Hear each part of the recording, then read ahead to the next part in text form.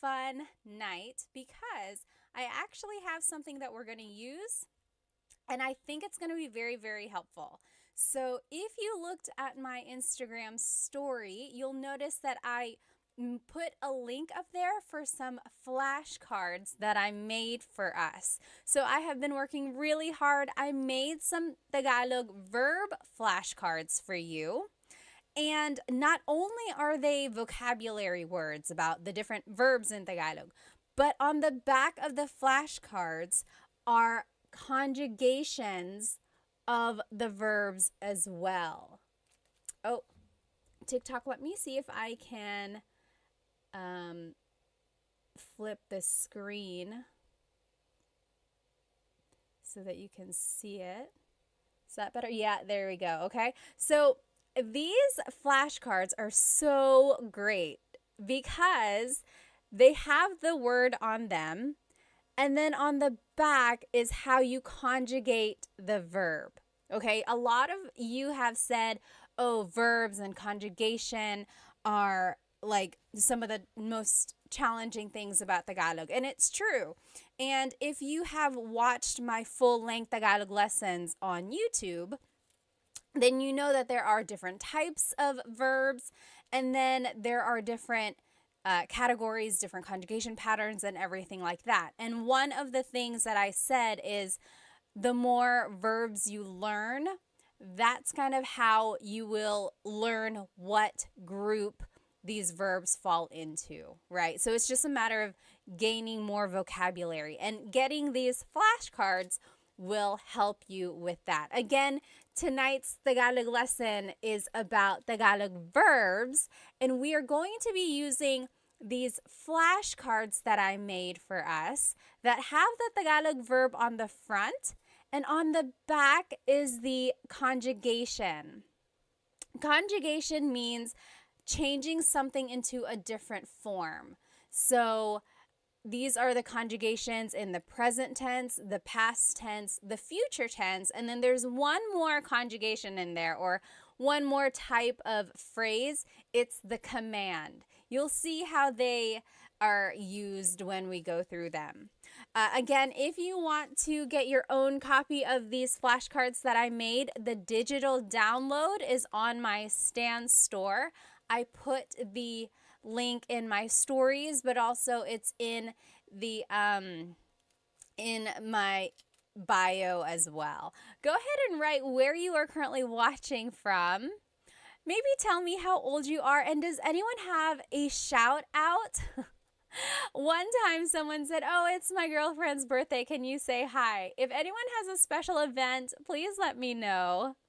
Or is it just a fun night? No special event on your side, but just something to celebrate just being with me learning Tagalog. Let me go ahead and catch up on some of these comments. Okay, let me catch up on some of these comments on Instagram here. Major said, Ate Pat, gumagawa ako ng mabuti. You're doing something good. Are you trying to say you're doing well? You can say, mabuti ako, mabuti naman. What you said literally means I am doing something good, like you are doing a good deed or something. Oh, Chunkin Deuces said, quick question. Is there a difference between learning Filipino versus Tagalog? Very, very good question. Does anyone know? I know the answer, but does anyone know the difference between Filipino and Tagalog? Think about it, write it in the comments, and let's see what everyone thinks. Hello, magandang araw, Vic said. Let's see. Hi, Ate. Kawabanga said. Miss Anna Adams said, kumusta ka, ate? Mabuti naman. Hi, Love and Lulu. All right, let's see here. Again, we're just waiting for everyone to join. Hello, hello. Oh, so many people. Let's see here. Rose from San Diego. Ronnie from LA. Royston from Singapore. I'm Heme from California. Brandon from Jacksonville, Florida. Hello, hello. Dilshan from New Zealand. Fritz from New Jersey. Hello, hello. Mabuhay Thursday. Hello, hello. Let me see. Oh, did someone have a shout out? I forgot. Earrings are fire. Team D Texas said, salamat. These are from Pick You Official. I think Pick You Official. Let's see. How about over here on TikTok? Captain says, I'm a Filipino. I'm all the way from LA, California. Hello, hello. Yes, exactly right. So Rocky's Barber. So the question was, Chunkin Deuces asked, what is the difference between Filipino and Tagalog? And over here on TikTok, Rockin' Barber said, Filipino incorporates the borrowed phrases and words. Exactly right. So Tagalog is a very old language. In fact, it's one of the oldest ones in the Philippines. There's like written by Bayin that's been found. It's just a very old language. And of course, the Philippines itself has had a lot of influence from so many countries, like Spain, of course, when they occupied it for 300 years. Then there was America and even Japan for a little while. And Chinese, because there were a lot of immigrants from southern China. So along with all of those different cultures, they incorporated a lot of those words into Tagalog. So much so that Tagalog itself kind of got mingled with all these languages. So they had to change it a little bit. And Filipino is the language that incorporates all of those different languages. For example, hikaw, the word hikaw is earring. That is a Chinese word, or it stems from the Chinese culture. But technically, there was at one point a true deep Tagalog word that was used before hikaw. And usually, I love Tagalog, like deep Tagalog, because it's very literal. When you think of the word a chair in Tagalog is upuan. There are lots of different words for chair. Upuan is a word for chair. Like the verb upo means to sit, upuan means a place to sit. But also, a deep Tagalog word for chair is salumpuet. Salumpuet. So that's like true deep Tagalog. And it means, salo means to catch. Puet is your bottom. So salumpuet is something that is catching your bottom, right? Your chair. So that's the difference between Tagalog and Filipino. So yes, Filipino kind of incorporates all of those different borrowed words, as Rockin' Barber said, whereas Tagalog really is like the pure whatever it was before all of those influences. Although nowadays, Filipino, Tagalog, Filipino, they are used interchangeably and people will understand what you mean. But technically, there is a difference. Oh, hello, Tagalog Kurt. Someone is saying hello, Tagalog Kurt. Are they here? Anyway, again, thank you. Let's go ahead and get started. Tonight's lesson is going to be all about Tagalog verbs, okay? So depending on where you are in your Tagalog learning journey, you might already know how to conjugate verbs and you just want to learn more. Or maybe you are a true beginner, you just want to gain more vocabulary. This is a good way to do it. Or maybe you are kind of a little bit more experienced and you just want to quiz yourself, or you just want to make sure you know the right words. We are going to be using these flashcards that I made for us. I'm so happy that I made these flashcards, you guys, because not only do they have the Tagalog word on the front, so this is a picture of a shower. To shower in Tagalog is maligo. And it says that on the front, okay? On the back of the card has the conjugation of the or of the verb. Okay, so it's like there are different ways you can use these cards. one way is to cover the Tagalog word and then quiz yourself. Be like, okay, what is to shower? What is to shower? Then you're like, okay, it's maligo. Now, what if I want to say, I am taking a shower? What is it again? What is it again? Then you look on the back, you're like, oh, naliligo ako. Naliligo ako.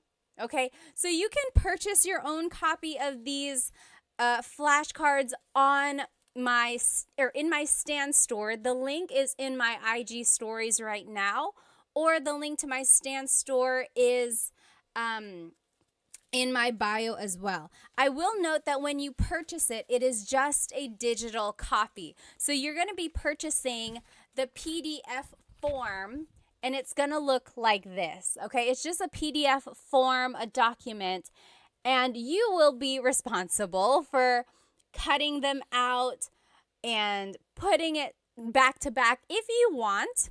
And then I even went farther and put a lamination on them just to make it have that flashcard feel, okay? But if you don't want to do all that, you could just print it out, maybe like put holes in it and put it in a 3-ring binder, or even just put a staple in it and call it a day. You know, this is just a really good way to review, I think. Let me check over here on YouTube. Okay. Oh, Saul said, nakakatawa ka. I learned that yesterday from your Insta. Salamat, salamat. Nakakatawa ka rin. You're funny. All right. So let's just go over some basics about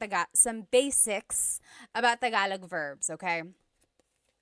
In Tagalog, there are 5 different types of verbs in Tagalog.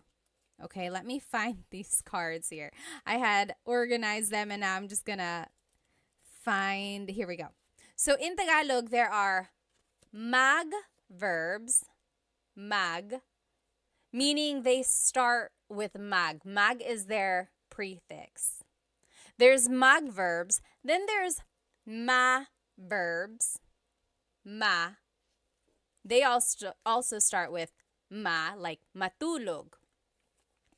Then there's verbs, Then there's in verbs, in. And then verbs, verbs. John Legacy on YouTube said, are you going to post those flashcards anywhere for us to download or purchase? Yes, they are already up on my Stan store. The link should be in my bio, and you will see it. It says new 100 Tagalog flashcards, so you should be able to purchase them there. Again, there are 5 different types of verbs in Tagalog. Mag, ma, in, and e verbs. Why is that important? Well, it's all going to determine the patterns that we use when we conjugate them, okay?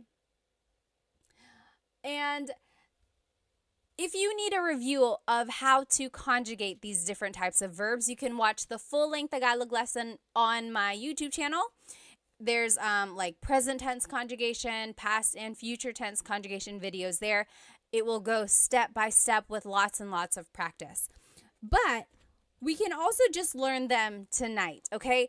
I don't want you to get too bogged down about the patterns themselves, but I do want you to recognize that there is a pattern. Okay, you'll see.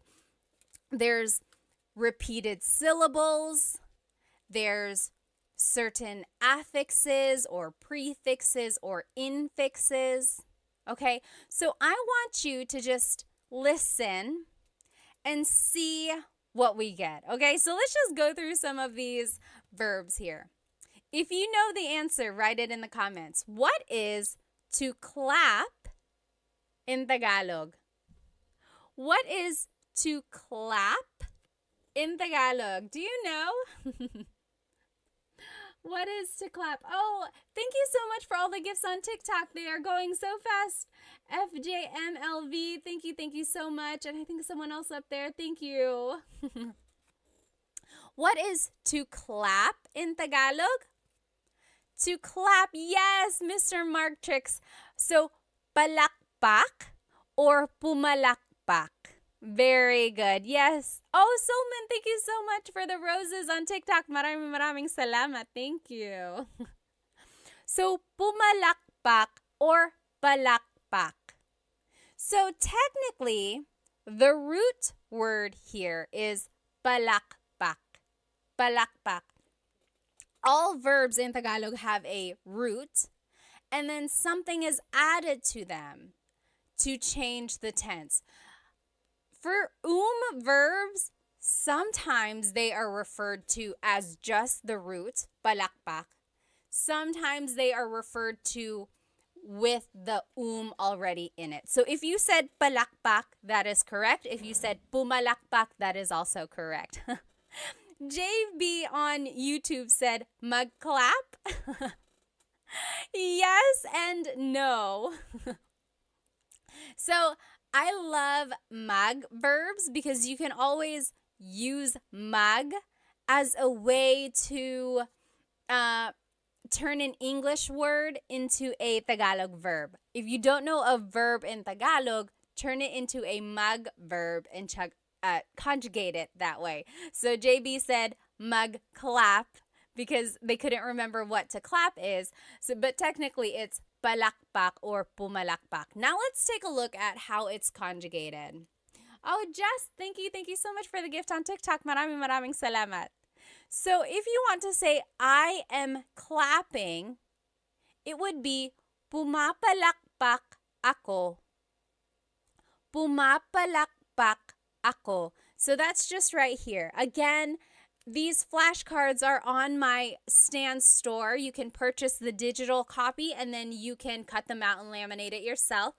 On the front of it is the verb. On the back are the conjugations. Okay, so in the present tense, it would be pumapalakpak ako.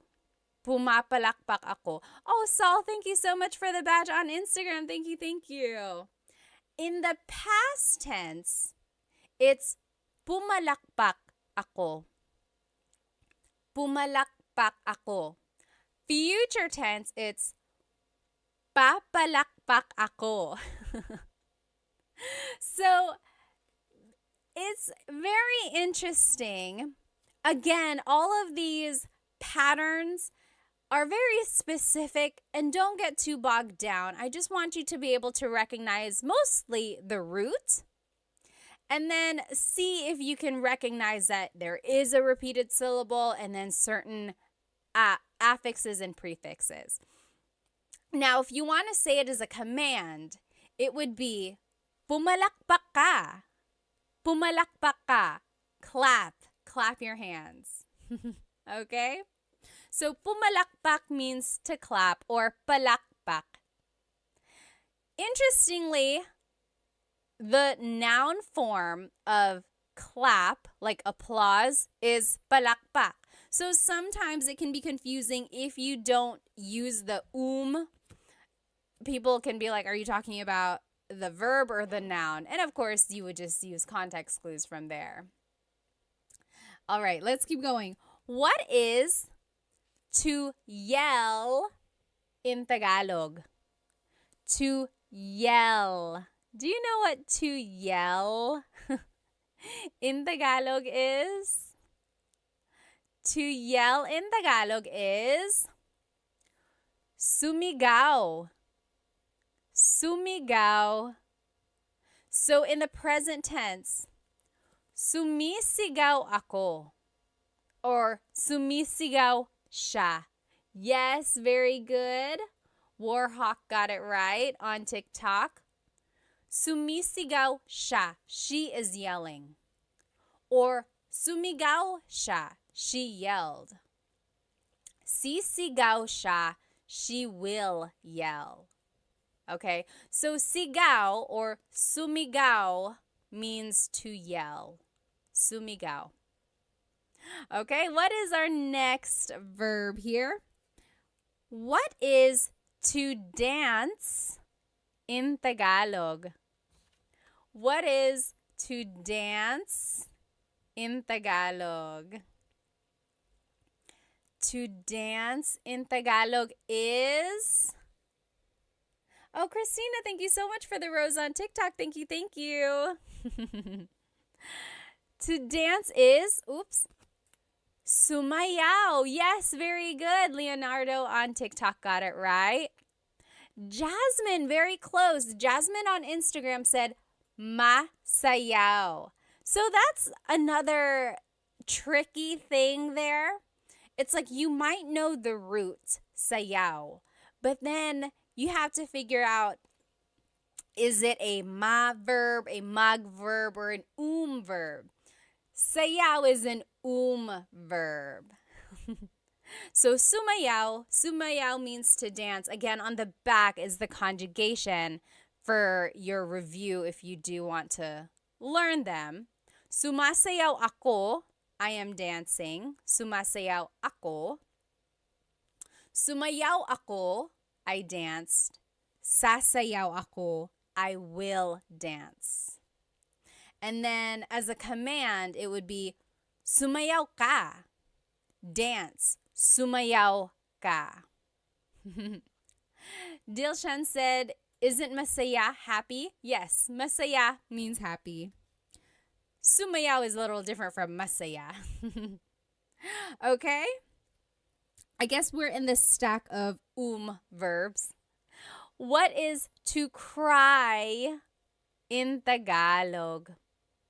What is to cry in Tagalog? Oh, Cam said, where can I get the flashcards? You can download the flashcards from my Stan store. You can, when you download them, they will come as a PDF and you just print them out yourself. And you can cut them, laminate them like I did, front and back, or just print them, maybe put a staple or put holes in it and put it in a 3-ring binder. So however you want to use them, you're going to download it. It'll come like this. What is, yes, JB, you got it on YouTube. To cry is iyak, umiyak, umiyak. Very good, JB. Very good, very good. Umiyak means to cry. So in the present tense, umiiyak ako. Umiiyak ako. Past tense, umiyak ako.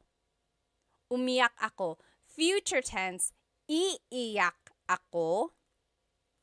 And then as a command, wag kang umiyak. Wag ka nang umiyak. Don't cry. Don't cry. Okay. So Dilshan said, diba means isn't it? Yeah. Means like right, correct? Or is it not? Yep, that's exactly right. Okay, next verb here on our list. What is to laugh in Tagalog? What is to laugh in Tagalog? To laugh. Yes, very good, Cam.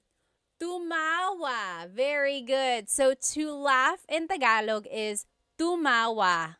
Tumawa. Very good. So tumatawa ako. I am laughing. Tumatawa ako. Or tumawa ako. I laughed. Tumawa ako. That's past tense. Tatawa ako. I will laugh. Tatawa ako. Or as a command, tumawa ka. Laugh. Tumawa ka. Okay?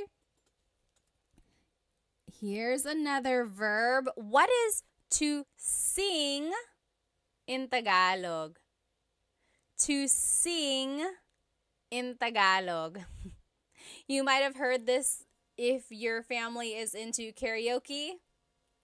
People will always make you try to sing. Yes, Cam is exactly right. And Warhawk, Yes. Very good. Kumanta. Kumanta. Yes. Alpoblit. Kumanta. Very good. JB said, once again, where do we download these cards po? It's in my Stan store. So the link should be in my bio, or if you just go to my profile, look for the Stan store link. Again, when you download it, it will be a PDF like this, and then you will print it yourself and turn them into flashcards, or you can just keep it like this, put it in a folder, things like that, okay? So, kumakanta ako, I am singing. Kumakanta ako. Kumanta ako, I sang. Kumanta ako. Kakanta ako, I will sing. Kakanta ako. And as a command, kumanta ka, kumanta ka. If you've ever gone karaokeing, or if you've ever karaokeed with Filipinos, they have probably said that to you. Kumanta ka, sing, kumanta ka. They leave no one behind with the singing. What is everyone's go-to karaoke song, by the way? I like Crazy for You by Madonna. I like, what else do I like? I don't know. I'm not like an amazing singer or anything. Oh, what's that one song that I like? I'll have to think about it. Yes. Okay. Oh, you might have already seen it. What is to hug in Tagalog? To hug. Oh, Captain said All of Me by J.M. Guzman. Oh, I don't even know what song that is. I'll have to look that up. Hart said Whitney or Mariah Star Spangled Banner. Number 1, do they even have that version? And number 2, I need some evidence, please. Yes, very good, very good. Oh, Captain said rap songs by Andrew E. Do you know who Andrew E. is? Andrew E. is a popular rapper in the Philippines. I feel like he was a lot more popular in like the 90s or early 2000s, like just really, really fast Tagalog raps. Are you into Glock 9? Glock 9 and like Ruby Ibarra, of course, Phil Am. There are lots of newer. Oh, and Easy Miller, hello. Like a lot of newer rappers out there. Yes, very good, very good. Yakap or yakapin means to hug. Yakapin. So, yakap is the noun, a hug, yakap. Yakapin is the verb to hug. Captain said Sharon Cuneta. You like to sing Sharon Cuneta songs? Oh, Chris McCollin said, I met Andrew E. Really? How? Jez said Dilaw by Maki. I don't think I've heard that one. I'll have to look that up. So yes, yakapin. Now we're in the in. Where am I? In verbs. In. So the first set of verbs we looked at were verbs. These are in verbs. The difference there is that verbs can be object or actor focused. In verbs are usually object focused. Again, all of that is nitty gritty. If you do want to get into all that, be sure to watch my full length Tagalog lesson videos about present tense conjugation and future and past tense. Oh, Serrano said maybe this time. I love that song. I love that song. Ozzy Mandia said, hi, I just wanted to thank you for the lessons. I plan to visit the Philippines later this year. I'm pretty good at the language. Oh, at language, so I'm absorbing everything. Good, good. JB said, my way. Do you know what happens when you sing My Way in the Philippines? It doesn't always happen, but for a while, there was like really bad things happening whenever you sang My Way in the Philippines. It used to be like maybe like 10 years ago, for a while, when people sang My Way, they would like, they would get unalived. They wouldn't, I don't know what would happen. Like, it would be so violent. And then, yeah, so for a while, there was just that thing where it was like, don't sing my way, or it became a joke where it was like, oh, you're going to sing my way. So be careful with that song. Okay, yeah, so yakap or yakapin means to hug. In the future tense, it's, I'm just trying to think because I don't want to say it wrong. Yinayakap ko siya. I am hugging him. Yinayakap ko siya. Past tense, yinakap ko siya. Future tense, yayakapin ko siya. Okay, so yakap is an in verb. As a command, maybe you can use this on your sweet, lovey, loved one. Yakapin mo ako. Yakapin mo ako. That means hug me. Yakapin mo ako. I'll put it up here so you can see it. That's the command. Hug me. Yakapin mo ako. Try saying that to your honey tonight. I'm sure it'll make them super kilig. Yakapin mo ako. Okay? Someone put it or wrote a question up here. Someone asked why. Why is it that when you sang my way, you would get like unalived? I don't know. It was just like, maybe it just happened to be that when people were singing that, there were like violent people around them. I don't know. But for a while, you should look it up. It was like singing my way at karaoke was kind of dangerous. Oh, and then someone asked, do you know how to speak Bisaya? No, I do not, but I know someone who does, and I'll be sharing them with you in just a little while, like maybe next week or in a couple weeks. Oh, someone up here asked, Ladorabi said, is Filipino Sign Language the same as American Sign Language? So I feel like either last year or the year before, I posted a video of Filipino Sign Language. And then people commented, oh, it's the same as American Sign Language because American Sign Language actually is universal. So people said it's the same, but I'm sure there might be some nuances. But that is a great question. If anyone knows, like, is there a difference between Filipino Sign Language and American Sign Language? Let us know.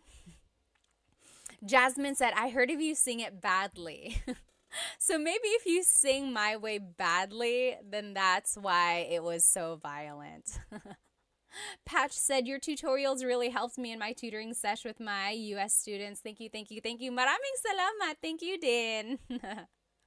Oh, interesting. Okay, so PJ said Japanese Sign Language is a little different. Interesting. Okay, so yeah, there might be some similarities between Filipino Sign Language and then like American Sign Language, but also there might be some differences as well. Warhawk said, I'll never sing that song in the Philippines. Yeah, don't sing my way. You might not want to. Okay, and then someone asked, do I speak Waray? No, I do not, but I'm looking for someone who can teach it. If you know anyone who can teach Waray, send them my way. Okay. What is to pull in Tagalog? What is to pull in Tagalog? Yes, JB, yakapin was an in verb. We're actually in the in verbs now. Tots asked, can you speak Kapampangan? No, I cannot. I wish I knew people who could, though. Yes, Serrano. Hilahin. Very good, Warhawk. Hilahin. Hilahin. Very good. Hilahin means to pull.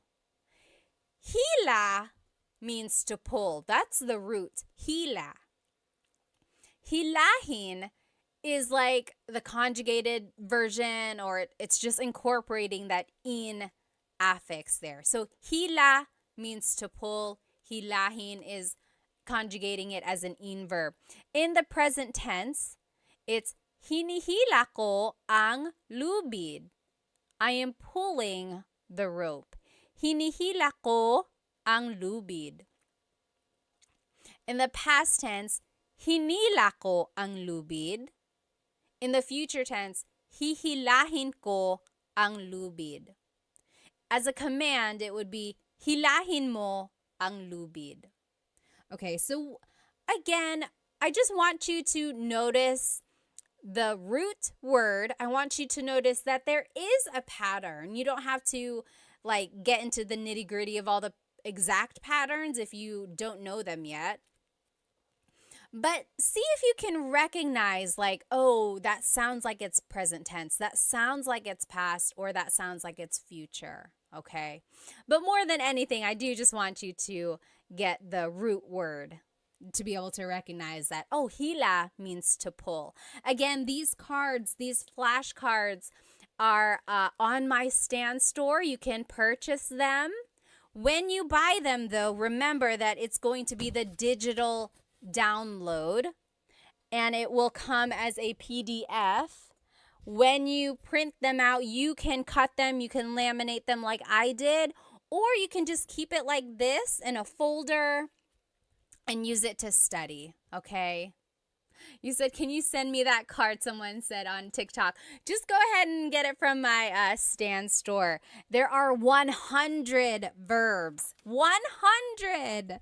I found 100 verbs for you. But tonight we're only going to do maybe 25 or 30. I went through and got some of the more common ones for us to learn. But there are 100 verbs. You gotta go get it. Oh my goodness, you gotta go get it. Okay. Now, what is to sweep in Tagalog? What is to sweep in Tagalog? Samurai said there are many Filipino shops and restaurants in our region in Oman. Oh, that's nice. Very good, Serrano. To sweep in Tagalog is walis. Oh, Serrano, you bring up a really, really good point. So in this card, I am showing it to you as an in verb. Walisin. Take a look at the conjugations. Winawalis ko ang sahig. Winawalis ko ang sahig. I am sweeping the floor. Now, Serrano on TikTok said magwalis. Oh, I love this, you guys.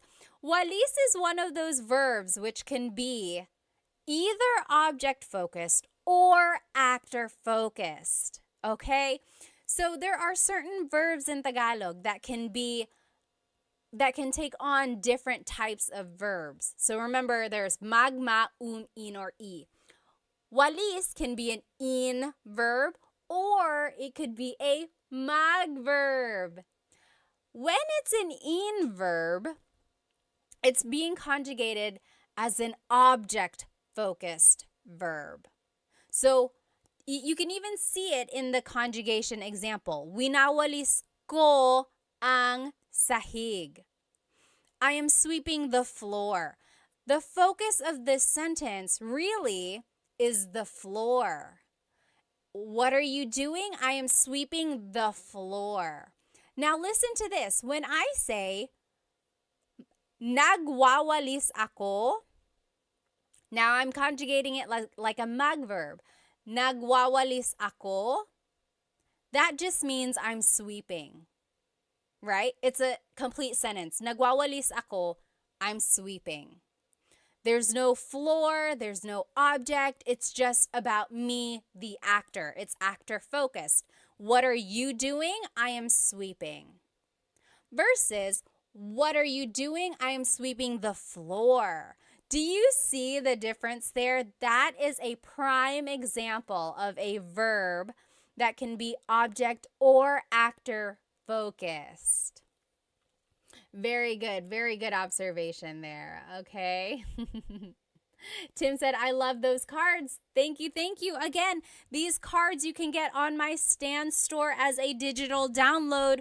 When you purchase them, it's going to come as a PDF form, and you can cut them out and laminate them like I did, like front and back, or you can just keep it in a folder and use it to study that way. There are 100 verbs in this pack.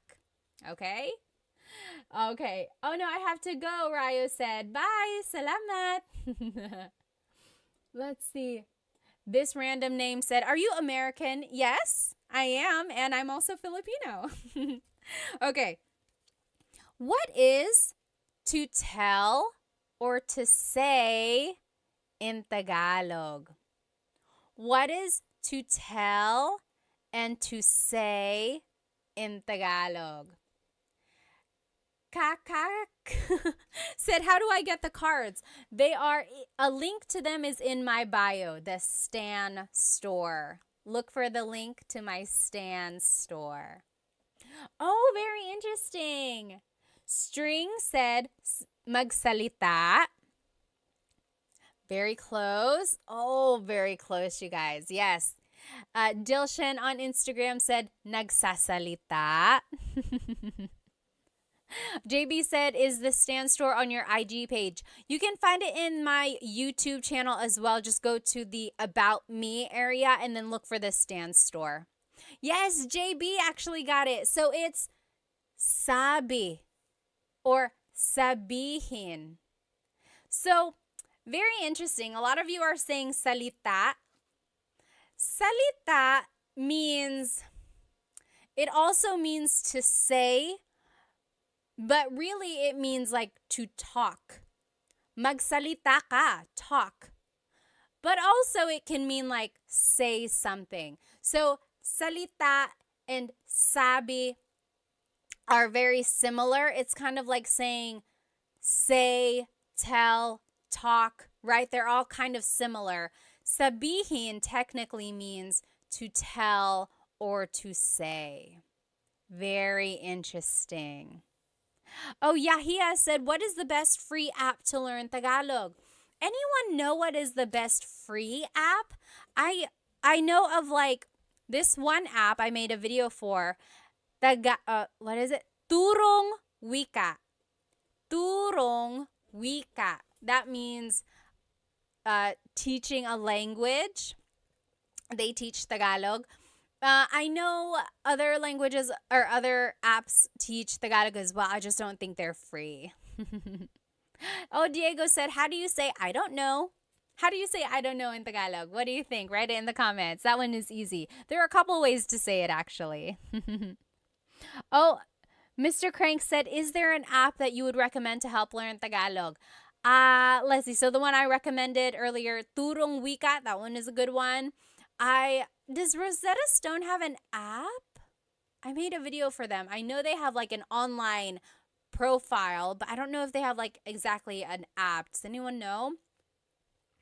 And then Ling is an app. I think they have Tagalog as well. Does Duolingo have Tagalog? Does anyone know? Oh, yes, very good. To answer Diego's question, how do you say I don't know? A lot of people on Instagram and TikTok are saying hindi ko alam. Hindi ko alam literally means I do not know. Hindi ko alam. Or an easy way to just say it is ewan, ewan, or ewan ko. Very good, okay? Yes, someone had some questions up here. Oh, Diego said, hi Pat, ako si Diego. Currently started your first video on Tagalog and I can't wait to learn more. Very good, very good. Okay. Let's keep going. So yes, sabi means to say or to tell. So take a look at the conjugations. Maybe that'll help you kind of determine or help you understand the difference between sabi and salita. So, sinasabi ko sa kanya. Sinasabi ko sa kanya. I am telling him. I am saying it to him. You see the difference there? Sinabi ko sa kanya. I told him. Sasabihin ko sa kanya. I will tell him. Okay? And then, as a command, sabihin mo sa kanya. Tell him. Sabihin mo. Oh, okay. Diego said Duolingo does not have Tagalog. Interesting, interesting. What is to find in Tagalog? What is to find in Tagalog? Oh, Warhawk said Bluebird app is decent. Bluebird app. To find in Tagalog is, yes. So, hanap is the root word. Hanapin is the verb. Hanapin, to find something. Hanapin. Like, oh, hanapin mo. Find it. Hanapin. So, here's the conjugation. Hinahanap ko ang susi. Hinahanap ko ang susi. I am looking for the key. Hinahanap. That's the present tense. Past tense, hinanap ko ang susi. Hinanap. I looked for the key. Hahanapin ko ang susi. Hahanapin ko. I will find the key. Okay? So again, hanap means to find. Hanap. Oh, JCast said, where do you buy these flashcards? You can buy them from my Stan store. Link is in the bio. Look for my Stan store. You will get the digital download. You will get the PDF form, and it looks like this. And then you can cut it, laminate it like I did, or you can just keep it like this, maybe put it in a folder or in a binder, and then use it to study like that. But I have 100 verbs for you. 100. Oh my goodness. I'm so happy for you guys that you have this resource. But we're only going over like 25 tonight. Oh, thank you so much. Sean said, I bought them. Salamat. Maraming salamat. Okay. What is to run in Tagalog? What is to run in Tagalog? Oh, Major said, Ate Pat, can you give me a Tagalog tongue twister? Ooh. Let's see. Let's see. There's so many. I don't want to say it wrong now. There's that one. It's like Mecánico ni Monica. Minicánico ni Monica. Minicánico ang. I don't even know what it is now. Someone write it in the comments. Minicánico ni Monico ang makina ni Monica. Minicánico ni Monico ang makina ni Monica. That means Mokino, the mechanic, fixed Monica's machine. Minicánico ni Monico ang makina ni Monica. Oh my goodness. And then there's so many more. Yes, so to run in Tagalog is very good. Blasian, you got it. La, Yesam, and JB, you got it. Tumakbo. Tumakbo. Yes, very good. Tumakbo. So, takbo is the root word, takbo. Tumakbo is showing that it's an conjugation. Tumakbo. So, if you want to conjugate it, tumatakbo ako. I am running. Tumatakbo ako. Or, tumakbo ako. I ran. Tumakbo ako. Tatakbo ako. I will run. Tatakbo ako. Julie and Captain both just asked back to back, where can we get these cards? Yes, so these flashcards are on my Stan store, stan.store/Tagalog Time Pat, or you can just go look on my bio. Look for the link that says Stan Store, and it's going to be a digital copy. When you purchase it, it's going to look like this as a PDF, and then you will be able to cut it, put it together, laminate it like I did, or you can just keep it like this, keep it in a folder and study it like that. But there are 100 cards, 100 verbs. Oh my goodness. Okay, what is to drink in Tagalog? What is to drink? Oh, Diego on YouTube said, when do I use mo? So mo is a possessive pronoun, and you use mo for certain verbs if it's an object-focused verb. Okay? So it goes into all of that in my full-length Tagalog lesson, I think 3, present tense conjugation. Take a look at that. It will break down how to use mo in certain verbs. Yes, very good. Serrano said, umiinom or uminom. Uminom means to drink. Very good. Blasian, JB, you got it. Yes, Delician. Uminom, to drink. Uminom. Very good. Now, as a conjugation or to conjugate it, umiinom ako, I am drinking. Umiinom ako. Or, uminom ako, I drank. Uminom ako. Iinom ako, I will drink. Iinom ako. Or, uminom ka, drink. Uminom ka. That's a command.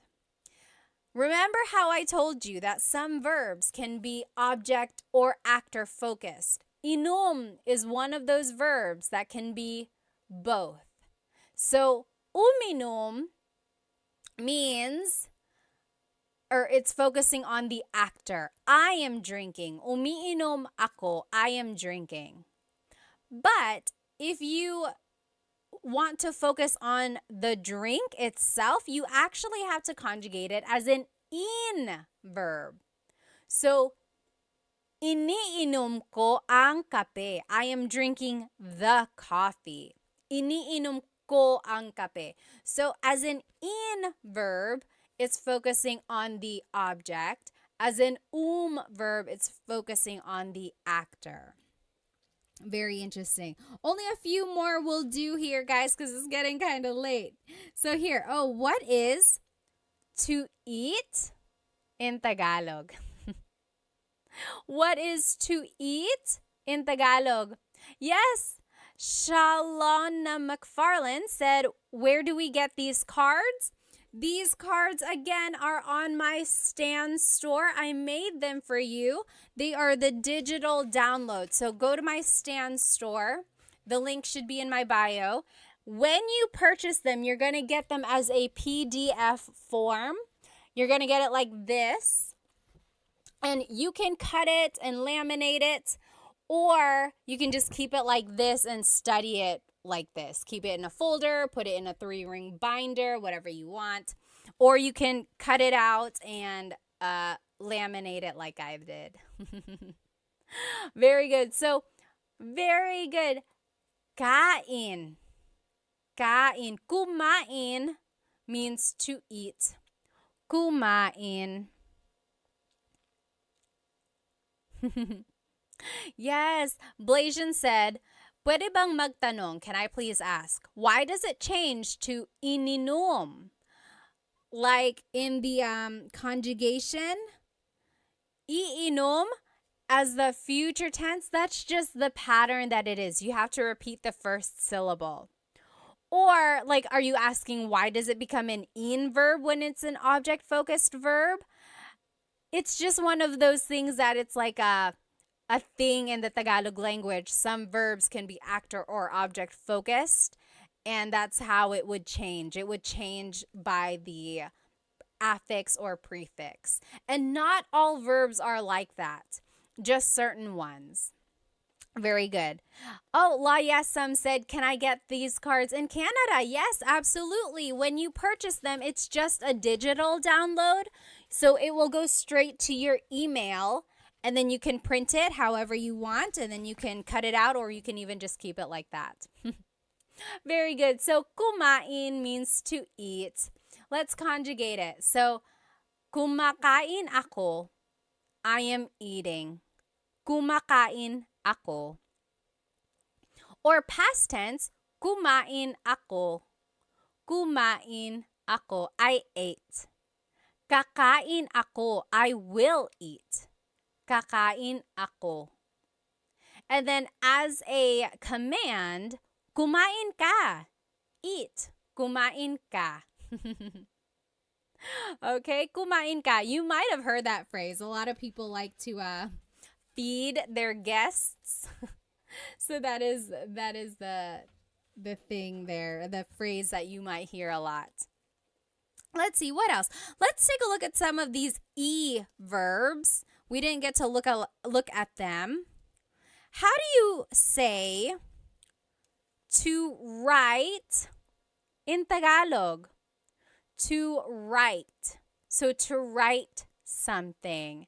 I'll give you a hint. It's an verb. To write,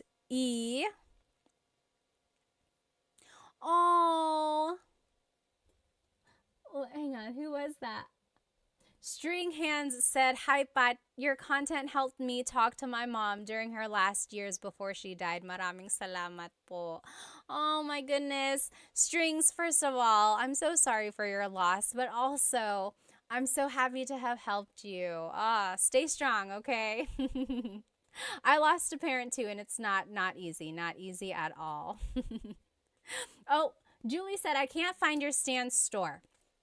Let's see. Go to my link or go to my bio, and I think just click on whatever link is there, and then more links should pop up.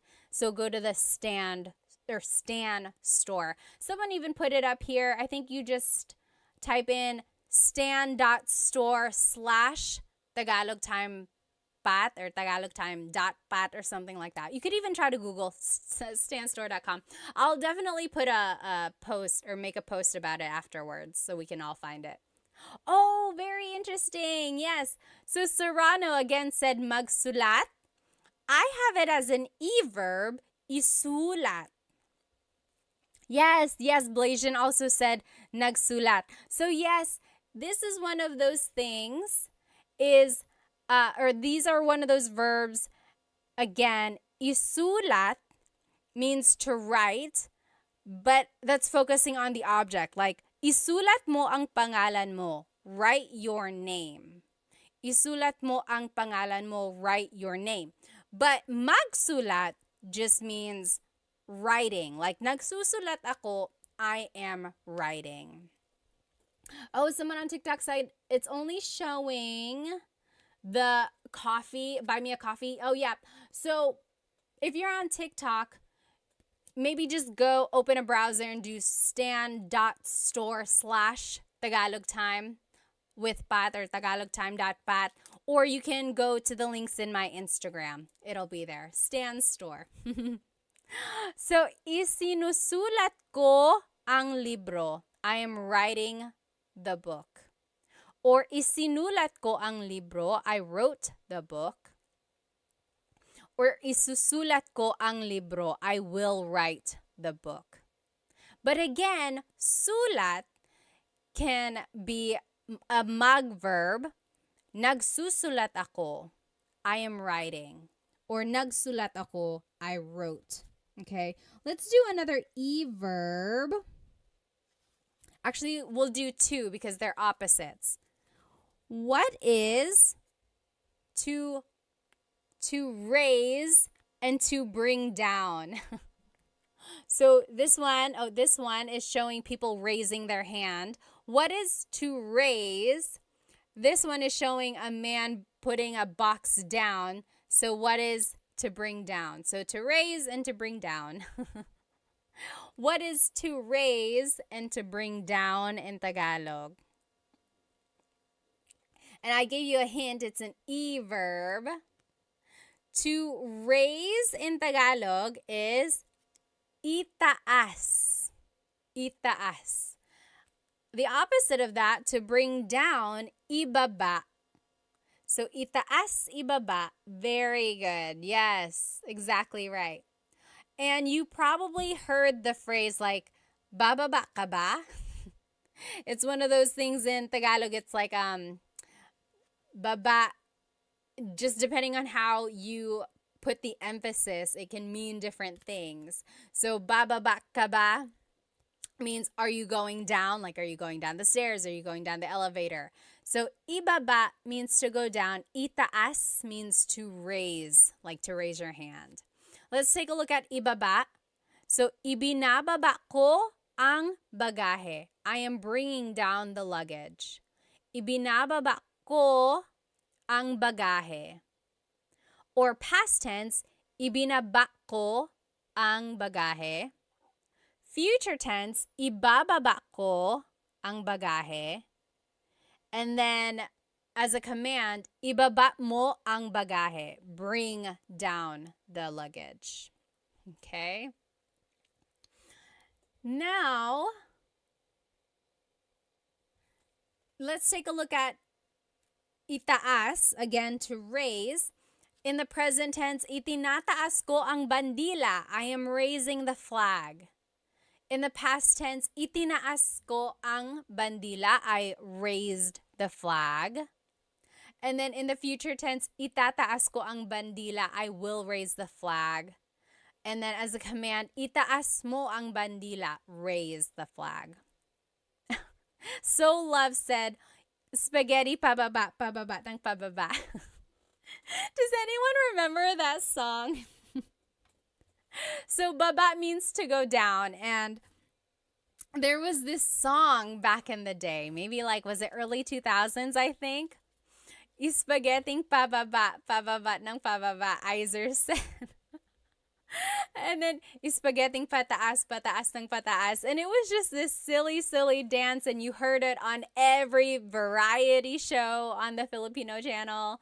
You heard it on the radio all the time. People still dance it. I don't know why it's like that. It's like, why is the spaghetti going down? Why is it going up? Oh my gosh. You can't like not dance when you hear that song. Yes, Blasian said, is there another word for flag? Yes, so I said bandila. Bandila means flag. But watawat also means flag. There's another one, bandila, watawat, and does anyone remember what the other word for flag is? Wumagayway. Watawat, wumagayway. Wumagayway means to wave, or like to wave around, correct? I'm pretty sure. So watawat is like waving the flag, exactly. Oh, thank you, FJMLV said, I just got the flashcards. They look so good. I'm glad they have the sentences with them. Again, if you just joined, you can purchase these flashcards that we were using during the lesson. On the front is the Tagalog verb, and then on the back are the conjugation patterns in the present tense, past, future, and a command. It's like an example. So I think it'll really help you learn more verbs.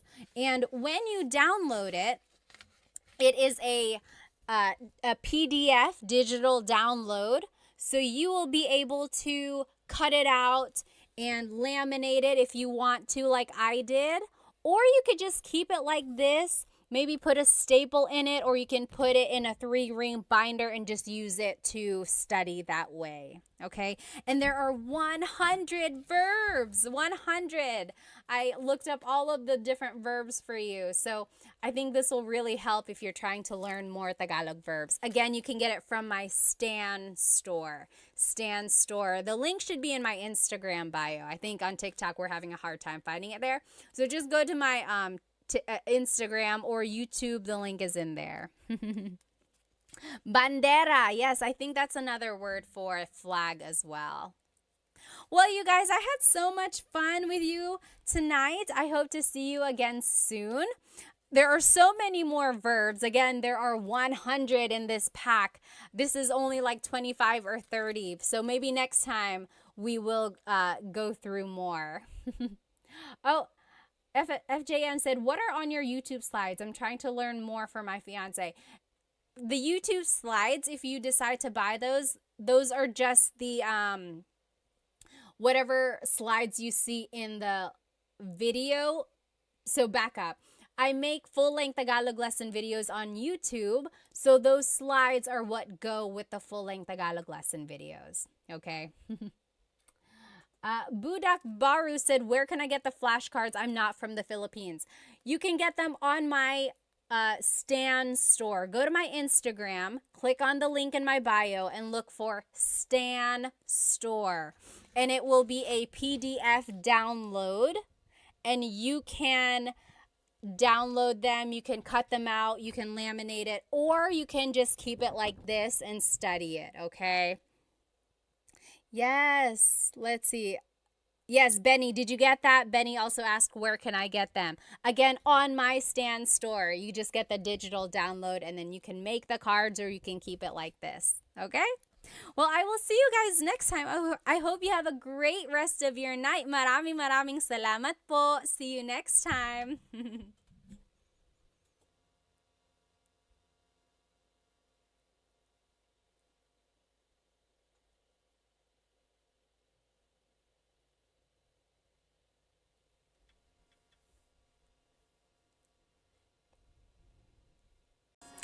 Hello, everybody. Welcome, welcome. Let me just go ahead and invite our friends. If you can hear me, let me know. Of course, write it in the comments where you are currently watching. And also write maybe how old you are, because I like to see how old everyone is. Also, let me know on YouTube if my mic sounds okay. I was watching the replay last week, and I heard a lot of it didn't sound very good. So if it's too close, I can always scoot back. I just want to make sure it sounds okay for everyone. Let me go ahead and invite our other friends, of course. Hello, everybody. Welcome. You know what day it is. Happy Thursday. Happy Tagalog Thursday, in fact. Let me know if you can hear me okay, especially on TikTok. I'm trying out this new microphone. And actually, it would help if the mics were up here. Okay, again, let me know if you can hear me okay. If I am too close, I will simply push it back. If you can't hear me, let me know. I'll try to make some changes. Let me know if you can hear me by writing where you are currently watching and maybe how old you are.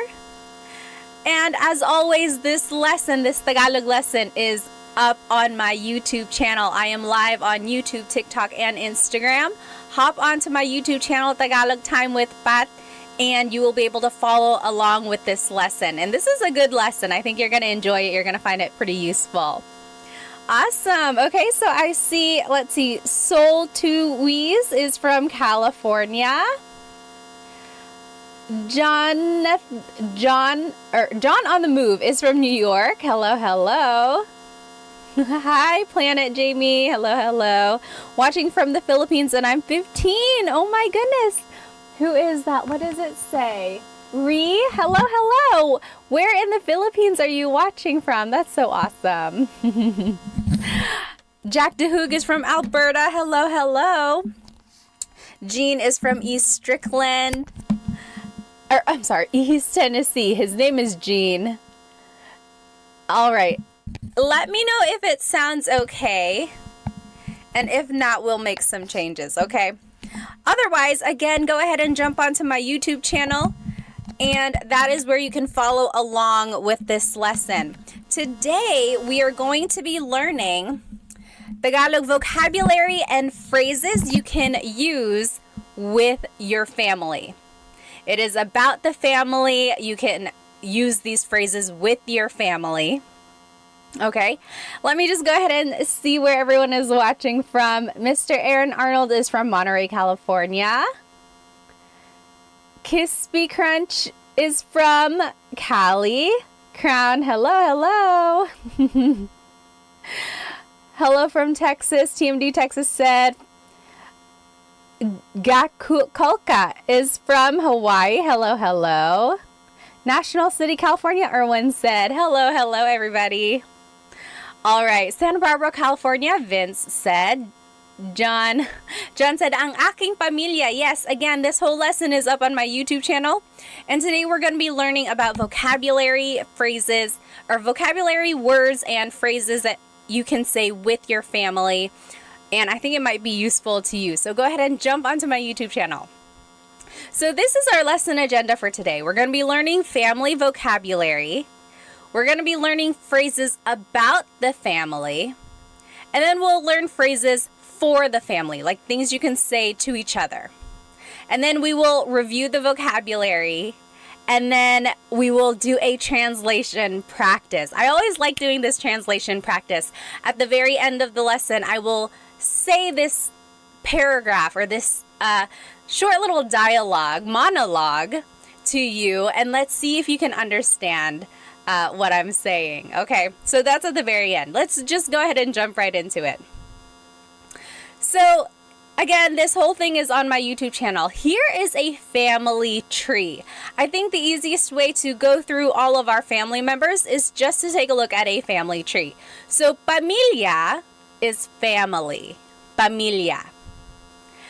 Up here at the top, we have our lolo and lola.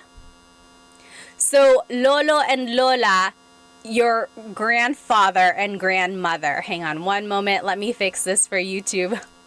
Let me cover my face so you can see. There we go. There we go, YouTube. Okay, so here is the family tree.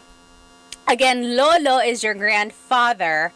Lola is your grandmother.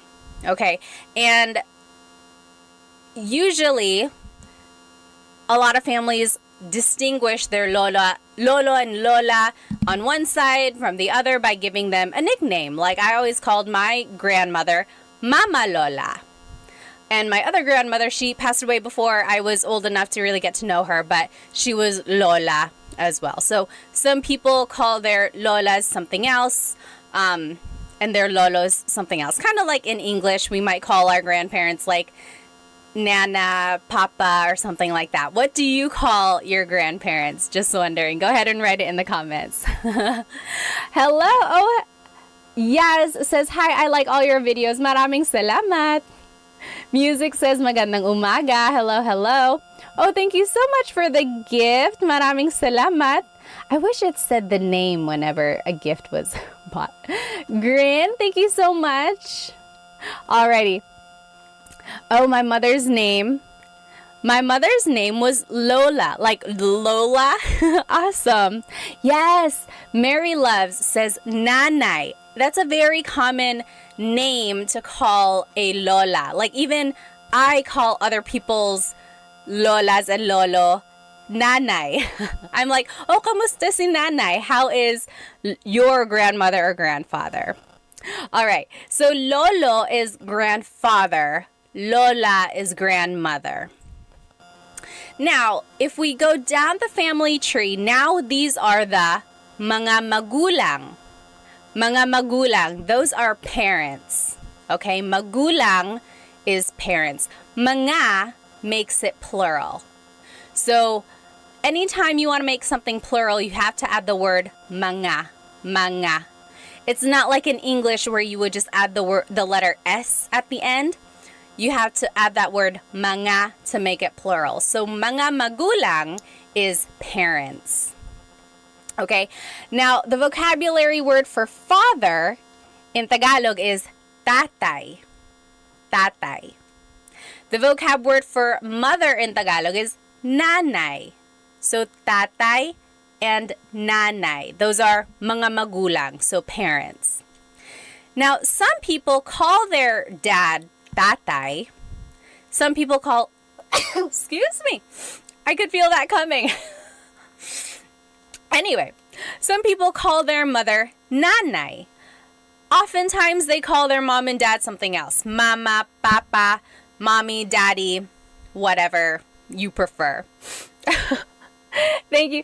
Dominique said, bless you. Maraming salamat. Yes, yes. Francis said, nay. Sometimes you can just call your nanay nay, right? So nanay, tatay, that is mother and father in Tagalog. And those are mga magulang, parents. Okay? Then, when they have a child in Tagalog is anak. Anak. That is a child. That is their anak. So the nanay and tatay or the magulang, they have an anak. Anak. Sometimes moms and dads will call their child anak. Like, oh, anak, kain na tayo. Anak, kain na tayo. It's almost like saying, son, it's time to eat. Or daughter, it's time to eat. It's just anak. But very interesting is there is no word for like son or daughter. Anak by itself is a gender neutral word. In order to distinguish whether or not someone is talking about their son or daughter, what do you think you would have to do?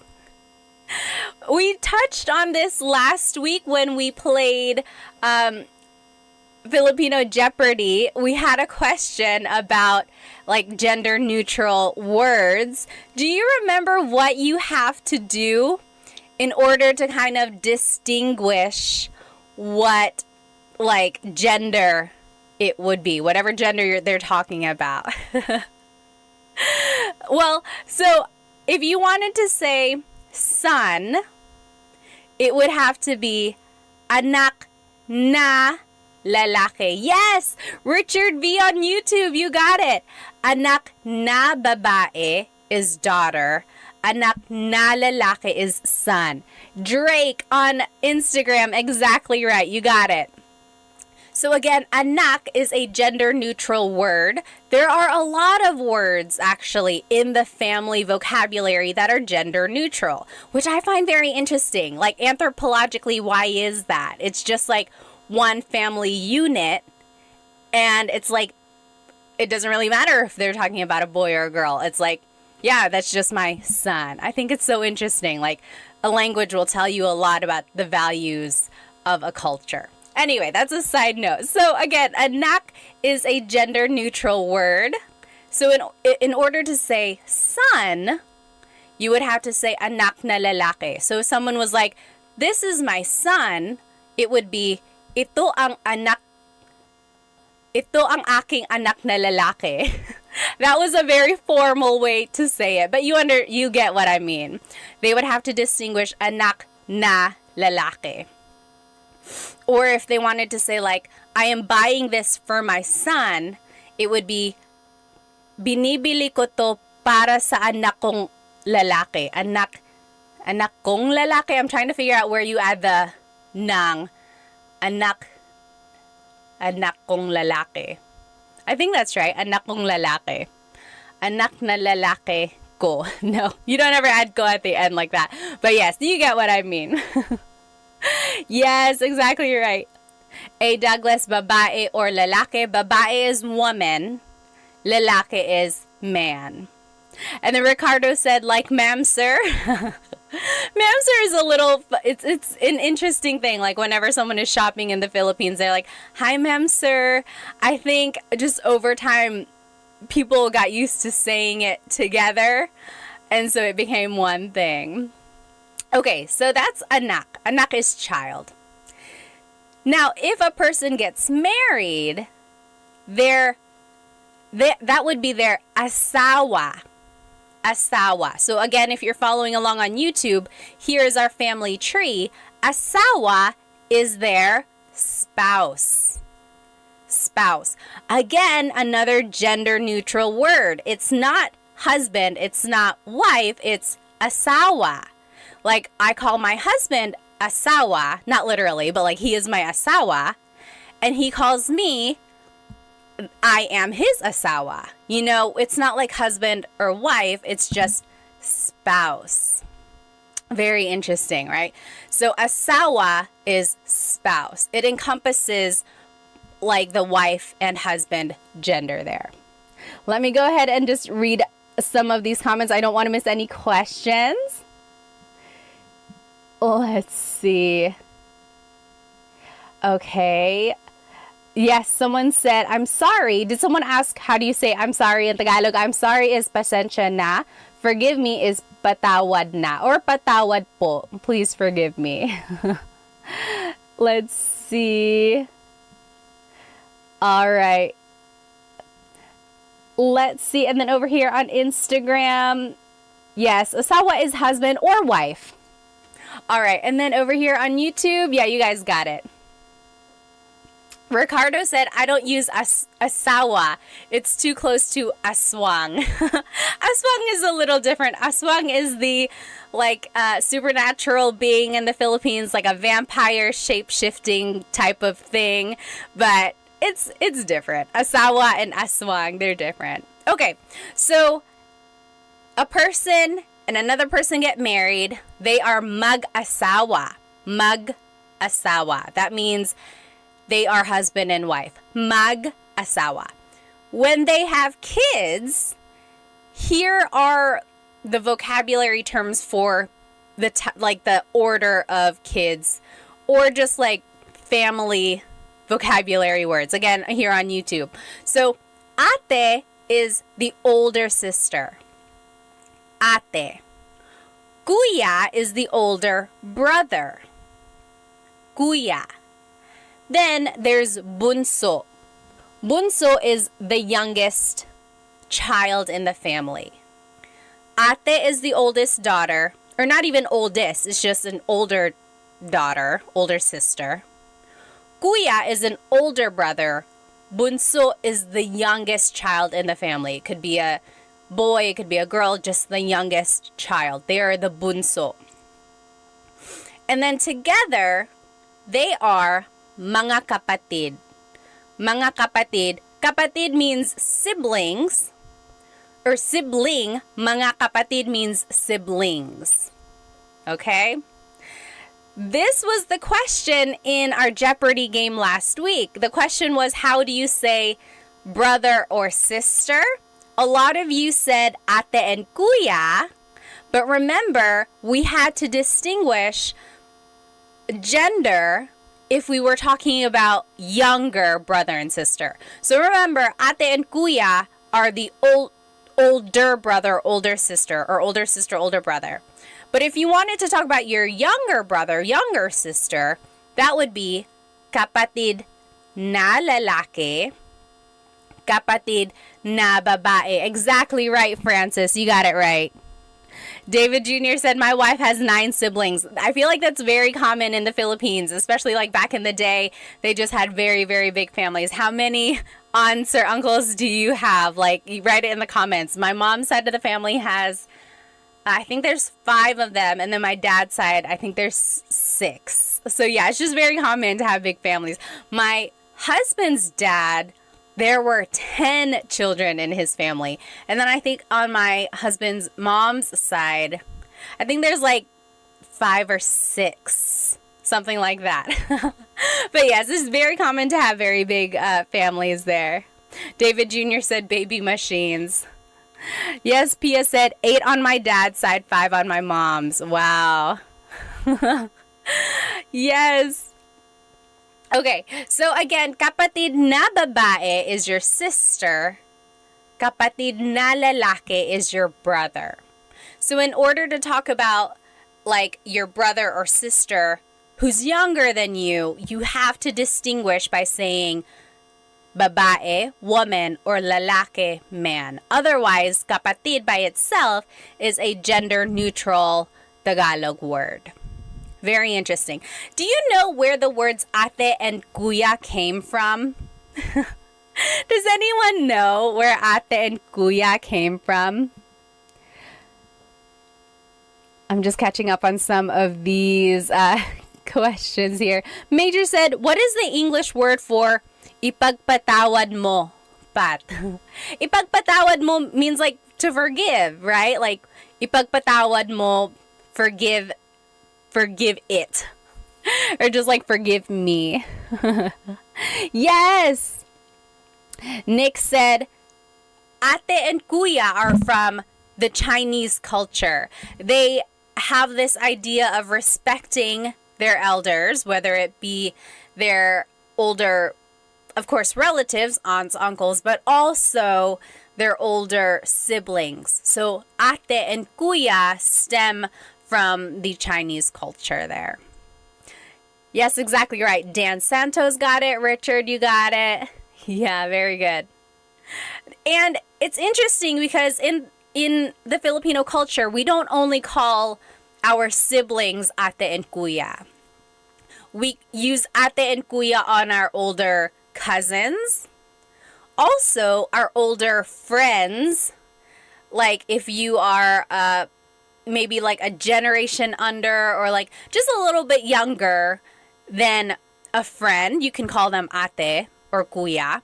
We can also call our coworkers ate and kuya as well. So again, it's just kind of like a familial or just like a really courteous thing to address older people with some sort of name like this.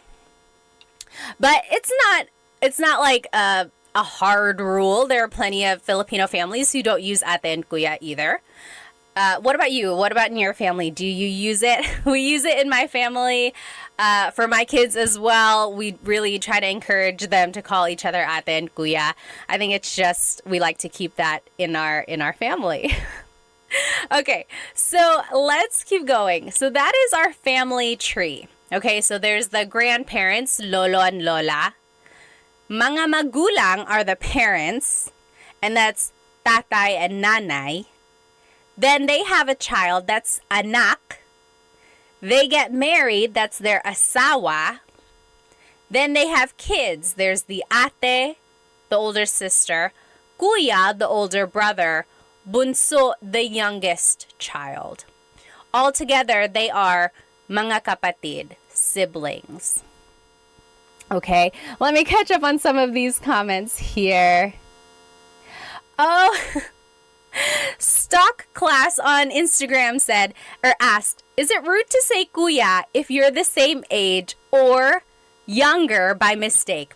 No, it's not. It's not rude. It's never rude to try to be polite. The only thing is if they maybe liked you and then you called them kuya, that's an automatic friend zone. It's like, oh, it's like, okay, now I'm only like an older brother. But it's never rude. And, you know, they'll correct you. They might be like, oh, you don't have to call me kuya. Just call me by my name. Or they might be like, hey, I think we're the same age. You don't have to call me kuya. But it's never rude. When in doubt, I would use it. Let's see. Any other questions here? Oh. Yes, Pia said, would not be caught lacking, not calling my sister ate. Have you seen that video floating around? There was someone who, she calls her older sister ate, and then one time she was like, calling my sister by her first name. And then her sister was like, I don't like that. Don't do that anymore. Again, it's just one of those things. It's like respect, but also it's just like a family thing. At some point, it's almost just like something you are familiar with, and it's a bond almost. Okay, someone up here on TikTok also had a comment. Yes, Nick said, absolutely, you're almost shunned if you don't. So in some families, they do take it pretty seriously if you don't use what do you call it? I keep wanting to call it like a name or like a title, I guess. If you don't use ate and kuya, for some families, it's almost like really rude there. Rizzle Dizzle said pare ko. So pare is almost like saying like dude, or it's like what guy friends call each other. Girls can call guys pare too, but again, it's almost like a hey dude, hey man, pare ko. Pare ko is like my man, my dude. You know, so that's, if you ever hear anyone say like, oh, kamusta pare ko, it's almost like hi my man. Hi. I can't even say it. It sounds so weird when I say it. What else? Oh, yes. Yeah, Rizzle Dizzle was like, I call my coworker pare. Exactly right. Yes. P.S. Chris said, church members too, you can use ate and kuya. Yeah, so anyone you're in like some sort of community with, or some sort of like I don't even know how to say, like, just like a connection or a community or group. You can call each other ate and kuya. Oh, okay. Yes. Jordan said, sometimes I see Filipinos use pre in comments. What does that mean? Pre is just short for pare. So again, it's that word of like dude, man. It's just like, hey man, hey dude, pre. Yes. Jay from the Bay said, I thought pinsan is cousin. It is. We will go through that in just a second. Okay. Let's keep going here. Yes, Timothy said, I noticed that many Filipinos call their relatives cousin even if they aren't even if they are technically not. That's a very common thing. Almost like we call our parents, friends, tito and tita, even though they are not literally our aunt and uncle. It's just one of those titles that we use. Again, it's almost like we are all just one big family. Okay, let's keep going. So here are just some more vocabulary words about the family. Someone mentioned it here on TikTok. Pinsan is cousin. Pinsan. Again, pinsan is one of those gender neutral words. So if you wanted to say my girl cousin, my guy cousin, it would be pinsan na babae, pinsan na lalaki. I guess in English too, cousin is pretty gender neutral. It's not distinguished there. So pinsan is cousin. Then there's pamangkin. Pamangkin is niece or nephew. Pamangkin na babae, niece. Pamangkin na lalaki, nephew. And then tito and tita is your aunt and uncle. I'm sorry, uncle and aunt. Tito and tita. But again, we use that for people who are not even related to us. So our parents' friends or any sort of older acquaintance, maybe at work or things like that. So tito and tita is definitely what you want to use when you are talking to an older person who's not within your generation. You never ever want to call anyone by their first name. It's all up to you, of course. You are your own person, but I would highly recommend you not calling anyone by their first name. It comes off as very, very rude. Hipag is sister-in-law. Hipag. Bayaw is brother-in-law. Bianan is parent-in-law. And then there's ninong and ninang. Ninong and ninang are godparents. So when a kid gets baptized, usually there are a few ninong and ninangs, and that's just kind of what they would be called from then on. Oh, Mining Life, thank you so much for the badge on TikTok. Thank you. Let me look at some of these comments here. Yes. CV said, I also heard that kaibigan has two meanings. So kaibigan means friend, kaibigan. But if you put the stress somewhere else, like kaibigan, that means lover.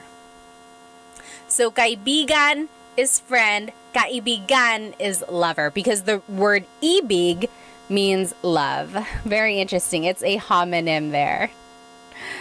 All right. Let me look here on Instagram. Major Horn said, saan ka sa Pilipinas, Ate Pat? Actually, dito ako sa Amerika. Dito ako sa North Carolina. Pero pinanganak ako sa Maynila. Lumipat kami dito sa States nung 1.5 ako. Dito ako nag 2 years old. Tapos dito na ako lumaki. Dito ako nag-elementary, middle, high school, college. Pero bumabalik kami sa Pilipinas mga every 2 years Kaya palagi kami nandoon. Sila mama taga Sorsogon, sila papa taga Catanduanes. Kayo, taga saan kayo? All right. Let me catch up on some of these questions on YouTube. Yes. Let's see. So Civil War guy said, would native speakers ever use kapatid na lalaki or babae for an older brother or sister, or would they always use kuya or ate? I want to say they will usually use ate and kuya, especially if it's an older sibling. That way it just encompasses the idea that, oh, it's the older sibling. Otherwise, it would be kind of a long way to say it if they were like, kapatid na babae na mas matanda sa akin. It's like, why didn't they just say, oh, you're ate? So, yes. Okay, yes. And then people were saying honorific, like to say, to be a little bit respectful, of course, you would say po. It's like an honorific gesture there. Yes, Ricardo said mare is the female version of pare. So again, there's this word pare, which is like dude, man. Mare is the female version of that. So it's like a lot of like godmothers use it with each other. It's like, oh, hey, it's my girlfriend. It's my girl who's a friend. You know, it's almost like equivalent of dude or man on a female side. Okay, let's keep going. So we learned a lot of vocabulary, right? So again, if you are just tuning in now, this whole presentation is on my YouTube channel. And we looked at a family tree. We learned all the different vocabulary words for grandparents and then parents and then all the way down to the children. Now, let's learn some phrases about the family. Okay, so if you want to maybe introduce your family members to someone, or if you're simply just like talking about them, these are some phrases that you might use. Okay? All right, let me just catch up on some of these comments. Need a Nap has a really good question. How should I address my fiance's mother? Should I call her tita? This is an interesting question, of course, because of course you want to make a good impression, right? So number one, you don't ever want to call them by their first name. Tita is a good start. Yes, maybe just call them tita whatever. That will definitely kind of make them smile. Now, when you do get married, this is up to you. You can either start calling your mother-in-law mom or mama or nanay, whatever your fiance calls them, you know, just kind of assimilate, or you can keep calling them tita. I don't know. What do you guys think? What is your vote? What was your name? Need a Nap. What should Need a Nap call his fiance's mom? I think tita is a good start there. I know a family.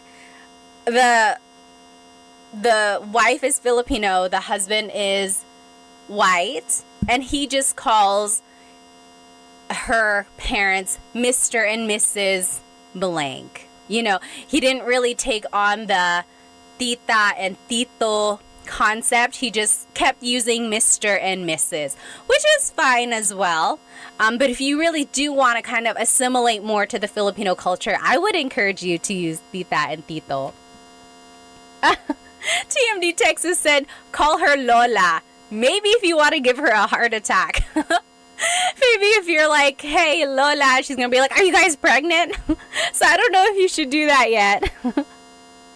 Okay, Ben on TikTok said, call them mom. I don't know. They're not quite married yet. I guess you could. She might be like, I don't know if we're there yet. Oh, yes. RK Nudson on Instagram kind of has a similar idea. What should I call my father-in-law? Okay. Oh, see, very interesting. So, what was your name again? RK Nud was asking, what should I call my father-in-law? My wife calls him tatay. Is it appropriate for me to call him that as well? I would say it is appropriate. I don't think it's rude. Maybe ask your wife, though. Just say like, hey, do you think I should call him tatay like you? If she wants you to, yes, by all means, go ahead. If she feels a little weird about it, she knows her dad a little bit more, then just kind of go off what she says. Maybe she'll say, maybe just call him Tito or something like that.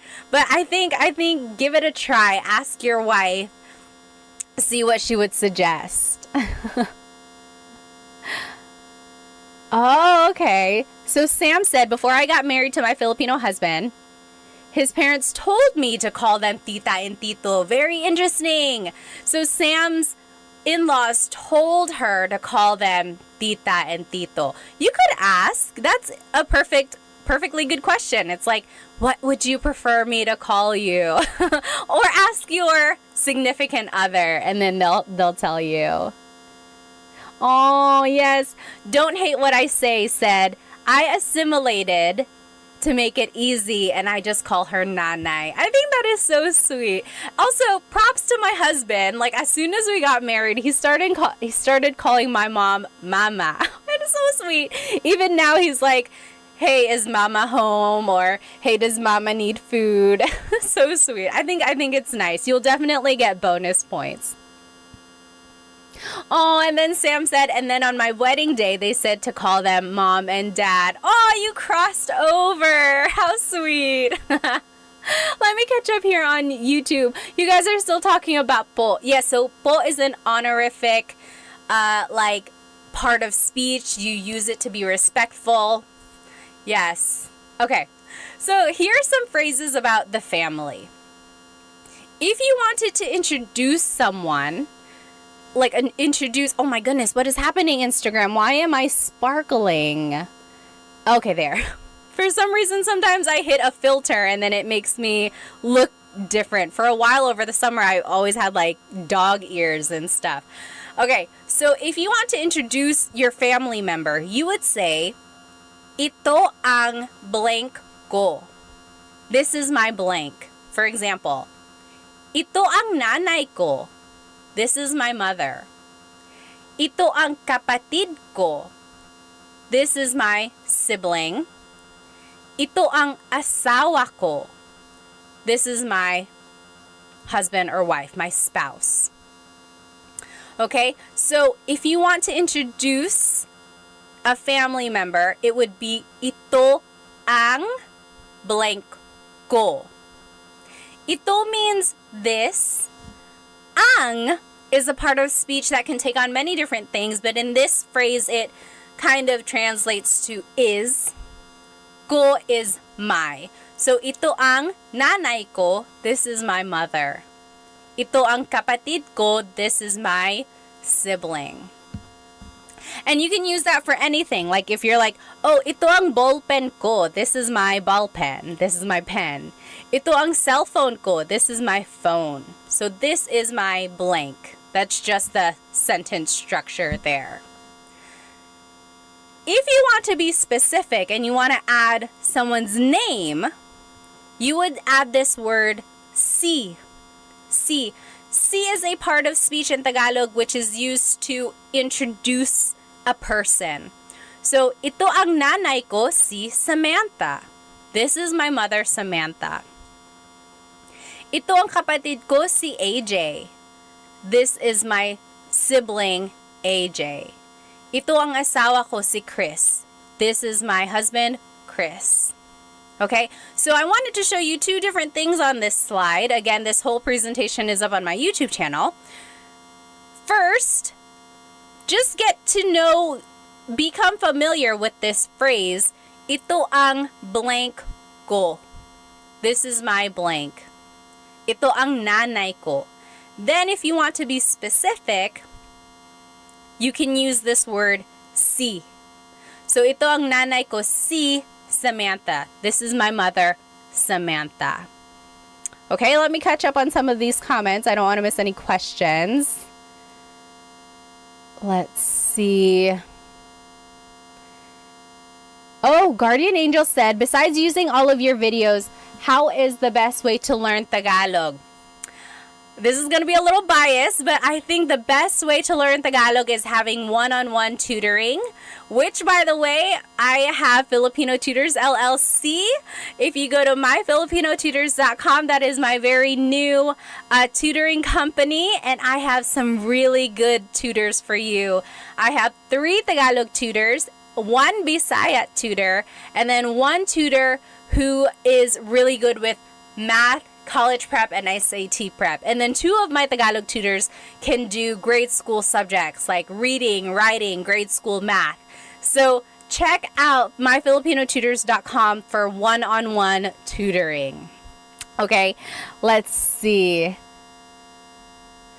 Okay. Oh, Nita Knapp said, my mom will get jealous if I call my in-law mom. Yeah, that can happen sometimes. Again, just kind of ask your significant other, maybe get a feel for what you think they would feel like.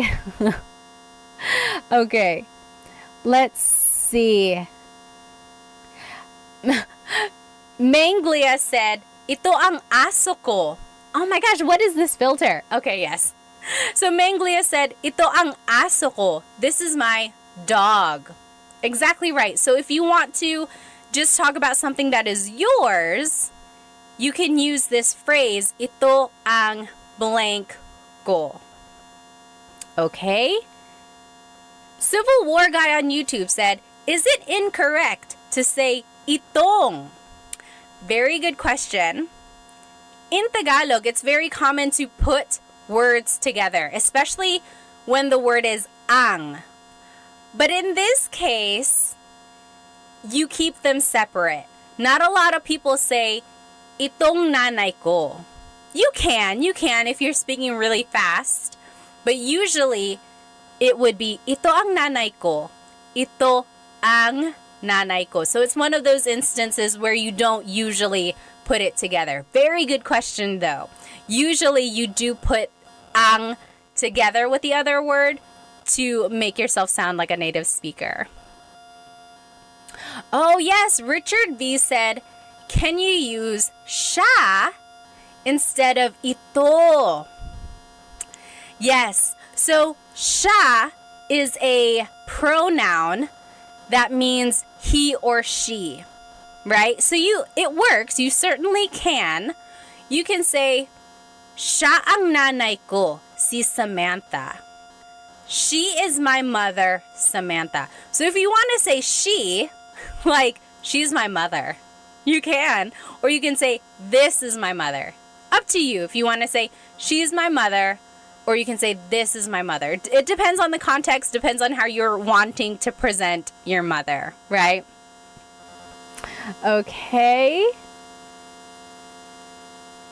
Let's see here. Oh, yes. Santasio said, I have started one-on-one tutoring, but I have nobody to speak Tagalog with. And practice, do you have any advice? My advice, if you don't have anyone to practice Tagalog with, is to practice with yourself, right? That's all you have. So when you are driving, maybe have a conversation in your head. You could say, oh, Pat, kamusta yung araw mo ngayon? Mabuti naman, medyo busy, pero marami naman akong nagawa. O talaga, anong ginawa mo? Naglaba ko, naglinis ako, nag-alaga ng mga bata. Wow, ang busy naman. You see, I'm just talking to myself. So, practice that. Practice asking yourself questions, and then practice like responding to yourself. Okay, give that a try. Okay, what else? Yes, CV said. just basically talking to yourself? Exactly right. Also, maybe find someone who is also learning Tagalog. Maybe like a Facebook group, or I'm trying to think like if there are any online groups that I know of. But like, try to find other people who are also learning Tagalog. That's a good way to practice. Okay.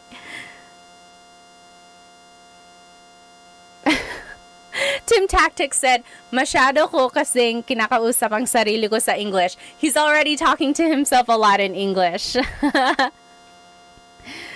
Yes.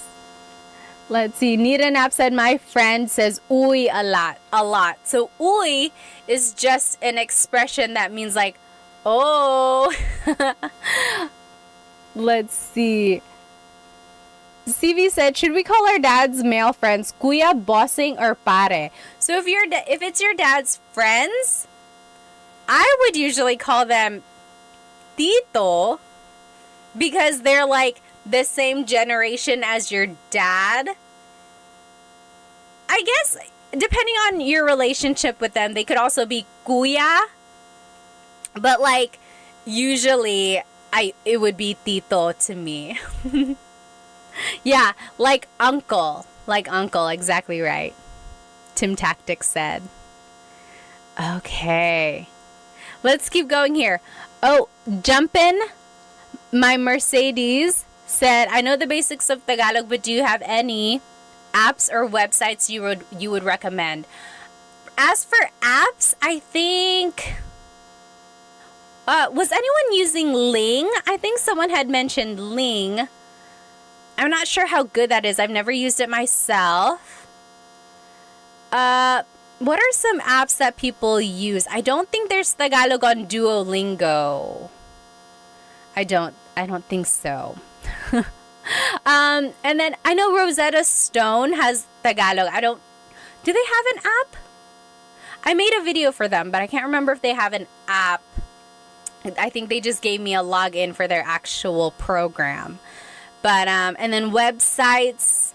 What are some good websites?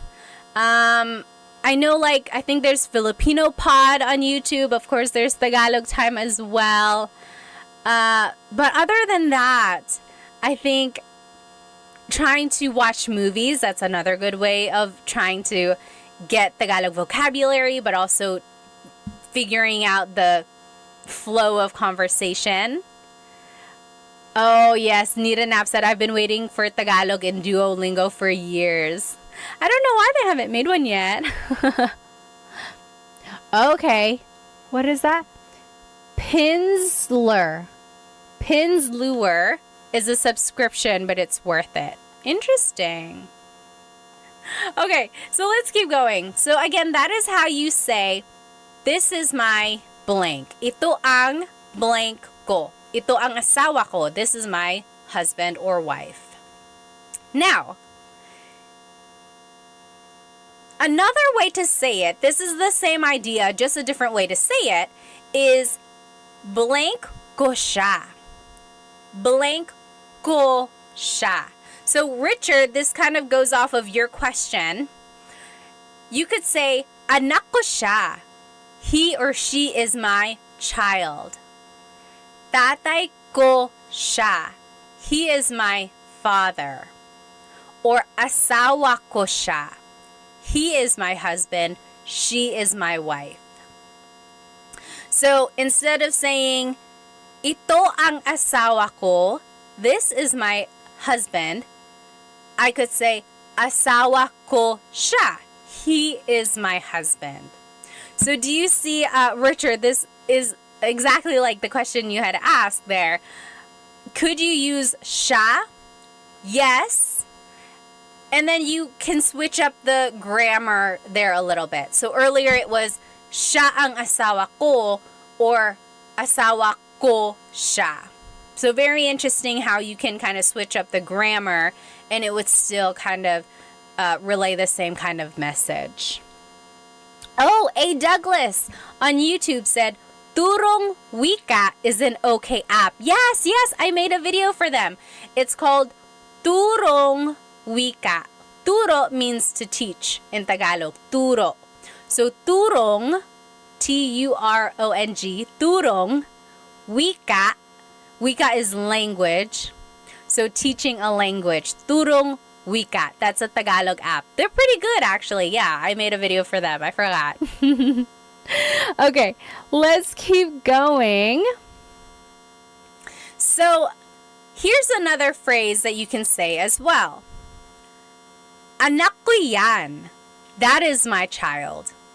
Tatay ko yan. That's my dad. Asawa ko yan. That's my husband. Or that's my wife. So you can use this demonstrative pronoun as they say yan. Yan means that. Anak ko yan. Tatay ko yan. Asawa ko yan. That is my child. That is my dad. That is my spouse.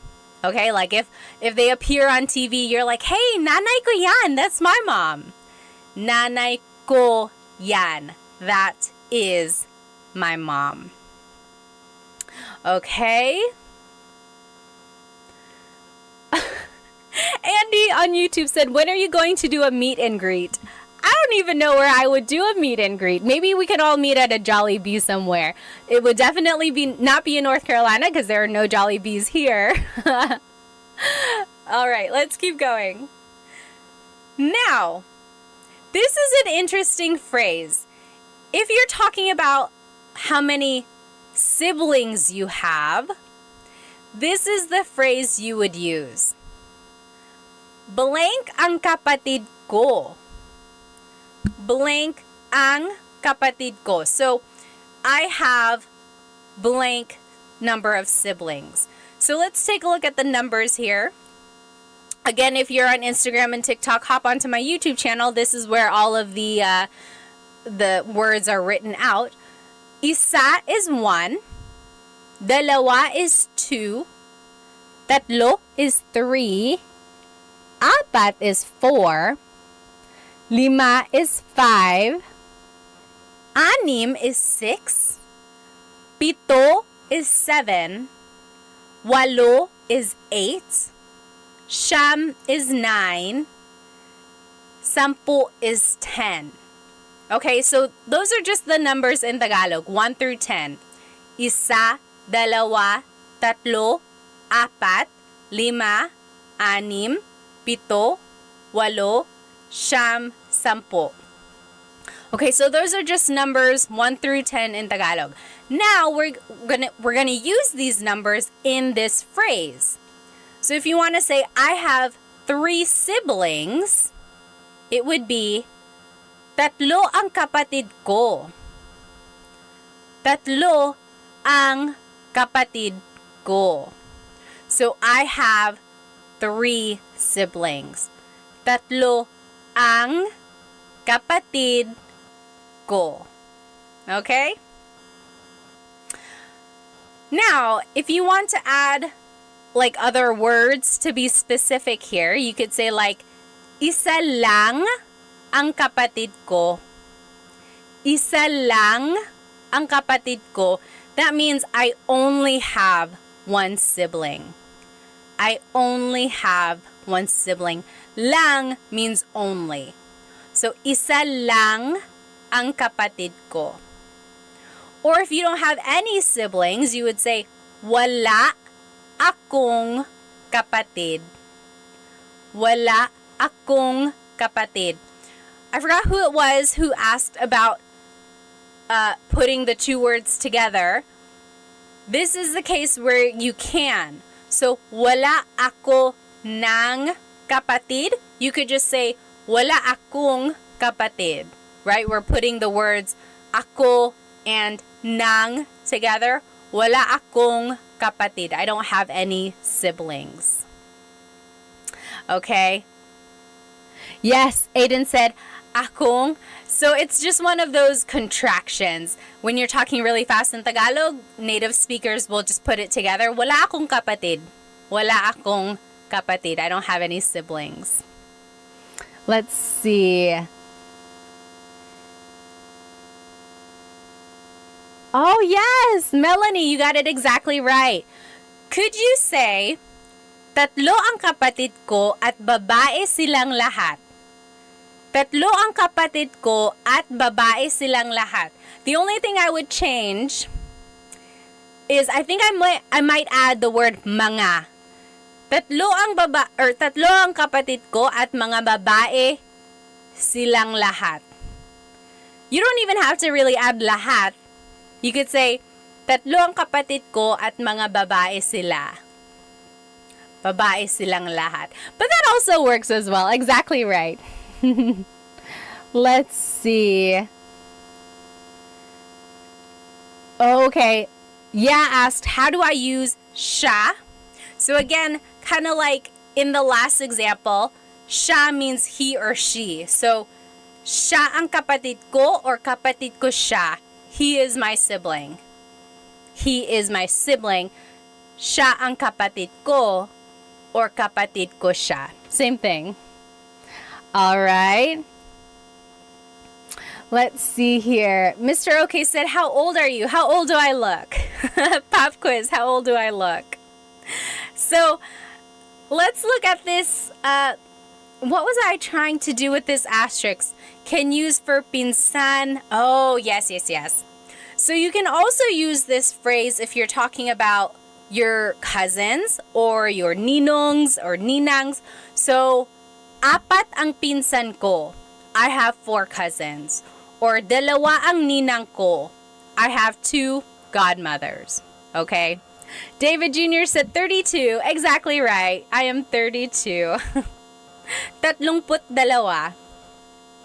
All right. Now, those are some phrases that we can use to describe our family, right? We learned how to say, this is my mother, or that's my mother, or he or she is my sibling, and so on. Now, here are some vocabulary words when you're talking about birth order, or like your order in your siblings. So, panganay is the oldest child. Panganay. That can be a girl or a boy. It doesn't matter. Panganay is the oldest child. Bunso is the youngest child. So, panganay, bunso. Panganay, bunso. Now, if you want to go like in the order, like the second child, the third child, go back and think about the numbers we had just learned. This is how you would say it. Pangalawa, the second child. Pangalawa. Pangatlo, third or third child. Pangatlo, pangatlo.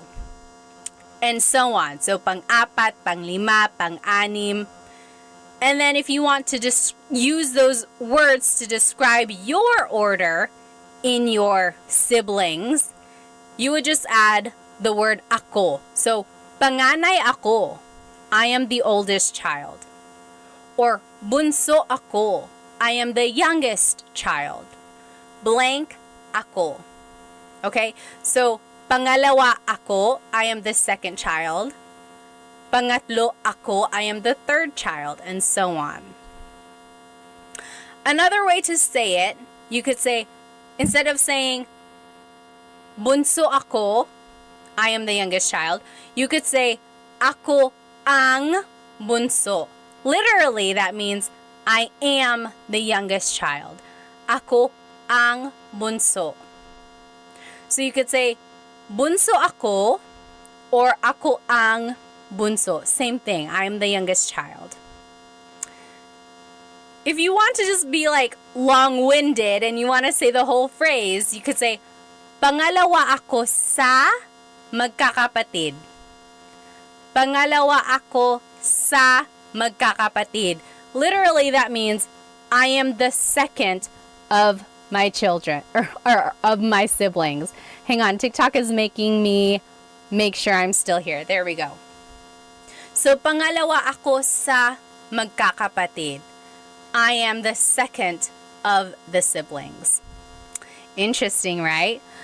Let me catch up on some of these comments. I don't want to miss any questions. Jeff said, di ba po kailangan ng plural marker mga? For which one? Oh, for siblings? You can. You can add mga when you're talking about multiple siblings. Sometimes if native speakers are talking really fast, they drop mga. But very correct. You can always add mga. Richard said, another interesting thing, showing the numbers with your fingers, you don't start with your thumbs. So, right, like 1, 2, 3, or 1, 2, 3, or 1, 2, 3. That's very cultural, right? Depending on where you're from. Let me catch up on any comments from Instagram here. Oh, okay. What the F said, I can understand the Tagalog and Ilocano, but I cannot speak either or write it. So that's what I call receptive bilingualism, right? You can understand, but it's hard for you to use it to like speak or to write. Very interesting. I always say, if you can do that, if you can understand, then you are halfway there, right? You're halfway there. You can understand. Now you just have to kind of rewire your brain to be able to produce the grammar and the vocab that you know. It's not going to be easy, but rely on the fact that you already have knowledge in there. I know you can do it. You can do it. All right. Let's see. Nita Knapp said, do you speak Kapampangan? No, I do not. My family is from Bicol, so if anything, I would have learned Bicolano, but I don't know Bicolano. Why do you add mag in front of kapatid? Oh, interesting. Aiden said, why do you add mag in front of kapatid? So take a look at this phrase. Pangalawa ako sa magkakapatid. Magkakapatid. The root word here is kapatid, right? Sibling. When you add magkakapatid, when you add that prefix, that is saying, I am the second of the siblings. It's turning it into, I'm trying to figure out, is it turning it into like a noun? The noun is the group of siblings. So it's like the noun of being in a sibling group. If that makes sense. Or is it an adjective? Magkakapatid. I think it's an adjective, you guys. It's the description of being siblings with each other. What I want you to get from this is focus on the root word, right? Kapatid. And then use context clues to kind of figure out what the rest is saying. But you are very good at catching this prefix here. And now that you kind of know that it's used in this way, keep an eye out for other patterns like that. Okay, so now you know that the word can be rearranged like this to describe the group of siblings. Another use of this is magkakaibigan. Magkakaibigan. Same idea. That means the group of friends.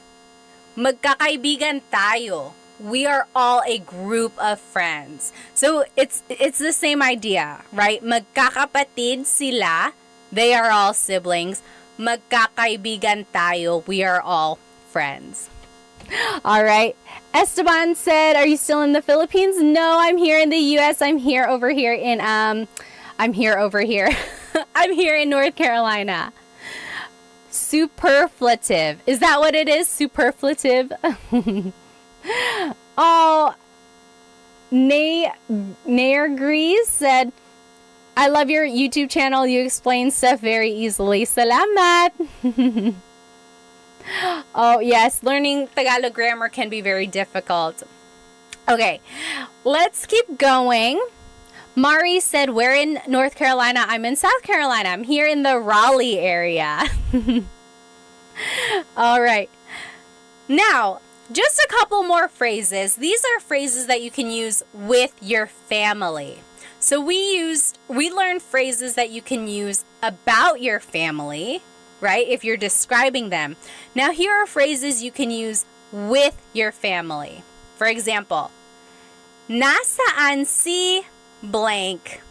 Where is blank? Nasaan si nanay? Where is mother? Nasaan si ate? Where is older sister? Nasaan si tito? Where is uncle? So nasaan si blank. Remember, anytime we use that word si, we are indicating a person is coming after that word, right? So si is the part of speech in Tagalog that is used to indicate a person coming after. Nasaan si blank. Now to respond, another way to ask is, nasaan ang blank mo? That means, where is your blank? For example, nasaan ang lola mo? Where is your grandmother? Nasaan ang lola mo? Where is your grandmother? Or nasaan ang pinsan mo? Where is your cousin?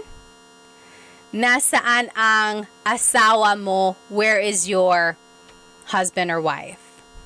Now, to be respectful, don't forget to add po, and it would be nasaan po si blank. So if you're talking to your grandparents, you could say, nasaan po si nanay? Where's mom? Where's nanay? Nasaan po si blank? Now, to respond, you would simply use this phrase. Nasa blank siya. He or she is at blank. So, nasa trabaho siya. He or she is at work. Nasa tindahan siya. He or she is at the store. Nasa blank siya. Or to be specific, again, you can use that word si. It would be, nasa trabaho si ate. Ate is at work. Nasa trabaho si ate. Okay? And then, to be respectful, add po. So, nasa trabaho po siya. Nasa trabaho po siya. So again, to ask where someone is, it was nasaan si blank. And then to respond, nasa blank siya. Okay, very interesting there. And if you want to ask what someone is doing, it would be, anong ginagawa ng blank mo? What is your blank doing? So, anong ginagawa ng tatay mo? What is your father doing? Anong ginagawa ng kuya mo? What is your older brother doing? And then, if you want to kind of be specific, anong ginagawa ni tatay? What is father doing? So, you're dropping the your, right? So, anong ginagawa ng tatay mo versus anong ginagawa ni tatay? Both asking what is father doing versus what is your father doing. And then don't forget to add po to be respectful. Ano po ang ginagawa ni tatay? Ano po ang ginagawa ni tatay? So I always get asked, like, where does po go in a phrase? Usually, po is the second word. So, ano po ang ginagawa ni tatay? Saan po si nanay? When in doubt, you can always add po to the end and it will work. It's not always common, like that's not where it naturally goes, but it will never be incorrect if you add it at the end. I do have a full-length Tagalog lesson video on my YouTube channel, how to use po. I think it's lesson number 2. on my YouTube channel, How to Use Po, there's lots of practice in there, and it goes through all of the different placements. You can check that out if you'd like. Now, you can ask someone, saan ka pupunta? Where are you going? Saan ka pupunta? Or, pupunta ako sa blank. Pupunta ka or pupunta ako sa blank. That means I'm going to somewhere. So, pupunta ako sa tindahan. I'm going to the store. Or, pupunta ako sa banyo. I'm going to the bathroom. Pupunta ako sa bahay ni Kuya JR. So, I want you to get used to this phrase here. Pupunta ako sa blank. I am going to blank, and then you can fill in the blank there. Let me just catch up with some of these comments. Okay. Let's just keep going here. Oh, CV said, I'm confused with past, present, and future tense in Tagalog. It can be very confusing. The main differences between the tenses in Tagalog is the prefix that is used. And there's a lot of different patterns depending on the type of verb you're using. Again, I have another full-length Tagalog lesson on present tense conjugation, and then another full-length Tagalog lesson on my YouTube channel for past and future tense. And it breaks down how to conjugate the verbs in different tenses depending on their verb types. It can get tricky. But with some practice, I think you can kind of see the differences. Okay. Again, if you want to use po to be respectful, it would be, saan po kayo pupunta? Where are you going? Saan po kayo pupunta? Or pupunta po ako sa trabaho. I'm going to work. Pupunta po ako sa trabaho. The opposite of where are you going is where are you coming from?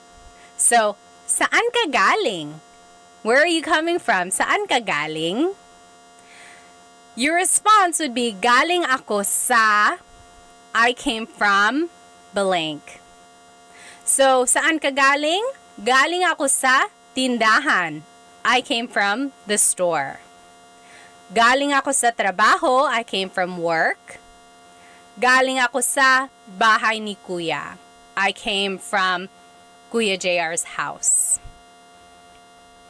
And then to be respectful, saan po kayo galing? Galing po ako sa blank. Oh, DJ Marsky, thank you so much for the gift on TikTok. Maraming salamat. Okay, so those were just some phrases that we can say to our family members. Again, this whole lesson is on my YouTube channel. If you want to review those, the live recording will be up on there as well, and everything will be written out. I'm actually going to go ahead and just go through this review really quickly because I want us to have enough time to do the listening comprehension at the end. So just follow along with me here. Oh, YouTube, let me go ahead and turn off my camera so you can see this. There we go. So let's just go through these vocab words. Remember, godparents in Tagalog, pamilya is family. Godparents is lolo and lola. Lolo and lola. And then, tatay is father. Nanay is mother. Those are the mga magulang, parents. Mga magulang. They have a child, that is their anak. They get married with someone, that's their asawa. Then they have kids. Ate is the oldest sister or older sister. Kuya is the older brother. Bunso is the youngest child. Altogether, those are mga kapatid, so siblings. And then if you want to be specific, again, remember kapatid is one of those gender neutral words. Kapatid na babae is your sister. Kapatid na lalaki is your brother. Okay, here's a translation. I'm gonna say this chunk of dialogue in Tagalog. See if you can understand what I'm saying, okay? Uy, kamusta? Ako si Pat at asawa ko si Chris. 3 ang anak namin. 2 babae at 1 lalaki. 4 ang kapatid ko. Ako ang panganay. Si JP ang pangalawa. Si Marie ang pangatlo. At si Mark ang bunso. Nasa Pilipinas pa ang mga tito ko. Nasa Pilipinas pa ang mga tito, tita, at ang mga pinsan namin. Ikaw, may kapatid ka pa ba? Or may kapatid ka ba? May mga anak ka ba? Did you get it? I'll say it one more time, okay? I'll go slower. David said, "What?" And this is not accurate. A lot of this was just made up so I could use the vocabulary words. Someone was like, "You lost me at 3 siblings." I'll say it one more time, okay? Kamusta? Ako si Pat at asawa ko si Chris. 3 ang anak namin. 2 babae at 1 lalaki. 4 ang kapatid ko. Ako ang panganay. Si JP ang pangalawa. Si Marie ang pangatlo. At si Mark ang bunso. Nasa Pilipinas pa ang mga tito, tita, at ang mga pinsan namin. Ikaw, may kapatid ka ba? May mga anak ka ba?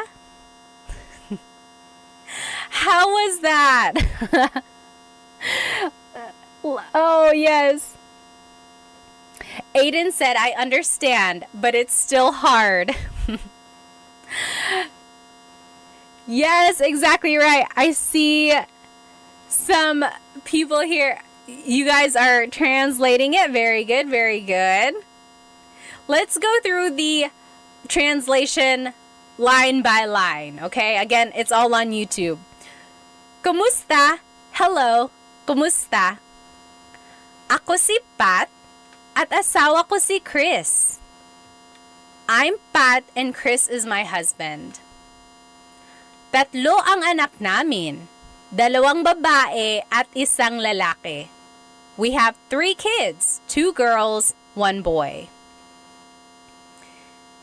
And then, 4 ang kapatid ko. I have 4 siblings. Ako ang panganay. Si JP ang pangalawa. Si Maria ang pangatlo. At si Mark ang bunso. I'm the oldest. JP is the second. Marie is third. And Mark is the youngest. Do you see how I used all of those vocabulary words that we learned? Let's keep going. Nasa Pilipinas pa ang mga tito, tita, at ang mga pinsan namin. Our aunts, uncles, and cousins are still in the Philippines. Ikaw, may kapatid ka ba? Do you have siblings? May mga anak ka ba? Do you have any kids? What do you think? Oh, yes, Liana said, "More please, I speak Bisaya trying to improve my Tagalog." Oh, good for you, good for you. Unknown says, "Good morning from Kuwait." Very good. So, I want you, whenever someone is speaking Tagalog to you, Don't get tripped up over every word, okay?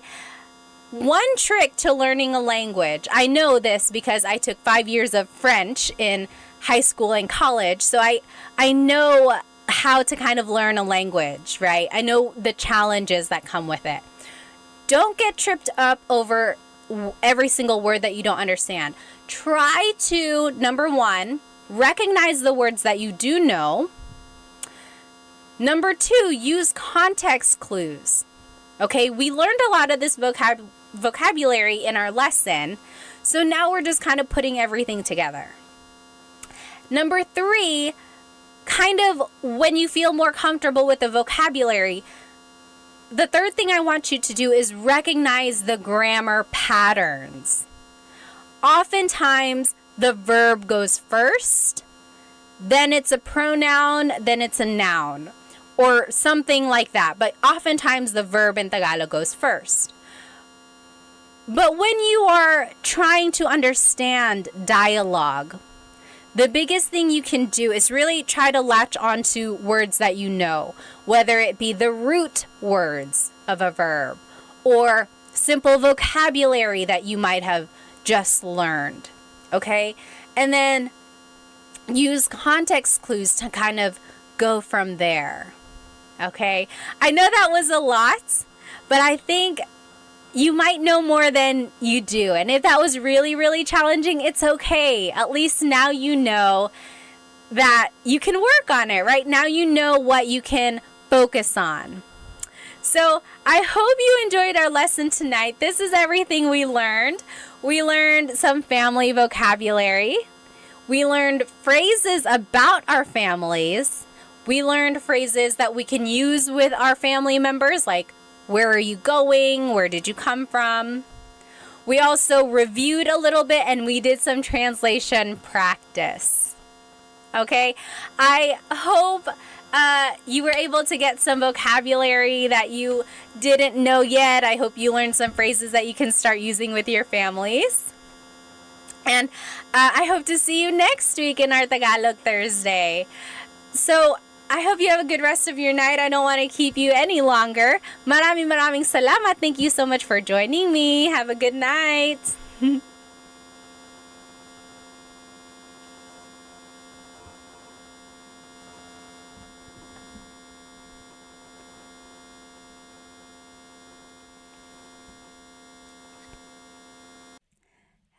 Hello, everybody. Welcome. Welcome to Tagalog Thursday.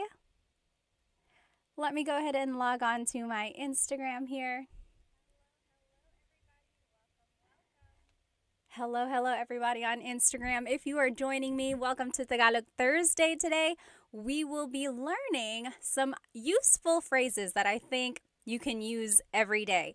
So, if you want to see my presentation, go ahead and hop onto my YouTube channel, and that is where you will see my slides and everything written out. There might be some animations in there as well. Hello, everybody. Go ahead and write where you are currently watching, and as always, feel free to write your age or your age range. I like to know my demographics, who's watching. I had Dita on here last week. 12 years old. Oh my goodness. Good for you. Good for you for learning Tagalog. Let me go ahead and just make sure everyone is in here on my YouTube channel. Hello. Oh, aloha from Maui, Caleb said. And Ola from Seth. Hi. Hello. Love and Lulu. Hi. Hello. Good to see you. K-Day GC is from California. Food Fascination is from Seattle. Hello. Stefan is from Toronto. And then Del Caballero is from Long Beach, California. Hi, Deborah.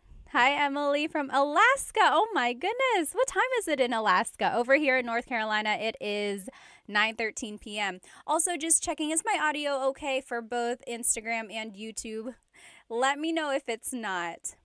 Oh, Drew, thank you so much for the badge. We haven't even started. If you enjoy anything from these lessons from the lesson that I'm teaching tonight, please feel free to send me a super chat on YouTube or a badge on Instagram. Thank you so much. Any donation really helps me support Filipino businesses. By the way, my earrings tonight are from bling.co. If you can see them, they're handmade polymer clay earrings, and they have the Filipino sun on them. Hello, everybody. Oh, Kelly said just married the love of my life. That is so great. Congrats.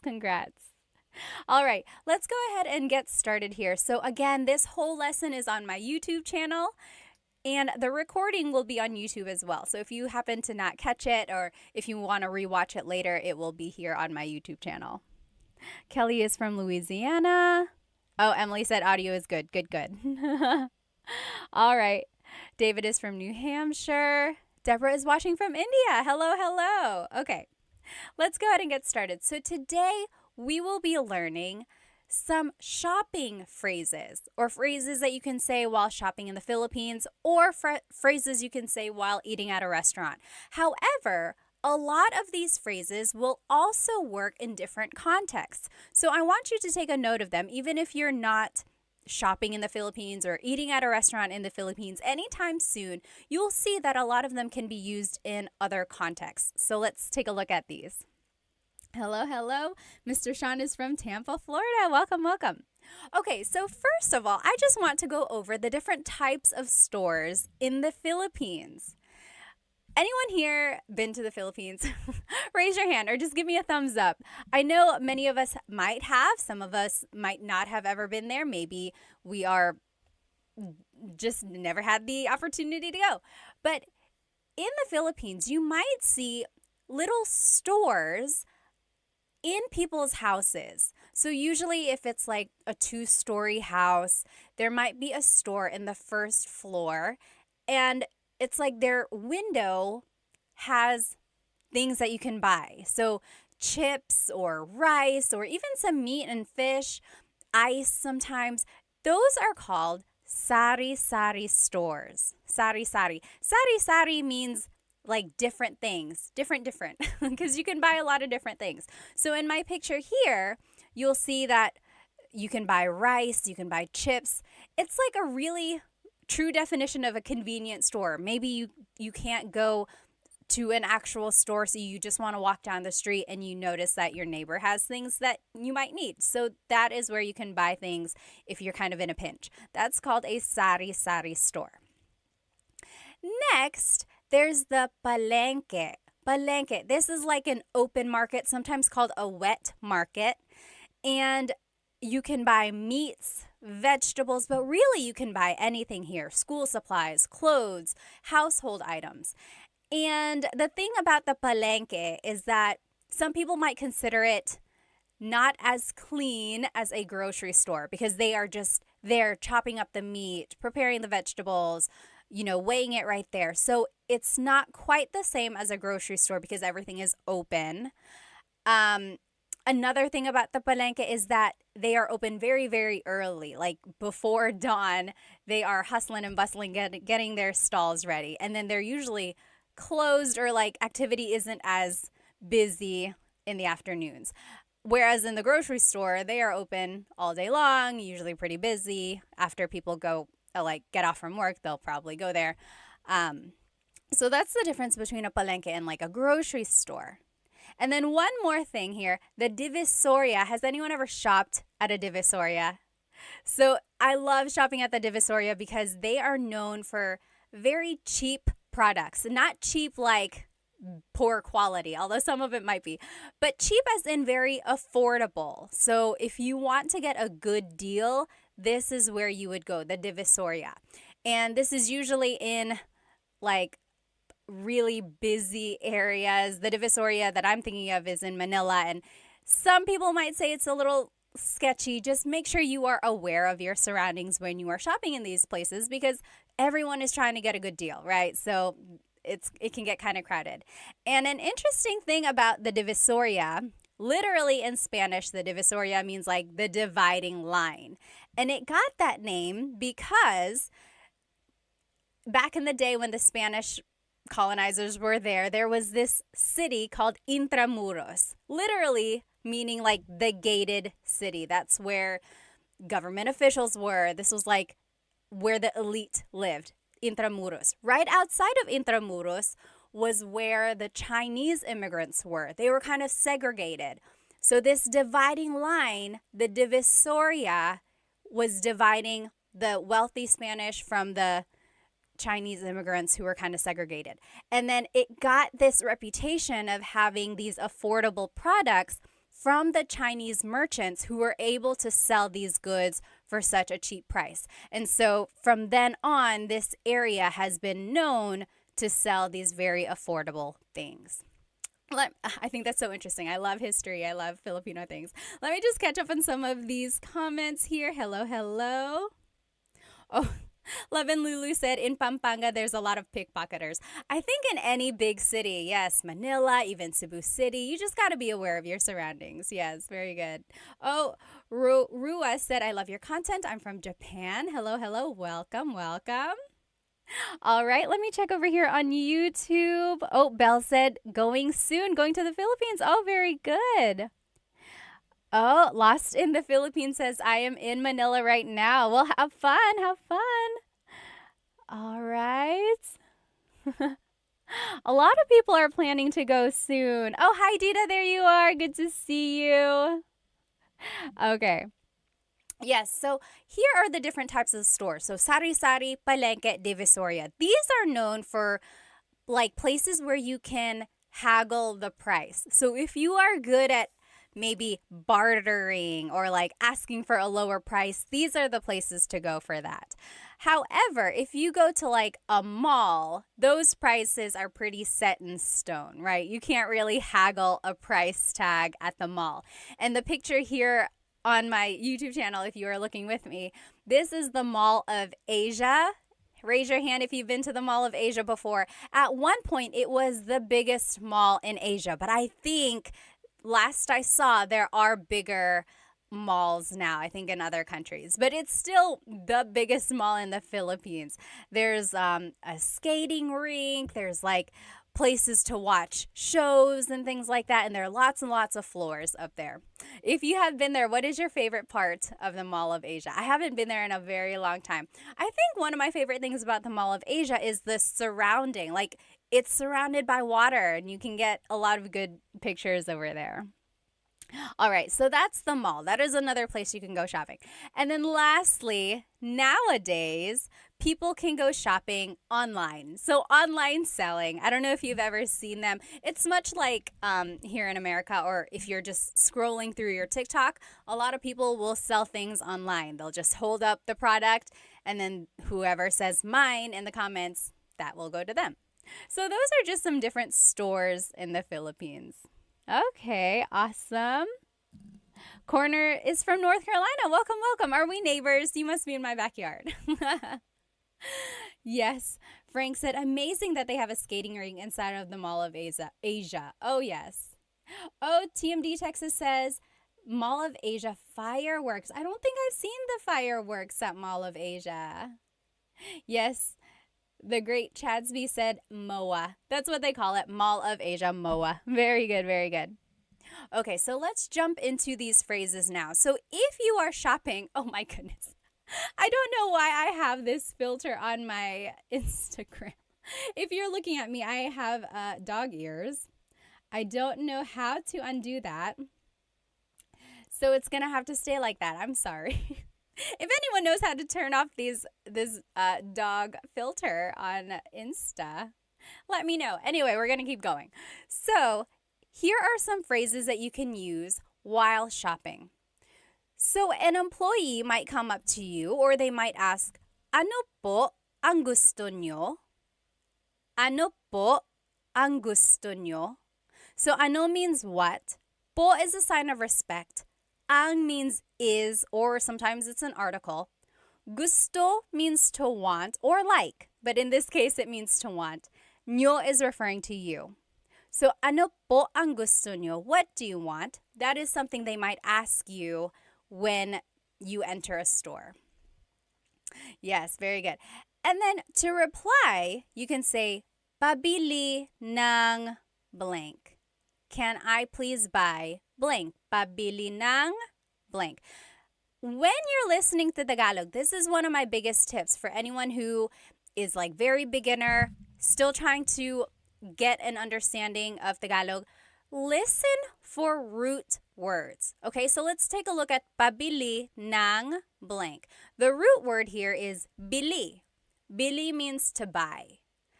Pabili, the prefix pa, is turning it into like a question. Can I please buy? Pabili ng blank. Can I please buy? So here are some things you might ask for. Pabili ng tubig, water, tubig. Pabili ng yellow, ice, yellow. And then pabili ng chocolate, chocolate, chocolate. So pabili ng blank. Ng means some or a thing. Can I please buy some water? Can I please buy some ice? And so on. Okay? Now, if you want to be specific, you can add an amount or like a number. So, pabili ng dalawang tubig. Can I please buy 2 waters? Pabili ng dalawang tubig. So, let's just take a look at some of these numbers. Isa, 1, isa. Dalawa, 2, dalawa. Tatlo, 3, tatlo. Apat, 4, apat. Lima, 5, lima. Anim, 6, anim. Pito, 7, pito. Walo, 8, walo. Siyam, 9, siyam. Sampu, 10, sampu. So say those with me one more time. Isa, dalawa, tatlo. Isa, dalawa, tatlo. Apat, lima, anim. Apat, lima, anim. Pito, walo, siyam, sampu. Pito, walo, siyam, sampu. So that's 1 through 10 in Tagalog. Again, if we want to use them, so if I want to say, can I please buy 3 waters? Pabili ng tatlong tubig. So the number goes before the noun. Now, I want you to listen carefully, okay? So I am saying tatlong, tatlong. There's an NG at the end of the number. The number is tatlo, but I'm saying tatlong tubig. That is because technically you're saying 3 of water. Tatlo ng tubig. So 3 of water. The NG we're just adding there at the end, or tatlo na tubig. And you only add this NG if the number ends in a vowel. So pabili ng isang tubig, pabili ng dalawang tubig. So both of those end with a vowel, so we're adding the NG. If the number ends in a consonant, we don't add NG, we add the word na. Take a listen. Pabili ng 4 na tubig. Can I please buy 4 waters? Pabili ng 6 na tubig. Can I please buy 6 waters? So that's the difference there. You can make the contraction if the number ends in a vowel. Dalawang tubig, tatlong tubig. If the number ends in a consonant, then you add the word na. 6 na tubig, siyam na tubig. Okay? So that's just a little side note. You could always say the number in English. Pabili ng tubig, how many? 6. 6 po. They'll get the idea. Okay? But if you want to practice your numbers, that's a good chance to do it. Okay. Now, let me see. Oh, Ben said the audio is completely out of sync on Instagram. Is that, like, if I'm speaking, can you not hear? Is it, like, really lagged? Also, gosh, these headphones, or these dog ears are so annoying. I don't know how to turn it off. I'm sorry. Any questions? If you have any questions, please feel free to write them in the comments. Okay. Okay. It sounds like the audio is okay. Maybe it is the dog filter. I'm sorry. Again, if anyone knows how to turn this filter off, let me know. Anyway, we'll keep going. So, those were some basic phrases. Now, if you want to ask how much something is, how much is something? So, magkano ito? Magkano ito? That means how much is this? Magkano ito? Now, again, if you are good at haggling, if you are good at bartering or asking for a lower price, this is something you could say. Walang tawad. Walang tawad. So, wala means nothing. The ng means of, so none of. Tawad literally means forgiveness. So, no forgiveness, walang tawad. Basically, that means, can the price be reduced?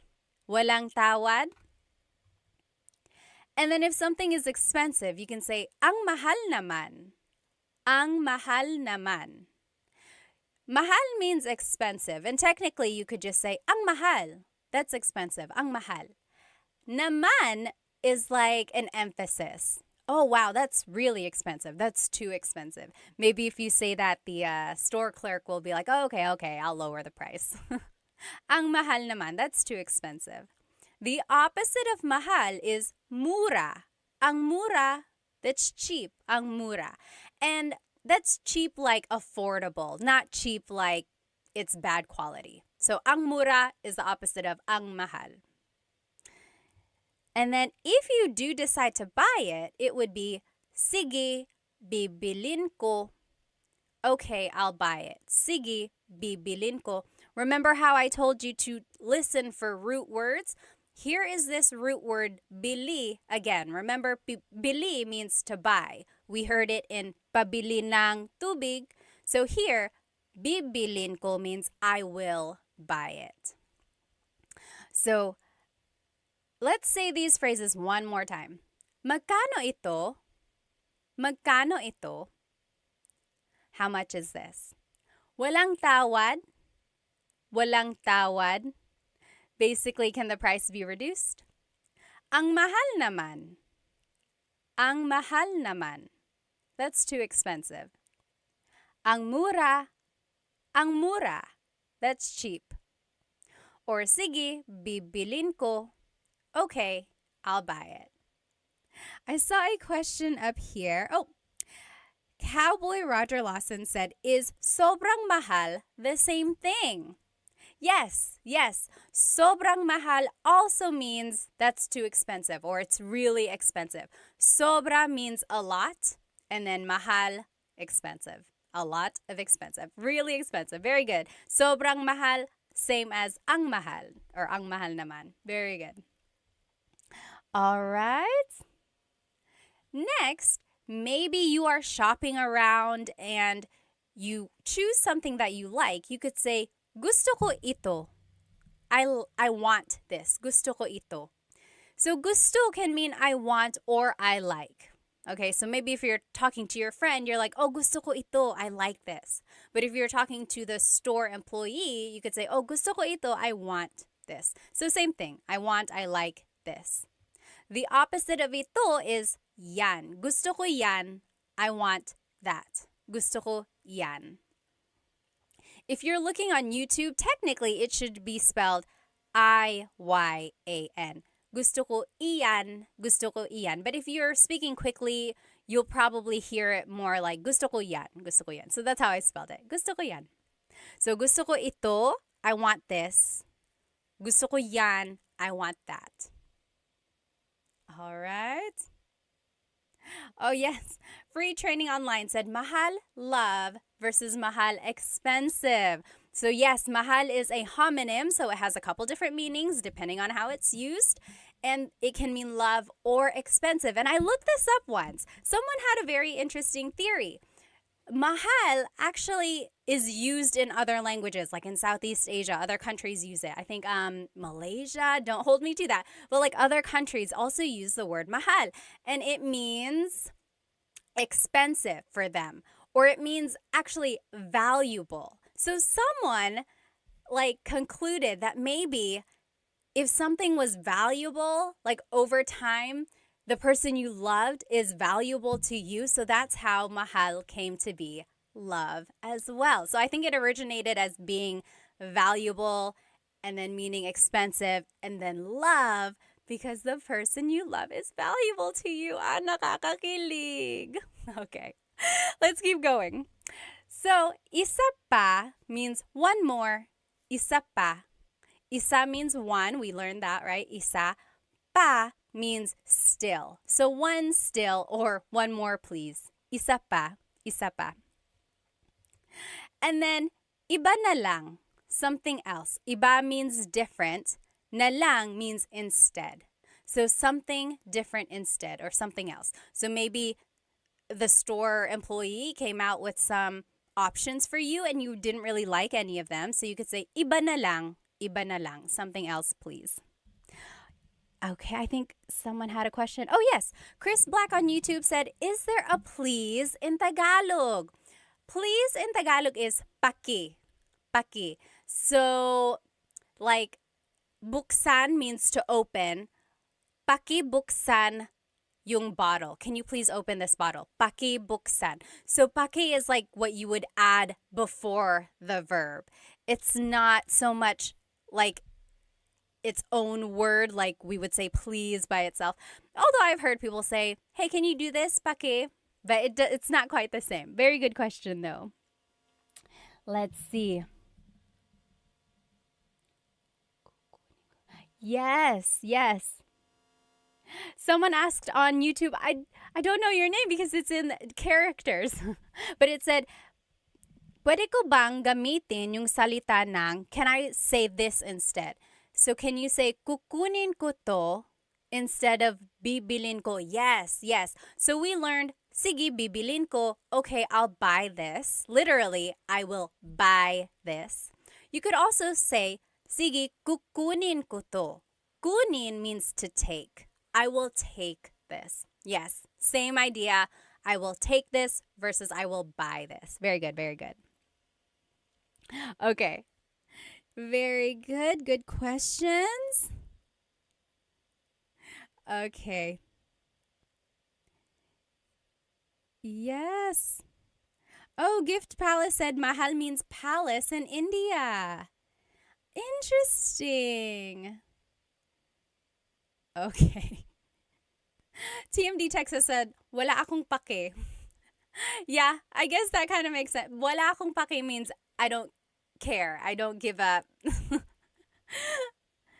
Let's see.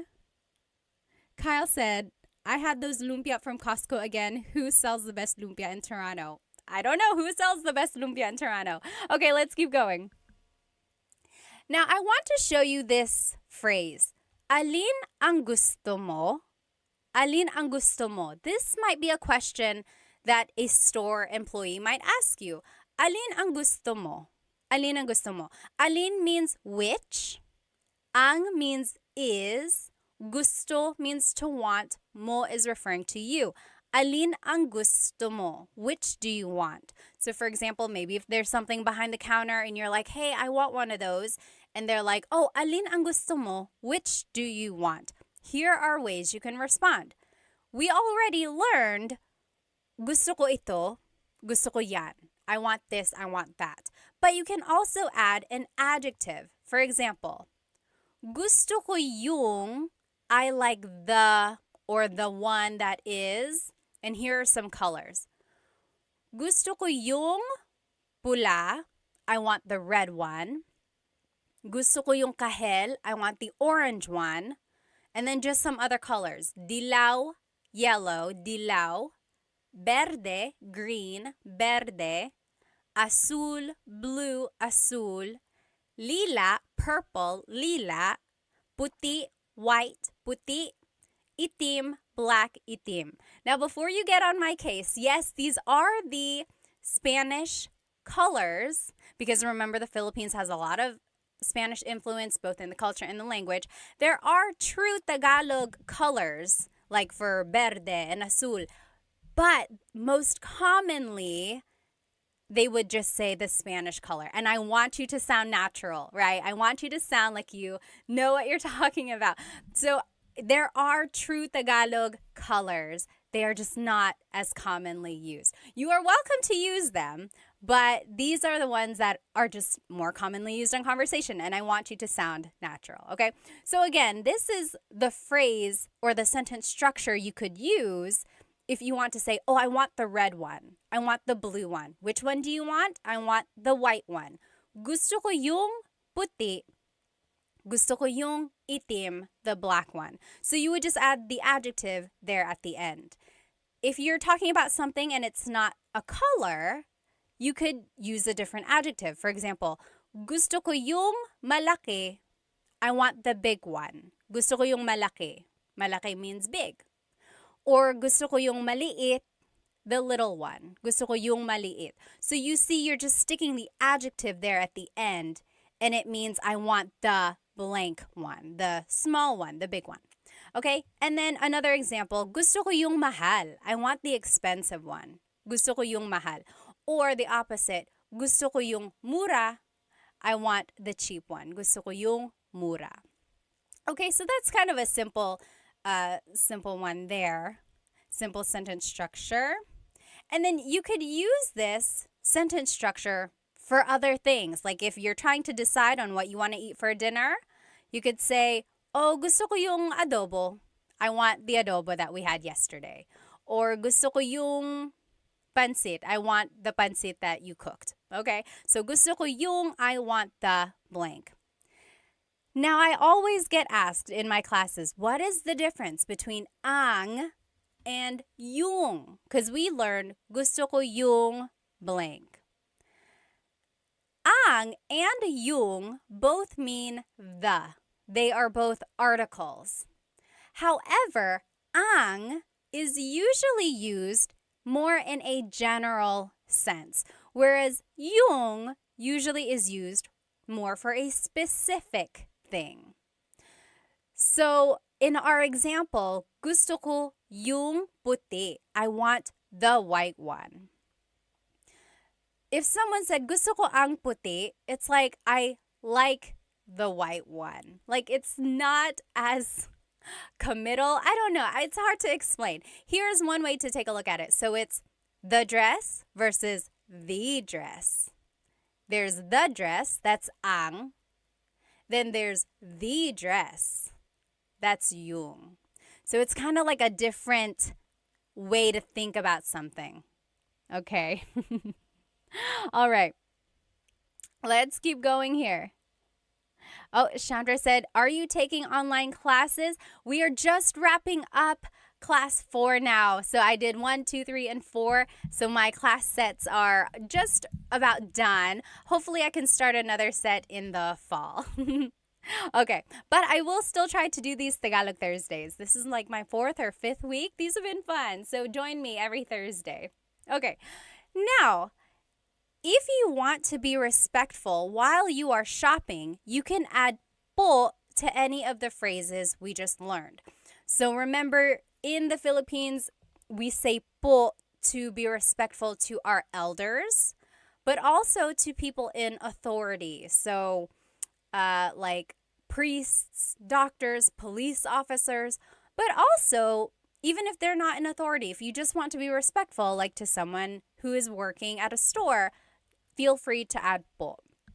Here are the common placements of po. Usually, it's the second word in the phrase.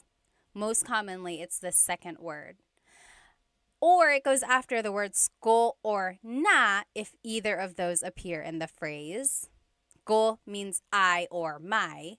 Na means already. So if either of those two words appear in a phrase, po usually goes after that. Or po just goes after a set phrase. So when in doubt, always add po to the end of anything you say, and it will be respectful. Okay, that is key there. When you are learning po and you want to be respectful, just add it to the end and it will always work. But let's take a look at the phrases we just learned and see where the po usually goes. Pabili po ng blank. can I please buy blank? So as you can see, it's the second word there. Pabili po ng tubig. Pabili po ng blank. Or magkano po ito? How much is this? Again, it's the second word there. Walang tawad po. It's just after this set phrase. And basically for the rest of them too. Ang mahal naman po. It's a set phrase, so it just goes at the end. Ang mura po. Another set phrase. And then, sige po, bibilin ko po. It's just another set phrase. Okay. Let's see. And then just to finish up, here are the other phrases we learned and where po would go. Gusto ko po ito. I want this. Gusto ko po yan. I want that. Remember, we learned gusto ko ito, gusto ko yan. Gusto ko ito, gusto ko yan. If you want to add po, it's gusto ko po ito, gusto ko po yan. And that was rule number 2. If ko appears in the phrase, po would go after that. Next, isa pa po. Isa pa po, that's just a set phrase. One more, please. And then, iba na lang po. Something else, please. Iba na lang po. Just another set phrase. Let me catch up on some of these questions.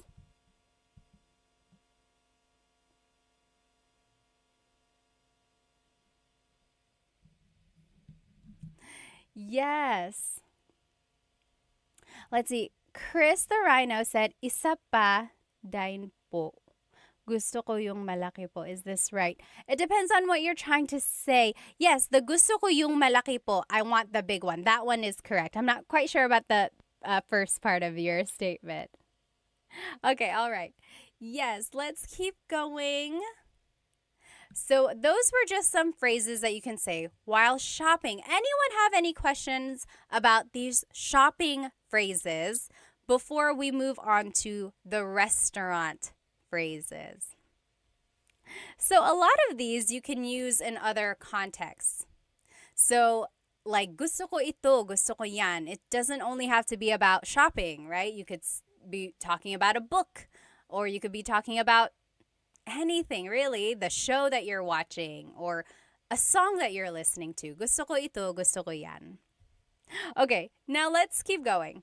Here are some phrases you can use while eating at a restaurant. When you enter a restaurant, the host or hostess will probably ask you, ilan po sila? Ilan po sila? So ilan means how many. Po is referring to you, or I'm sorry, po is a sign of respect. Sila means they. So how many of you are there? How many are they? So how many are in your party? And then this is where you can just use your numbers in Tagalog. So isa, dalawa. You could say like dalawa kami. There are 2 of us. Dalawa kami. Or tatlo kami. There are 3 of us. Or you could say isa lang, just one. Isa lang. Okay? Now, if you want to ask for a menu, maybe you sat down and they haven't given you a menu yet, this is how you would do it. Pahingi ng menu. Pahingi ng menu. May I please have a menu? Let's take a look at the root word here. Hingi. Hingi means to ask for something. Hingi, hingi. Pahingi means, can I please ask for a menu? So the pa is like asking to do that action. Can I please ask for a menu? Pahingi ng menu. And then if you're looking on YouTube with me here, these asterisks mean that you can switch out this word. So pahingi ng napkin. The thing about napkin, though, in the Philippines, if you ask for a napkin, they call a napkin the feminine, like, sanitary pad. So if that's not what you're asking for, don't ask for it. A napkin that you use to wipe your face, they call that a tissue. So pahingi ng tissue, can I please have a tissue? Okay, so that's just one thing. I made a video once of like restaurant phrases and I said pahingi ng napkin, and a lot of native Filipinos were like, why napkin? Napkin is sanitary pad. Haha, yes, I understand. So don't ask for a napkin if you're at a restaurant. Ask for a tissue. Okay, so pahingi ng blank. And again, you can use this phrase for other contexts. Maybe you are at a friend's house and you're cold. You could say, pahingi ng blanket. Can I please have a blanket? Or can I ask for a blanket? Pahingi ng blank. Can I please have something?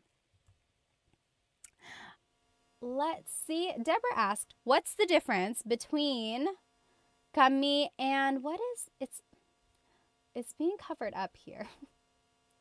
Let me see. Deborah, I'll answer your question as soon as it moves up. There's like a heart icon that's covering up part of your question. But kami is the subject pronoun meaning us. And there are other pronouns that mean us or we, but they are probably a different type. There's possessive pronouns, there's subject pronouns. Kami is us in the subject pronoun.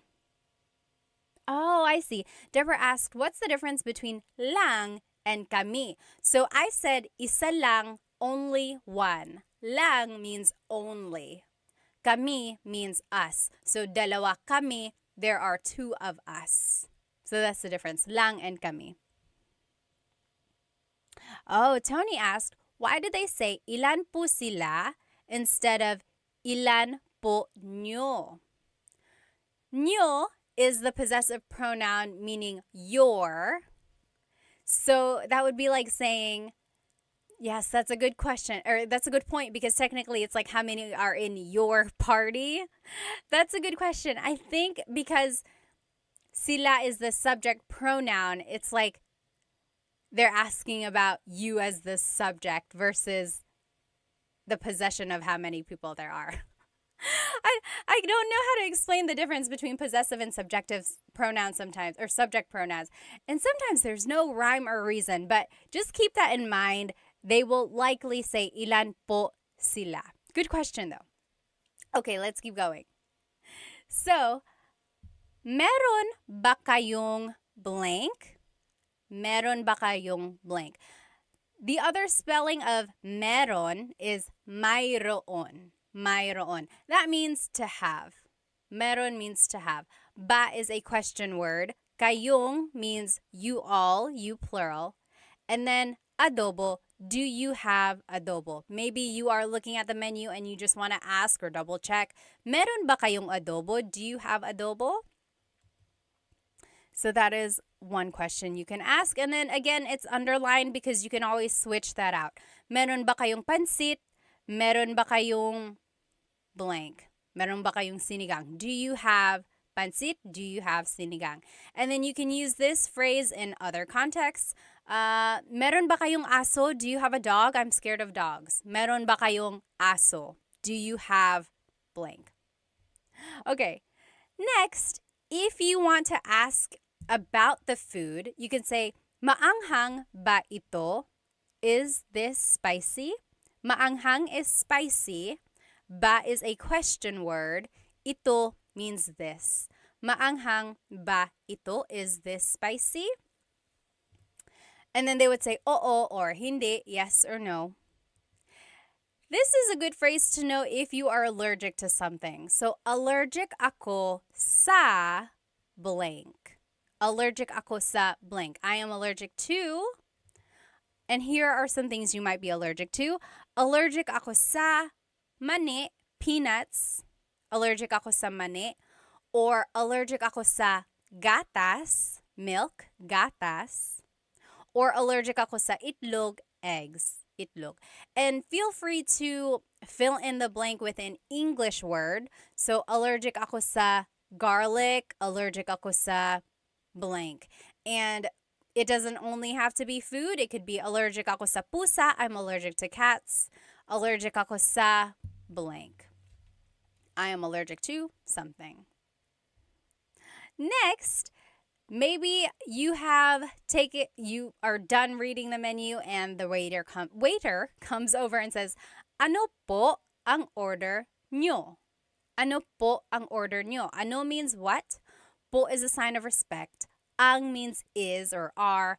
order is order. Nyo is referring to you. So what is your order or what would you like to order? Ano po ang order nyo? Ano po ang order nyo? Your response would just be, gusto ko ng blank. Gusto ko ng blank. I want blank. And if you want to add a couple different things, the word and in Tagalog is at. So let's take a look at these. Here are some things that you might order. So kanin is rice, kanin. Kape, coffee, kape. Tubig, water, tubig. Tsaa, tea, tsaa. Gulay, vegetables, gulay. And prutas, fruits, prutas. So if I were to ask you, ano po ang order nyo? What is your order? You could say, gusto ko ng kanin at gulay. I want some rice and vegetables. Or, gusto ko ng tsaa at kape. I want tea and coffee. Okay, so that's how you would kind of respond there. Let me just catch up here. All right. The great Chadsby said, allergic ako sa isda. He is allergic to fish. Yes, that's one way you can use that. Oh, thank you, Spooky. I'm glad you've enjoyed my videos. Thank you, thank you. Yes, Dave asked, nag-stream ba kayo sa YouTube? Yes, this is on YouTube right now, so you can follow along. Okay, any questions about any of these phrases that we have learned so far? So we know how to say how many are in our party. We've learned how to order something. We've learned how to say things we're allergic to. Now, maybe the food is finally here. You can say, ayan na. There it is, ayan na. Ayan na. That's just an expression. And you can use that in other contexts, not just at a restaurant. Maybe you are at a concert and the opening number was taking a long, long time. You're like, where is the people I actually want to see? So you could, when they come out, you could say, oh, ayan na, there they are. Ayan na, there it is. And then a lot of people say, kain tayo, let's eat. Kain tayo, or kain na tayo. Na means already, or sometimes it's like an emphasis. Let's go ahead and eat. Kain tayo, kain na tayo. Now, here are some ways to ask or to talk about the food if it's delicious. So, masarap ba? Masarap ba? Is it good? Is it delicious? Masarap ba? Masarap ang pagkain. Masarap ang pagkain. The food is good. You can switch out pagkain and say masarap ang adobo. The adobo is good. Or masarap ang kape. The coffee is good. Masarap ang blank. The blank is good. To be specific, masarap ito. This is good. Masarap ito. Or masarap yan. That is good. Maybe if you tasted your friend's dish, you could say masarap yan. That's good. And then just in a general sense, it would be ang sarap. It's so good. Ang sarap. Ang sarap. Oh, Chris asked a good question on YouTube. What if you wanted to order 2 adobo? Gusto ko dalawa. It would be gusto ko ng dalawang adobo. Gusto ko ng dalawang adobo. So this is kind of where that, remember if it ends in a vowel, then you could just add ng. Gusto ko ng dalawang adobo. I want 2 of adobo. Very good question. All right. Next, if you want to talk about the food and maybe it's not so good, here are some things you might say. Maalat. It's salty. Maalat. That means salty. If you joined my live a couple weeks ago, we learned how to use adjectives.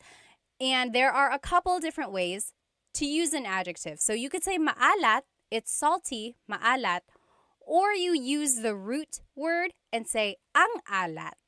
It's salty. Ang alat. They both mean the same thing and they are used interchangeably. Maalat, it's salty, or ang alat, it's salty. Sometimes ang alat, that form is a little bit more like it would mean, oh, it's so salty. It's too salty. Like it's a little bit more expressive. Or it's like really that thing. Next, matabang. That means tasteless or it needs more seasoning. Matabang, matabang. And then hindi masarap. It's not good. It doesn't taste good. Hindi masarap. All right, so those are just some ways to say, to describe food if it does not taste very good. Okay? So next, maybe you are on your way home and you are talking about your experience at the restaurant. Here are some things you could say with the people you are riding home with. Nagustuhan mo ba yung pagkain? Nagustuhan mo ba yung pagkain? So the root word again, gusto, means to like. Nagustuhan means to have liked. So it's past tense. Mo is referring to you. Ba is a question word. Yung pagkain means the food. So, nagustuhan mo ba yung pagkain? Did you like the food? And then your response would just be oo or hindi. Yes or no. Oo, hindi. Let's see. Free Training said, how would you say I don't like something like food? Oh, it would be, I think I have it here. Here it is. So, paborito ko yung means my favorite was the blank. Paborito ko yung gulay. My favorite was the vegetables. Or I didn't like, ayoko yung gulay. I didn't like. Ayoko yung. Technically, it's ayaw ko, but make it a contraction. Ayoko. Ayoko yung blank. Ayoko yung gulay. I didn't like or I don't like the vegetables. And then at the very end, if you want to be very respectful, you can say maraming salamat po. You could say that to the waiter or the waiting staff. Maraming salamat po. Thank you very much. So thank you by itself is salamat, salamat. And to be respectful, it would be salamat po, salamat po. If you want to be very thankful, very respectful, maraming salamat po. Thank you very much. All right. All right. Let's see what else. Okay, let's keep going. Now, I want to take a look at this phrase a little bit closer. Gusto ko ng blank. I want blank. So, gusto ko ng kanin at gulay. Remember, I want rice and vegetables. So, we've already seen this phrase. I want to break it down a little bit. There's a difference between gusto ko ng, which is what we learned, versus gusto ko yung. So, gusto ko ng means I want some or a thing. Gusto ko ng kanin, I want some rice. Gusto ko ng saging, I want a banana. Gusto ko ng tubig, I want some water. So, as you can see, ng can be some or a thing, depending on what you're trying to say. So, gusto ko ng blank means I want some or a thing. I want. However, if you say gusto ko yung, that means I like something. So, gusto ko ng means I want. Gusto ko yung means I like. So, let's take a look at these. Gusto ko yung tinapay. I like the bread. Gusto ko yung tsaa. I like the tea. Gusto ko yung server natin. I like our waiter. Okay, so that's the difference there. The ng means you want it. Yung means I like it. It's a very minor difference. If you happen to mix it up, it's not that big of a deal. However, there is a difference when it's a question. So let's take a look at this. Gusto mo ba ng tinapay? Gusto mo ba ng tinapay? The ng means do you want some bread? do you want some bread? Gusto mo ba ng tinapay? However, if you say, gusto mo ba yung tinapay? Gusto mo ba yung tinapay? That means, do you like the bread? The bread that we are eating right now, do you like it? So that's just the difference there. It really pops out when it's a question. Gusto mo ba ng tinapay? Do you want some bread? Versus gusto mo ba yung tinapay? Do you like the bread? Okay, so very minor difference there. If you happen to mix it up, it's not that big of a deal. It's just one of those things that is just like a nuance of Tagalog. Mr. Urban World said, gusto ko ng McDonald's. Ako din. You pay. Yes, mag-McDonald's tayo. Okay. Nanay, tatay, gusto ko ng tinapay. That's a nursery rhyme. Yes, Dennis said, gusto ko ng Jollibee. I want some Jollibee. You get it, you get it. So I want versus I like. Okay? Now, we are wrapping it up here. I will finish this lesson by asking you, ano ang paborito mong restaurant? Ano ang paborito mong restaurant? Can you figure out what I'm asking you? And then type it in the comments. Ano ang paborito mong restaurant? Or another way to ask it is, ano ang paborito mong kainan? Like, kainan literally means like the place to eat. So it's like technically restaurant. So yeah, that's the way you could say it. Ano ang paborito mong kainan? Yes, very good, very good. Filipino 25, got it right. What is your favorite restaurant?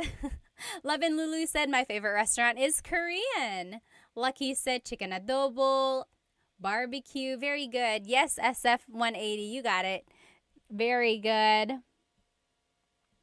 Yes, Tony said, how would you say I want that bread? So I want that bread would be gusto ko yung tinapay. Now, that bread, like this specific one, would be like, gusto ko yung tinapay na yun. Gusto ko yung tinapay na yun. I like that specific bread. Very good. Very good. Yes, you guys all got it. Now, if you want to reply in Tagalog, this is how you would do it. Paborito ko ang blank kasi blank. So, ano ang paborito mong restaurant? Paborito ko ang, here are some examples. Paborito ko ang Jollibee kasi masarap ang pagkain. So, kasi means because, kasi. And then, masarap ang pagkain means the food is delicious. Very good. Paborito ko ang blank kasi blank. I want you to write that in the comments. Ano ang paborito mong restaurant? And then formulate your answer. Paborito ko ang blank kasi blank. Here's another example. Paborito ko ang McDo kasi mura lang. So my favorite is McDonald's because it's cheap. So that's just to show you the sentence structure here. Paborito ko ang blank kasi blank. My favorite is blank because blank. I'm just reading some comments here. So Free Training said, there's that word ba, and if you continue saying it, it becomes many different words. Oh, the ba. Are you talking about like ba?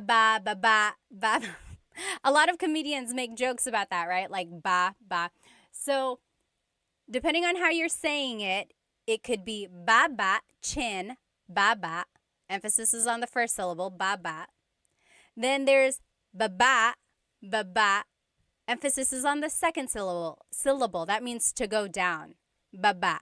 Like going down an elevator, ba. Then there's ba, like the question word that we know. So a lot of people say like, ba ka ba? Are you going down? Ba ka ba? Are you gonna go down? the elevator or going down the stairs. Yeah. Funny, funny. All right. Let's see what people's answers were. Oh, Tony said, paborito kong restaurant, ang Red Lobster. Or, paborito ko ang Red Lobster kasi, because, why? Very good, very good. Paborito ko ang dot, dot, dot.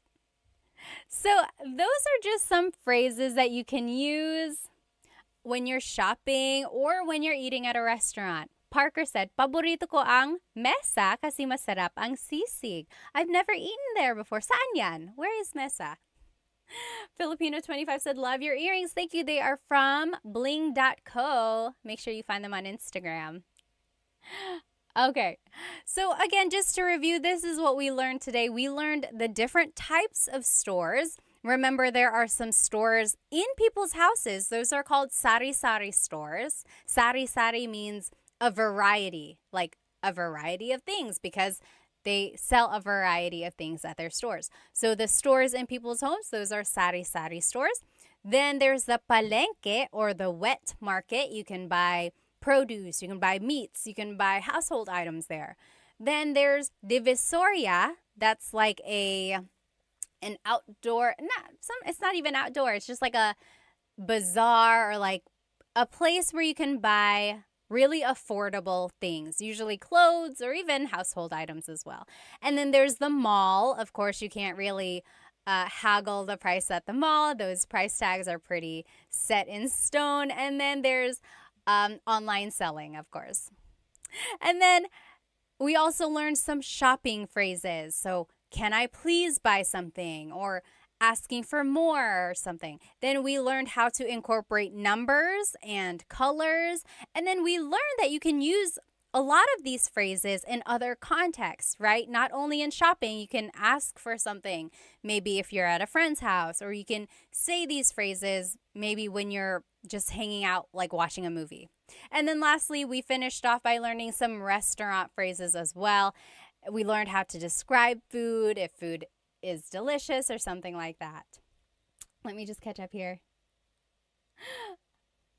Oh, Hoff Basse said, shout out from Tagaytay, Vesh. When my kid gets old enough, I want him taught by you.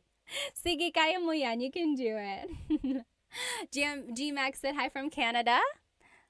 Hello from Victoria, BC. Hello, hello, everyone. Oh, Deborah said, what's pasalubong? Anyone know what pasalubong is? Pasalubong is, so salubong, the root word salubong means to like meet someone where they are. Salubong. Pasalubong is a souvenir usually brought by someone who has been away. So usually Filipinos who go back to the Philippines have a lot of pasalubong for their families. So chocolates, t-shirts, toys for kids, a lot of the things that they can't afford on their own, or things, just a way to show that you've been thinking of them. Or like if you just happen to go on a business trip, you might bring a pasalubong back for your family because you thought of them while you were away. That's a pasalubong.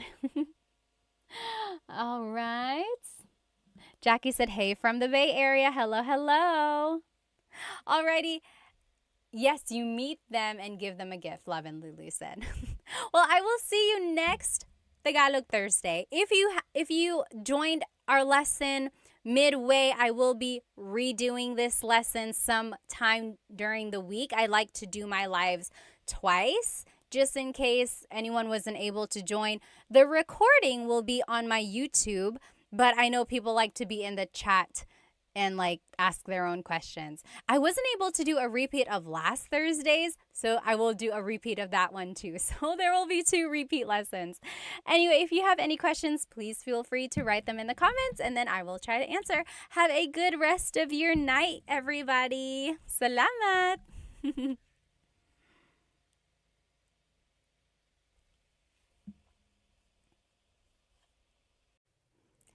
Hello, hello, everybody. Welcome to another live Tagalog lesson on YouTube.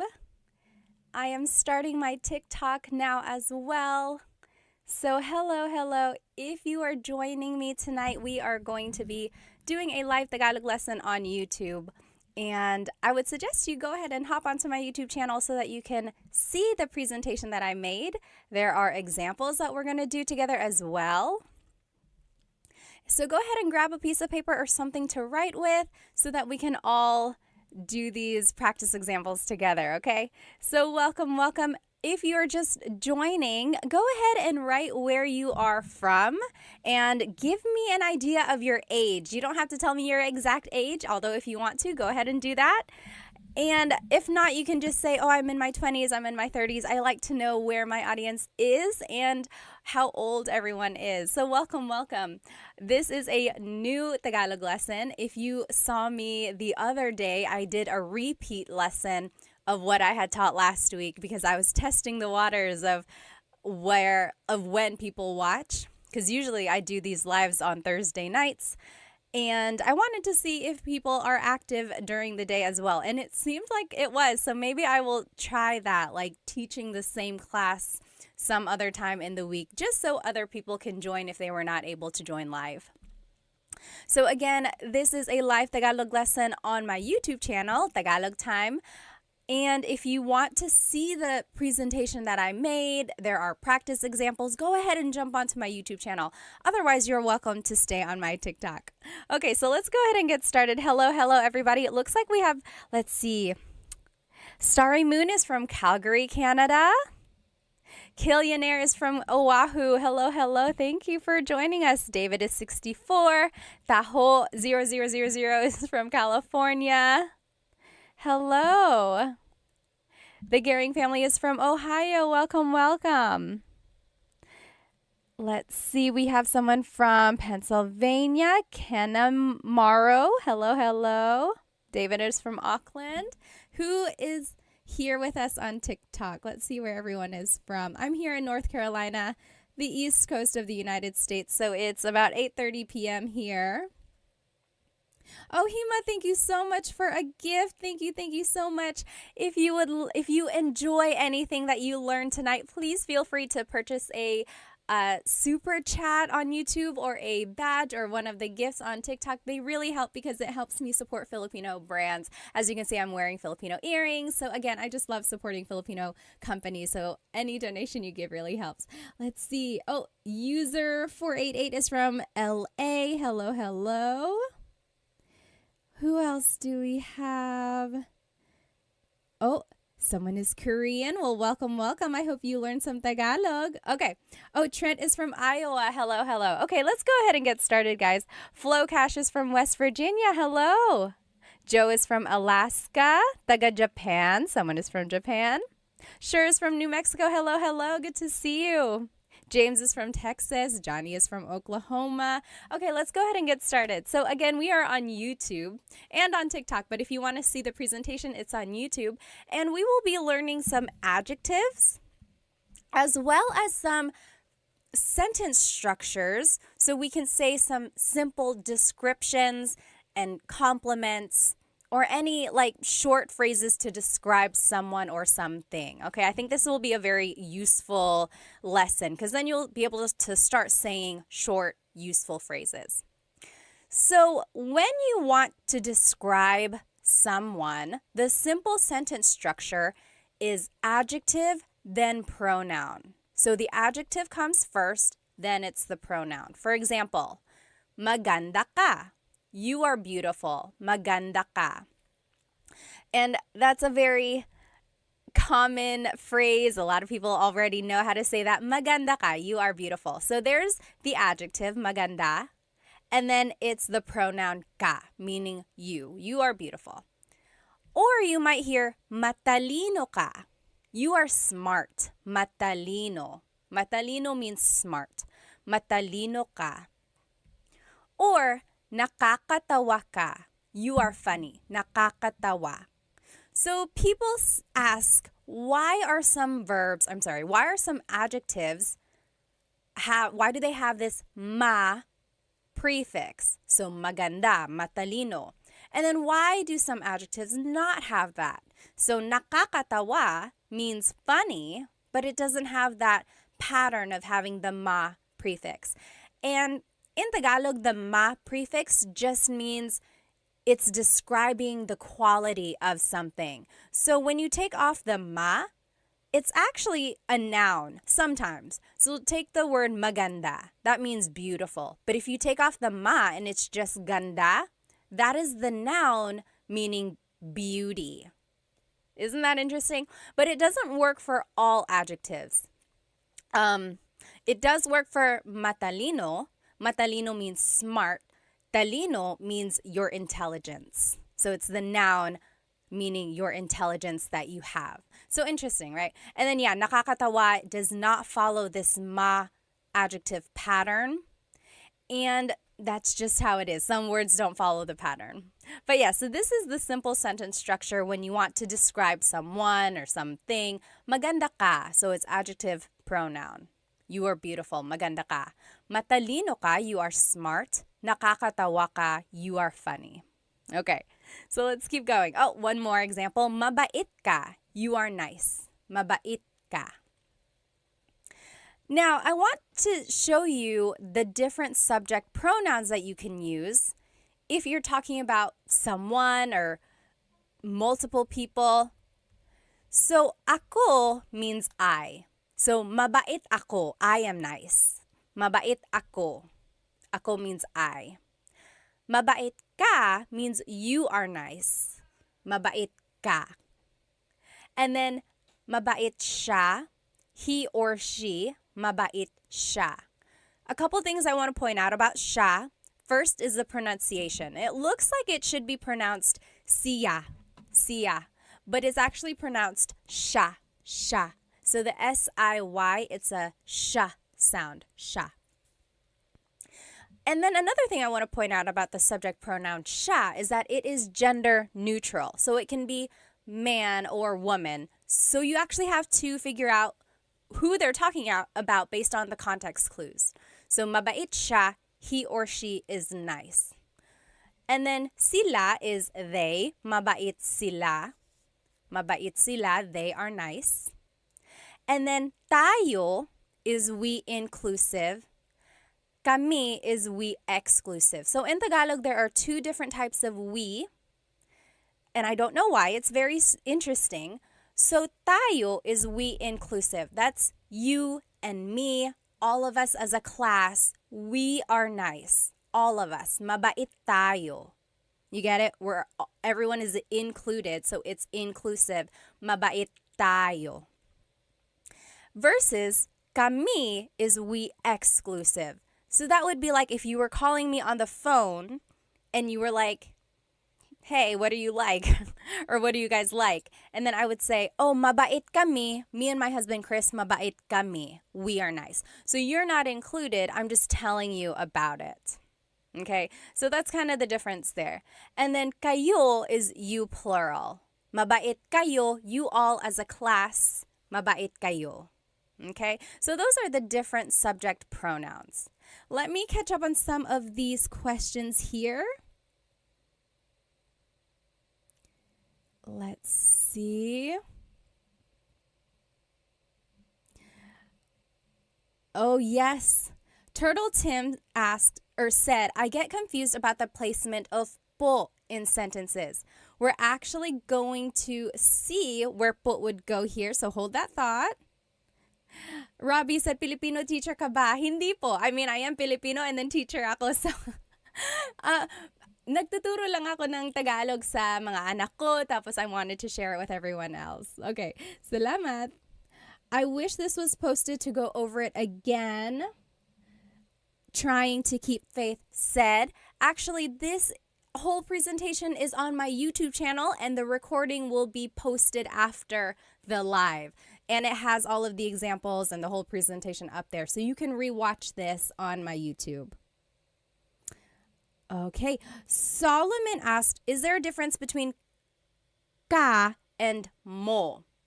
Very good question. Ka is a subject pronoun, which is what we are using right now. Mo is a possessive pronoun, which we will be using in just a minute. So keep that thought. Let me check these questions on my YouTube. Okay, Doesn't look like anyone has too many questions on my YouTube right now. If you do, please feel free to write them down. So I think it was Tim who asked about the po placement. Let's take a look actually. So when you use the word po, you actually have to use the plural you pronoun. So we learned mabait ka. You are nice. Mabait ka. But when you're using po to be respectful, when you're talking to someone older than you or to someone in authority, you actually have to use the plural you pronoun. So instead of mabait ka, it will be mabait po kayo. Kayo is the you plural. So it's almost like you're saying you all are nice, but it's just one person. Even if it's just one person, you have to use the plural you pronoun when you're using po. And that's just another way to show respect. Other languages do this as well. I took French in high school and college, and they do that too. Whenever they want to be respectful, you have to use the plural you pronoun. So yes, mabait po kayo. And po is just the second word in that phrase. Usually, po is the second word in a phrase. Or sometimes it goes after the words ko or na if they appear in the phrase. Or it just goes after a set phrase. And then when in doubt, always add po to the end of anything you say, and it will be respectful. Okay, that's usually how kids are taught to use the word po. Just add it to the end. And then as you hear po being used, then you'll start to pick up on where it does go, like the patterns. Okay, let's see. Lori said, where can I start learning Tagalog as a minor? Well, you can follow Tagalog Time. I teach very simple, basic Tagalog. I have some very easy kids videos, and then I have just some like starting with the fundamentals of Tagalog and then moving on. They all build on each other on my YouTube channel. So I would say start there. But then there are also lots of books on Amazon and listening to Filipino music or watching movies. I think those are good ways to learn as well. Okay, so those are some pronouns. Now let's just add more vocabulary to what we know. So here are some Tagalog adjectives. Let me put both of these up. So there are two lists here, and they are opposite. So let's take a look at them. Maganda is beautiful. Maganda. Pangit is ugly. Pangit. Matangkad, tall. Matangkad. Maliit, little or short. Little, maliit. Mabigat, heavy. Mabigat. Magaang, lightweight. Magaang. Mabilis, fast. Mabilis. Mabagal, slow. Mabagal.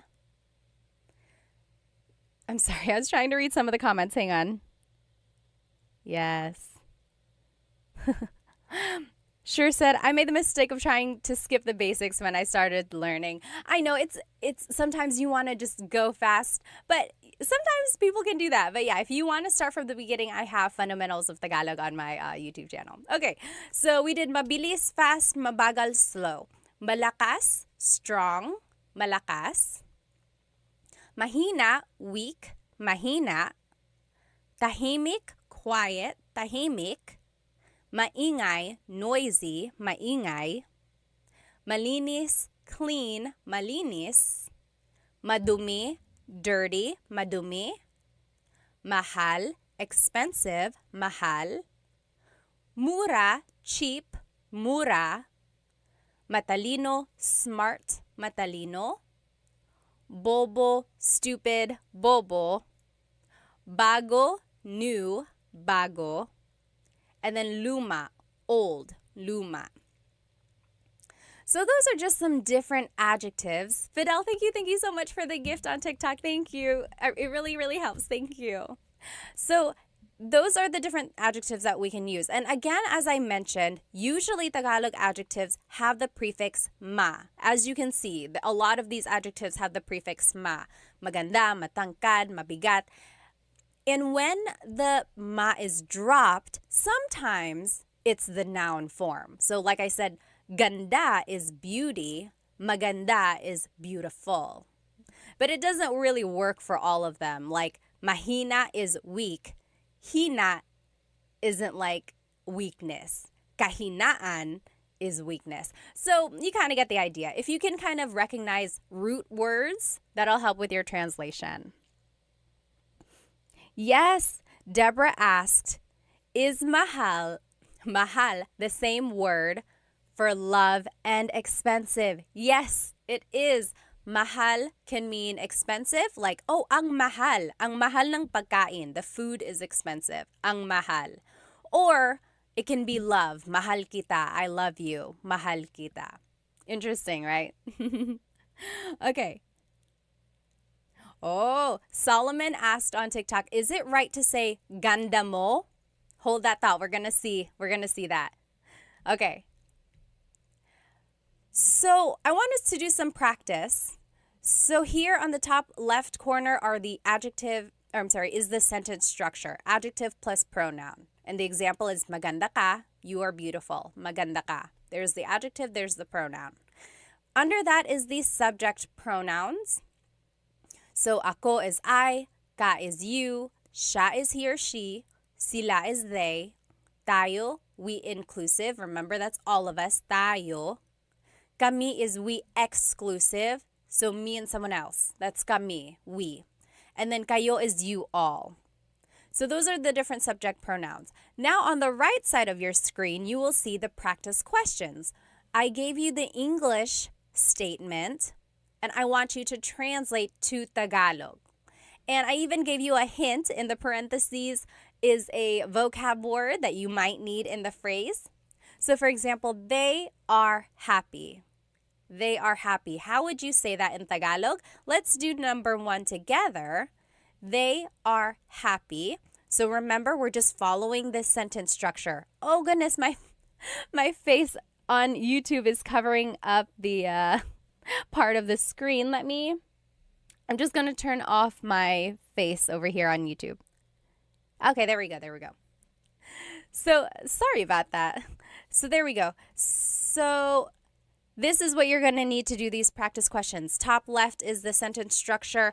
Bottom left are the subject pronouns. And then to the right side of your screen, you will see the practice questions. They are happy, and I gave you the hint. Masaya means happy. So let's do that one together.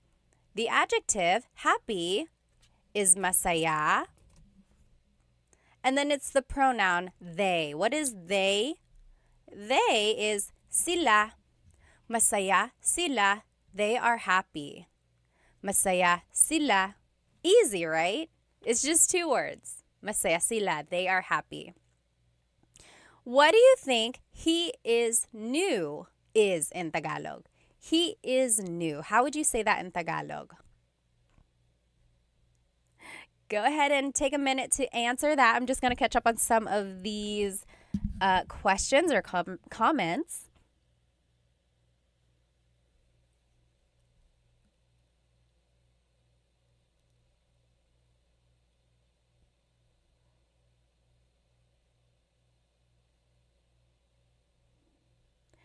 Okay, what do you think he is new is? Yes, sure got it right. Cassidy got it right. Rebe got it right on YouTube. Very close over here on TikTok. Very close. Yes, I'm seeing some very close answers. So in Tagalog, if you want to say he is new, it would be, the adjective goes first. New in Tagalog is bago. And then he is siya. Bago siya. Bago siya. He is right.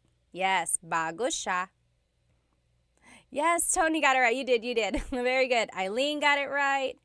Very good, everybody. So bago siya.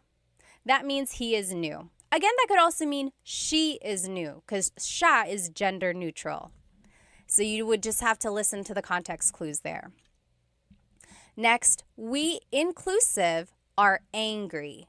Angry in Tagalog is galit. Galit. How would you say we inclusive are angry? That means all of us as a class. That's inclusive. Everyone, all of us, we are angry. How would you say that? We are angry.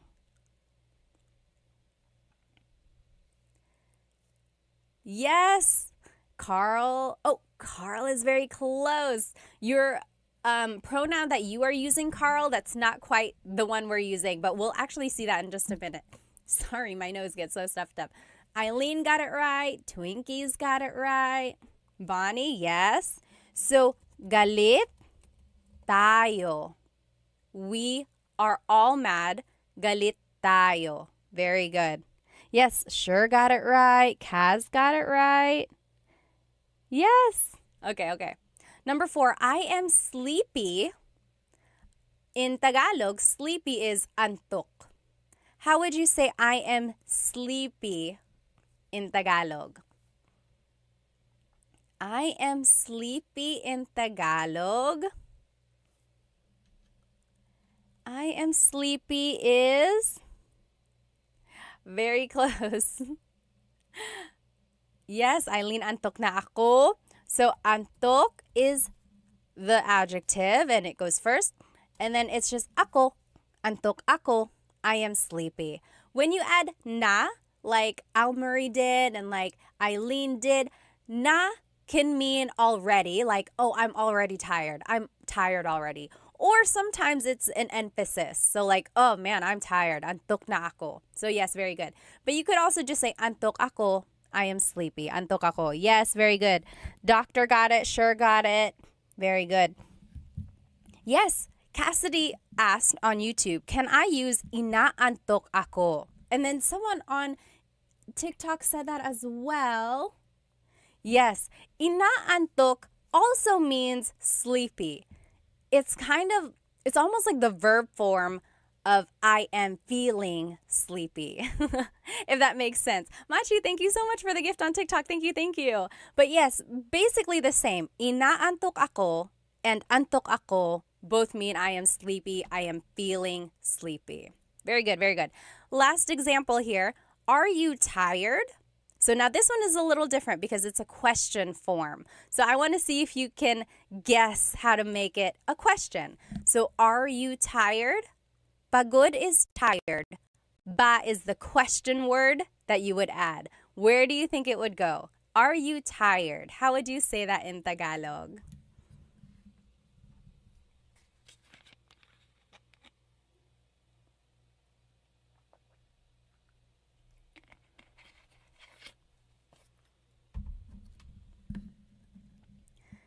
Yes. Let's see. Eileen got it. Someone said, I think Eileen already knows how to speak Tagalog. It's okay. Everyone is welcome. Yes, very good. I'm seeing it. I'm seeing the correct answer. Kaz got it. Doctor got it on YouTube. It's These got it on YouTube. Kevin, you got it also. Almarie, yes, Jay, Siswo, you guys are all getting it. So, are you tired in Tagalog? Pagod is the adjective. Remember the adjective goes first. Pagod. Then it's the pronoun you, ka. And then ba is at the end. Pagod ka ba? Are you tired? Pagod ka ba? You should say this to anyone you know. Maybe it's your husband or wife later tonight. You just say, pagod ka ba? They're going to be like, yes, I am. First of all, where did you learn that? Pagod ka ba? So if it's just the phrase, pagod ka, you are tired, pagod ka. But when you add the ba, it turns it into a question. Pagod ka ba? Are you tired? Okay? Carl said, do you do live daily? No, usually I've been trying to do Thursdays, so Tagalog Thursdays. And then there was one other time this week when I went live and I did the same lesson that I had already done just to get an idea of who would be watching. So I might do that. I might do the same lesson another time just so people can see it if they weren't able to join live. Although the recording does pop up on my YouTube, but I know people want to be in the live so they can ask questions as well. Hang on, let me catch up on some of these questions. Okay, someone asked, how do you use nang? N-G. So this is not really related to adjectives, but I want to answer this question. So let's look at the word nang, N-G. Nang is actually a preposition. Sometimes it's an article. Sometimes it takes the place of like something else. Sometimes it's just a sentence marker, meaning it doesn't have a direct translation. Here's an example of when nang is used. So let's say, kumakain ako. I am eating. Kumakain ako. Kumakain ako. I could say, kumakain ako ng saging. I am eating a banana. Kumakain ako ng saging. So in this case, it's translating as I'm eating some or a banana. So it's like an article. Does that make sense? So kumakain ako ng saging. Or nanonood ako ng TV. I'm watching some TV. So nang is just an article. Again, sometimes it's a sentence marker. It's usually the word that comes before a noun. Good question, though. Okay, let's move on with our lesson here. So that is one way to use adjectives. It's just the adjective and pronoun. Masaya sila, bago siya. Easy, right? Just 2 words and you already have a complete sentence. Next, I forgot who it was. Someone on my TikTok said, what is ganda mo? Or could you say ganda mo? Yes, and here it is. So let me make my screen bigger again. There are different ways to say the adjective. So we learned maganda ka, so adjective then the pronoun. But there's this other way to say a compliment or to say a description. It is ang, then the adjective root, and then it's the pronoun. For example, we learned mabait ka, you are nice, mabait ka. But you could also say ang bait mo, that also means you're nice. Ang bait mo. So do you see they are very similar? Mabait ka, ang bait mo. They both mean you are nice. There are some differences here. For one thing, you're only using the root of the adjective, right? We're not saying mabait. We're only saying bait. So we're using the root of that adjective. Another difference is that we are using a different pronoun. So instead of ka, now it's mo. Someone asked about that as well. Can you use ka and mo interchangeably? No, there's actually certain sentence structures where you have to use one over the other. So literally, ang bait mo means your niceness. It's almost like saying you have the quality of being nice. So it's very interesting. Let's see some more examples here. Ang talino mo, you are smart. Ang talino mo, you are smart. Because earlier we saw matalino ka. Matalino ka, same as ang talino mo. And then, ang ganda mo, you are beautiful, same as maganda ka. Maganda ka. And then another example, ang bagal mo, you are slow, versus mabagal ka, you are slow. Some would even say that this form, ang bait mo, is a little bit more with emphasis. Like, if someone was walking really slowly and you're like, oh, mabagal ka, you're slow. But if you're like, oh, ang bagal mo, you are so slow. That's kind of like sometimes when you might use one over the other. But generally, they are interchangeable. Yes, let me catch up. Winter Storm said, I see it like your goodness and you're good. Yes. That's kind of the idea. It's like it's almost like the noun form of the adjective versus the adjective describing someone. Yes. Wonderful Day said, ang galing mo. Yes, that's another example. Like, magaling ka, you are good. Magaling ka, you are good at doing whatever you're doing. Or ang galing mo, you are good. Yes, very good. So you're just using the root of the adjective. Okay. Yes, someone said, you got a YouTube channel? Yes, it's the same, Tagalog Time. I have full Tagalog lessons all on there as well. Someone joined on my Tagalog lesson recording and they were like, uh, I think they just wanted a faster lesson. Whenever I do a live, I sit and I try to catch up on comments and things like that. And they were like, can you go a little bit faster? If you want a straightforward lesson, I would say go watch my full length Tagalog lessons because those are just straight to the point. There's not a lot of fluff. And then, of course, on my YouTube, I like doing polls, like challenges, which we'll do later. So that takes up some time too. Let me see these comments on YouTube.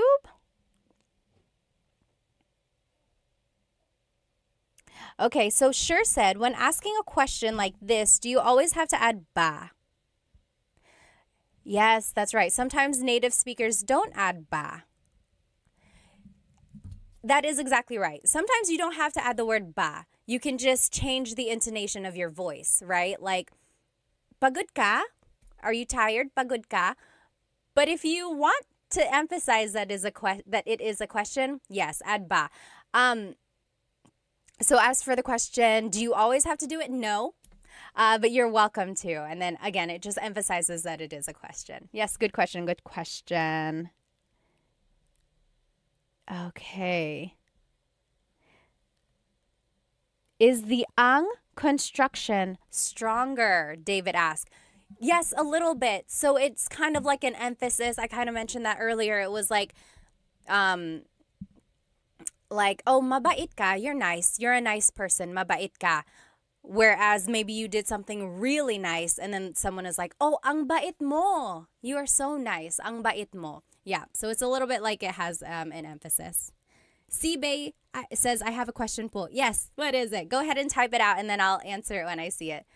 So let's move on with our lesson. I want to show you the different possessive pronouns that you can use with this sentence structure. So now, ang bait mo is using a possessive pronoun. Earlier, we were using a subject pronoun. So these are the different possessive pronouns. Ko means I. Mo is you singular, ang bait mo. Ang bait niya, he or she, niya, he or she. Nila is they, ang bait nila, they are nice. Natin is we inclusive. Maybe we all did something nice, so I'm like, oh, ang bait natin. We are so nice. Ang bait natin. All of us. Versus, ang bait namin, we or me and someone else, we are nice. Ang bait namin. You're not included. I'm just telling you about it. And then, ang bait ninyo, you all as a class. Ang bait ninyo. Okay. So those are the different possessive pronouns. So whenever you're using the ang sentence structure, you have to use a possessive pronoun. And it's almost like because bait is a noun, so it's almost like the person in the sentence possesses that quality. That's kind of how I see it. So again, when you're using po, you have to use the plural you pronoun. So instead of ang bait mo, it's ang bait po ninyo. Ang bait po ninyo. And po goes after the word bait here. And that doesn't really fall under the po placement rules that I had mentioned earlier. Usually po is the second word, or it goes after the words ko or na, or it goes after a set phrase. This one is just like a miscellaneous placement. But again, you can always add po to the end and it would work. Okay. Now, let's do some examples. Oh, I just want to show you again these Tagalog adjectives. We just saw these, and I want to show you that you can use them in this ang format. So, mabilis ka, you're fast, mabilis ka. Or, ang bilis mo, you're so fast, ang bilis mo, ang bilis mo. Again, it's not always an emphasis, but that's kind of sometimes when it's used. Or, madumi ang bahay, the house is dirty, madumi ang bahay. Or, Ang dumi ng bahay. Ang dumi ng bahay. So again, same translation there, just kind of a different way to say it. But they are interchangeable. Feel free to use whichever you would like. So let's do some practice questions with this ang sentence structure. So it's the word ang, which technically means the, but sometimes it translates to it is. So ang, and then it's the adjective root, and then it's the pronoun. And then beneath that are the possessive pronouns that we talked about.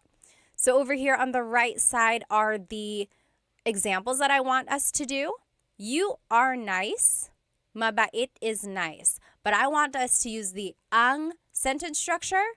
So we actually wouldn't use the whole word mabait. It would be ang, and then the root bait, and then you, pronoun is mo.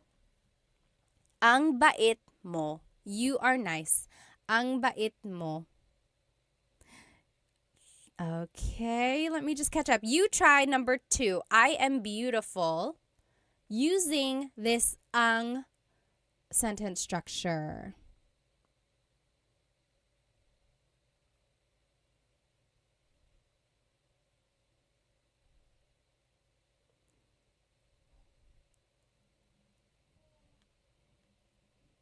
I will answer in just a minute.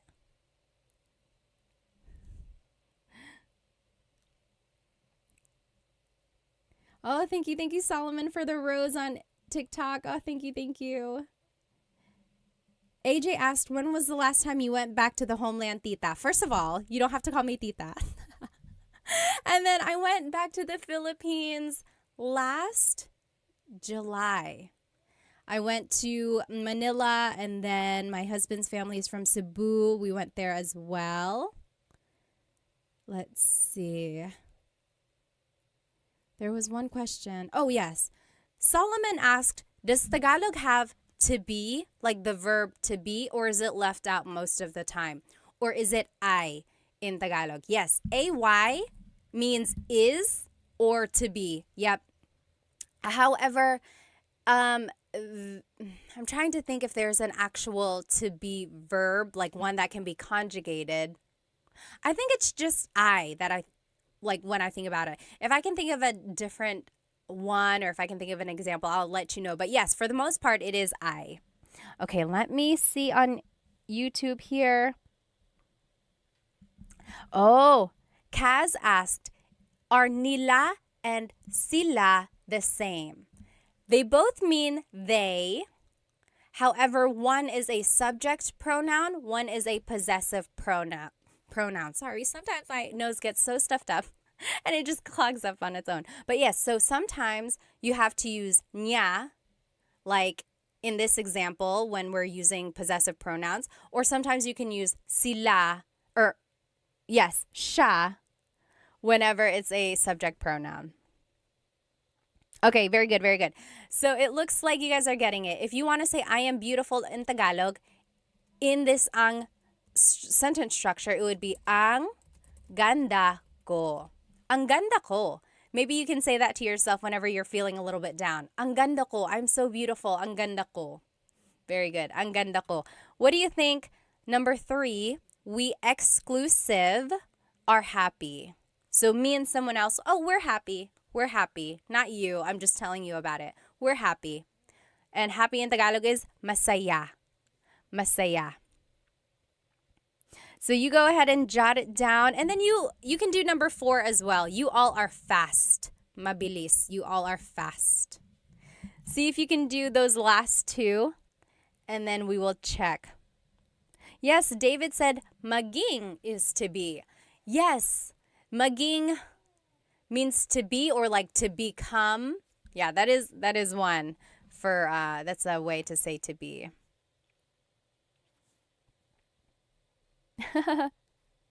Nez said, mapalad ako kasi guro mo ko po. He feels lucky because I'm his teacher. Oh, thank you po. Masaya kami. Yes. Oh, very close. So yes, those are good.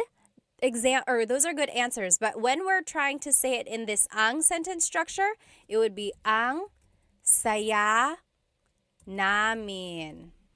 Ang goes first, then it's the root of the adjective, and then it's the pronoun we exclusive, which is namin. Ang saya namin. We are happy. And then how would you say you all are fast? You all are fast. How would you say you all are fast? Oh, very close. Kaz said, ang bilis nila. You plural is actually ninyo. Ang bilis ninyo. Maybe you're walking behind some people and you're being left behind. You could say, oh, ang bilis ninyo. You all are fast. Ang bilis ninyo. Very good, very good. I know these these possessive pronouns can get a little bit tricky.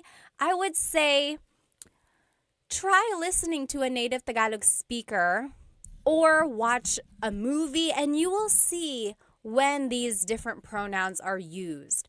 And I think that'll help kind of decipher when to use a subject pronoun, when to use a possessive pronoun.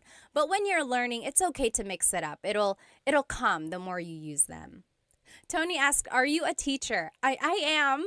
I used to teach like elementary faith formation, like at church, there's like CCD classes. And then I got my teaching license. At one point, I could teach high school, which was very hard because I look very young. But yes, and then I just love teaching Tagalog. You guys on YouTube, why didn't you tell me that my face was covering up part of the page again? I'm so sorry. Next time I'll make sure that's not covering it. But yes, okay, let's go ahead and do this other sentence structure. So those are some ways to use adjectives with a pronoun. Now, if we want to use it with a noun, it would be adjective, then it's the word ang, then it's the noun.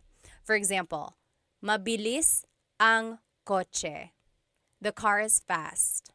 Mabilis ang kotse. Or you could say, mahal ang bahay. The house is expensive, or a house is expensive. Mahal ang bahay. Mahal ang bahay.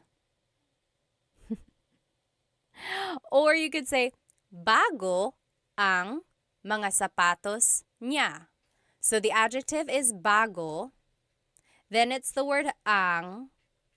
Then it's mga sapatos, shoes, mga sapatos. And then niya is hers. So her shoes are new. Bago ang mga sapatos niya. And I wanted to show you the mga sapatos because if you want to make something plural, you have to add this word mga. Mga sapatos, shoes. And then another example, maliit ang pusa. The cat is little. Maliit ang pusa. Okay?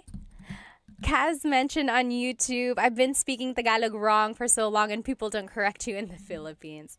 Sometimes they don't. Sometimes they don't care. Sometimes they will correct you and help you out. Okay. Oh, yes. Nez said, make a video of how to use nang as a marker. I will. Maybe some prepositions, a video about that. Let me see on TikTok. Tony asked, do people mostly speak Tagalog or Bisaya? So it depends on where you go. In Luzon, up in like the northern area of the Philippines, sometimes in the central areas as well, those are the Tagalog speaking regions. When you go south, like in Cebu or Leyte, that's where they speak Bisaya. And then all around the Philippines, there are lots of different languages and dialects as well. Let me see.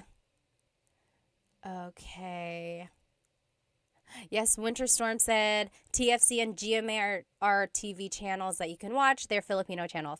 Okay, so those are just some ways to use the sentence structure. Adjective, then ang, then noun. So let's do some practice. Pretty easy, right? You just have to plug in the vocab. Up here in the top left is the sentence structure that we just learned. And then here's some examples. The food is hot. And I gave you some vocab words. Mainit means hot. Pagkain means food. How would you say the food is hot? We can do this one together. So the adjective goes first, which is mainit. Then it's the word ang. Then it's the noun. Food in Tagalog is pagkain. You guys on YouTube, I'm covering it up again. We'll fix that. There we go, there we go. So mainit ang pagkain. The food is hot. You try number 2. The show is scary. The show is scary. How would you say that in Tagalog? Baby Doll said, I love this live. When will you be doing these lives? I try to do Tagalog Thursdays. So, yes, hopefully on Thursdays I'll be here again. And then I'm going to try to do the same lesson on a different day for those who weren't able to join live. So if you happen to catch me like on a random day, it might be the same lesson that you've already seen if you were with me on a Thursday. That's because I like to include people who might have wanted to join. But this recording will be up on my YouTube after the live if you just want to watch it there. Let me see.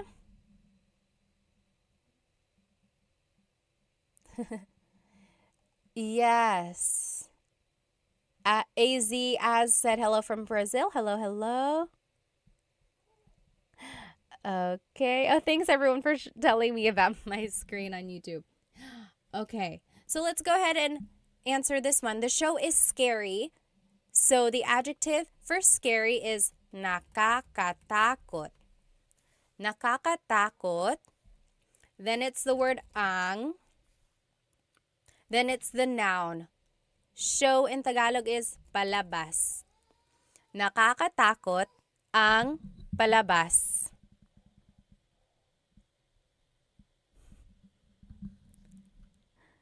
Yes, you're right, you're right.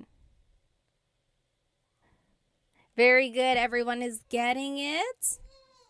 Nakakatakot ang palabas. Okay, next, the house is messy. The house is messy. Magulo means messy. Bahay means house. David asked, is ang takot ng palabas okay? So this is an example of when you cannot use the ang sentence structure. So you cannot use ang takot ng palabas. That doesn't really work. It's almost like you're saying the show is scared or something like that. So it doesn't really work like that. There are certain adjectives where you can't use them in another sentence structure. Okay, very good. Solomon got it right. Ang gulo ng bahay, you can say ang gulo ng bahay, or you can say magulo ang bahay. Magulo ang bahay. Very good, very good. Dennis got it right. Kaz got it right. Aimee got it right. Very good, very good. Busset got it right. Awesome. Okay, next, the woman is beautiful. Babae is woman. Maganda is beautiful. And then if you want, you can go ahead and do the last one as well. The man is handsome. Lalaki is man. Guapo is handsome. So how would you say the woman is beautiful, the man is handsome in Tagalog? The woman is beautiful is maganda ang babae. Yes, very good. Dennis got it right. Very good. And Dennis and Kaz both said, magulo ang buhay ko. So instead of bahay, they said buhay. Buhay is life. Yes, my life is crazy. My life is a mess. So if you want to say the woman is beautiful, it would be maganda ang babae. Maganda ang babae. If you want to say the man is handsome, it would be guwapo ang lalaki. Guwapo ang lalaki. So that's just the simple sentence structure. Adjective, then the word ang, and then it's the noun. Very good, very good. Amy got it right. Base got it right. Filipino kasi ako, ate. Mabuti naman. Okay. So that's another sentence structure. And this is the last sentence structure that we will see here. So now, if you want to be specific about a person and you want to say their name, this is how you would do it. So it's the adjective first, like we've been seeing the whole time. And then it's this word, si or sina. And then the person. So you'll see what I mean. Tahimik si Tita Baby. Tahimik si Tita Baby. That means Tita Baby is quiet. Tahimik si Tita Baby.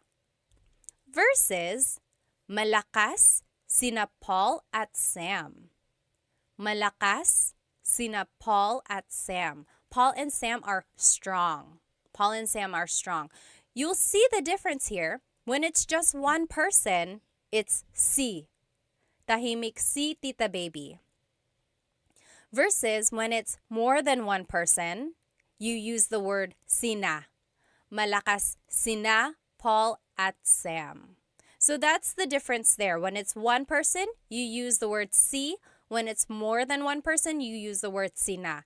And that word si or sina is kind of like a preposition or like a sentence marker before a person's name.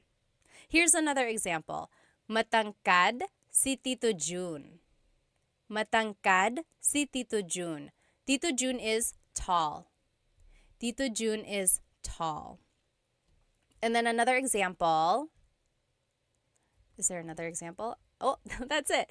So those are the three examples. So the only thing to remember here is if it's one person, it's si. If it's multiple people, it's sina. Okay. Let me catch up. Someone had a good question up here. Going back to one of the examples, Amy said, can you use maganda yung babae? Because we said maganda ang babae.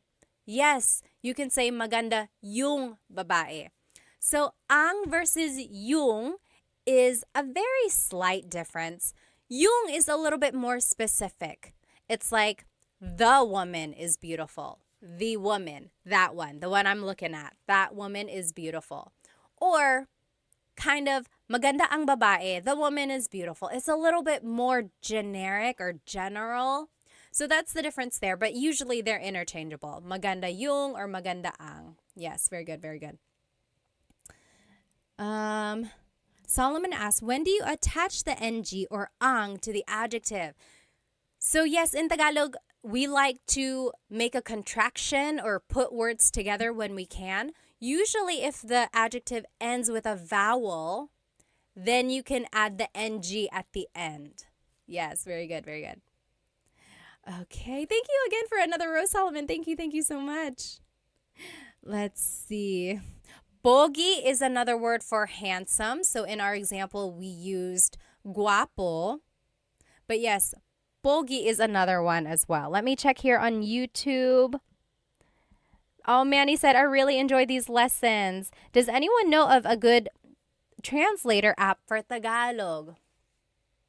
I don't know any apps, and I'm trying to think like Google Translate will get the job done. It's not always 100%, but I would say maybe start with Google Translate, and then the more vocabulary you learn on your own, I would say maybe like just kind of add to that. But their sentence structures aren't always correct, like their grammar. Very good. Okay, let's keep looking.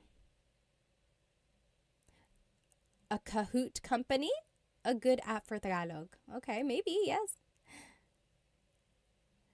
Jaina asked, how do you know when to interject po? How to after the words around it. Okay, so basically like when do you add po?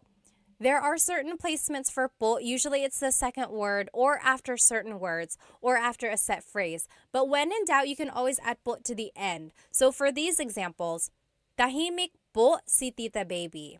Tita Baby is quiet. Tahimik po si Tita Baby. So it's the second word there. Or malakas po sina Paul at Sam. Malakas po sila Paul at Sam. So second word again. Or matangkad po si Tito June. So for the most part, it's the second word. Okay, let's take a look at these examples. So at the top left corner is the sentence structure that I showed you. So adjective, then it's si and sina. And then it's the person's name. So let's take a look at the first one.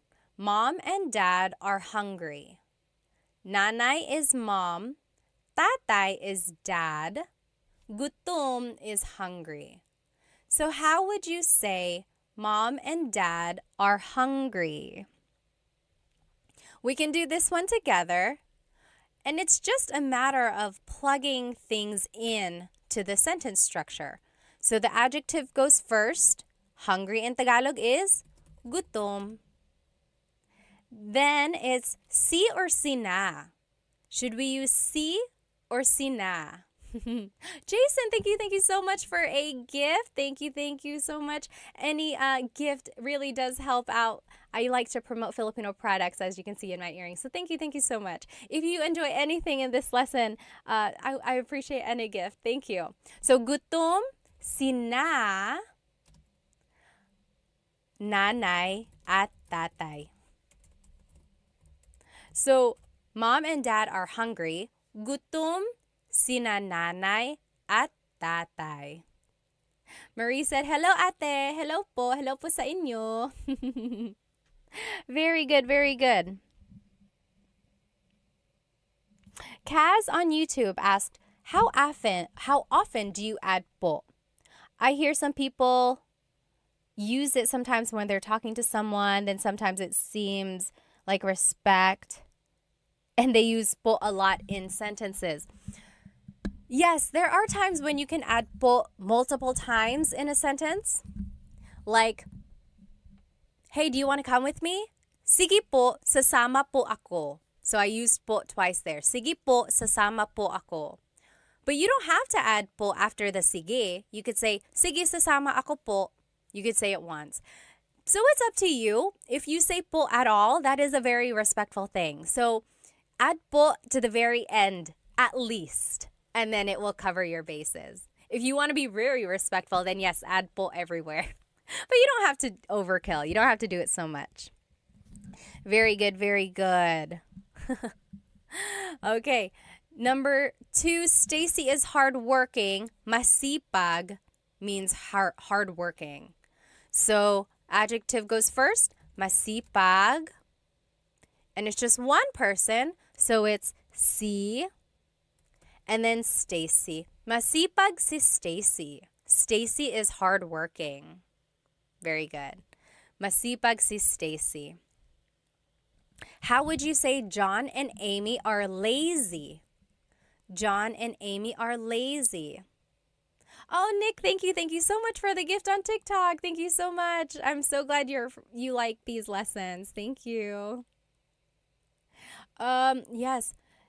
Sean said, so po is out of respect for elders. Yes. So whenever you're talking to someone older than you, definitely your grandparents, even if it's someone else's grandparents, always add po.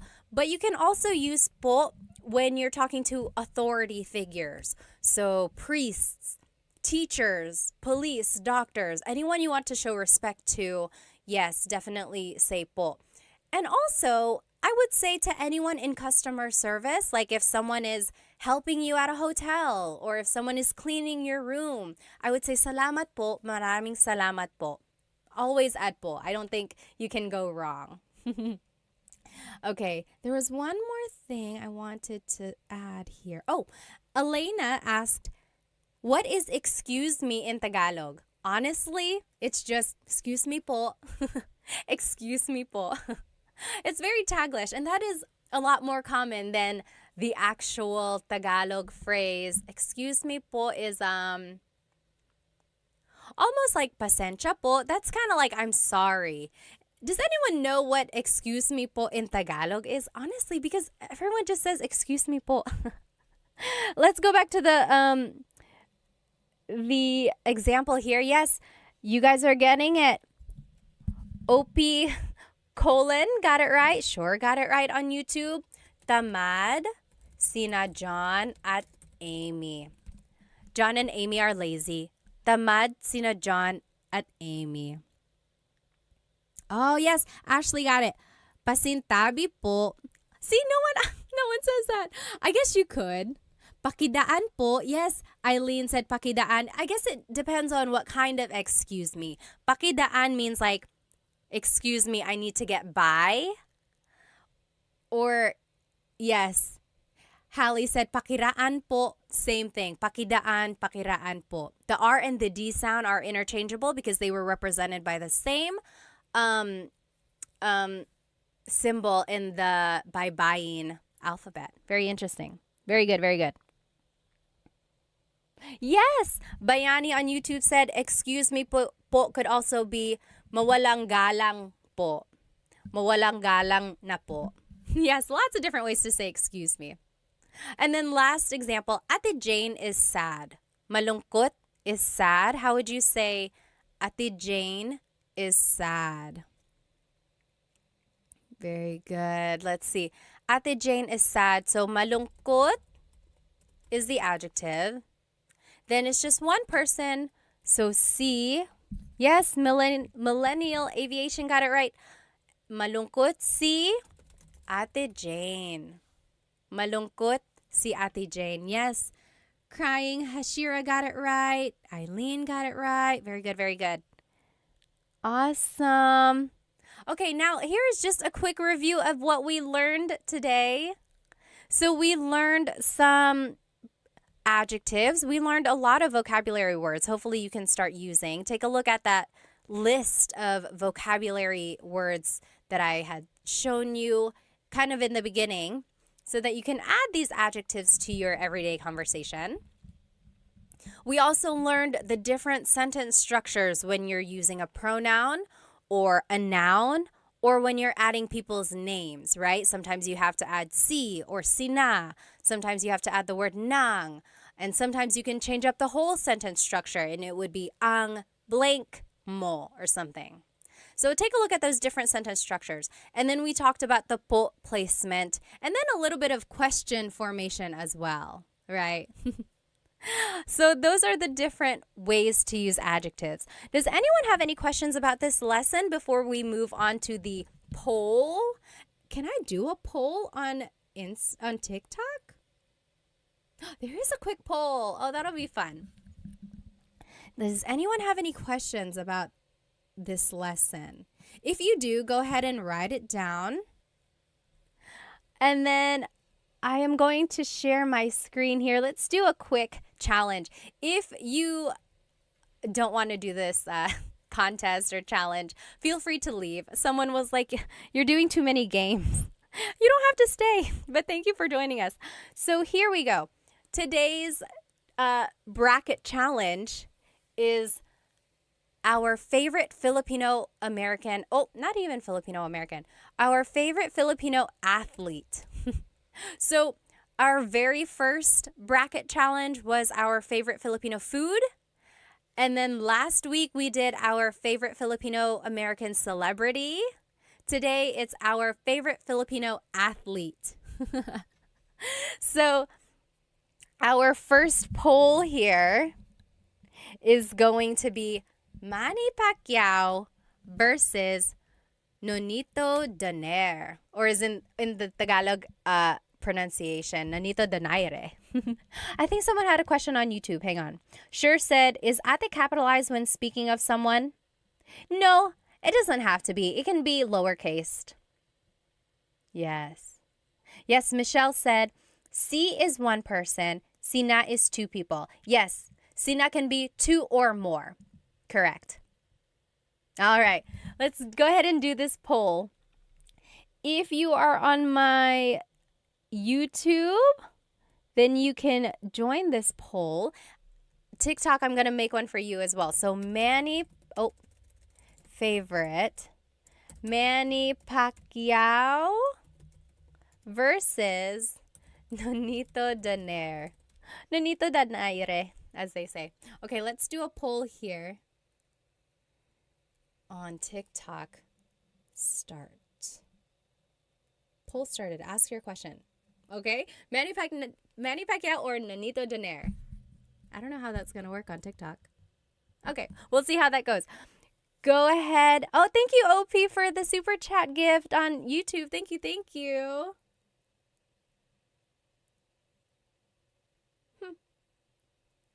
Okay. There we go.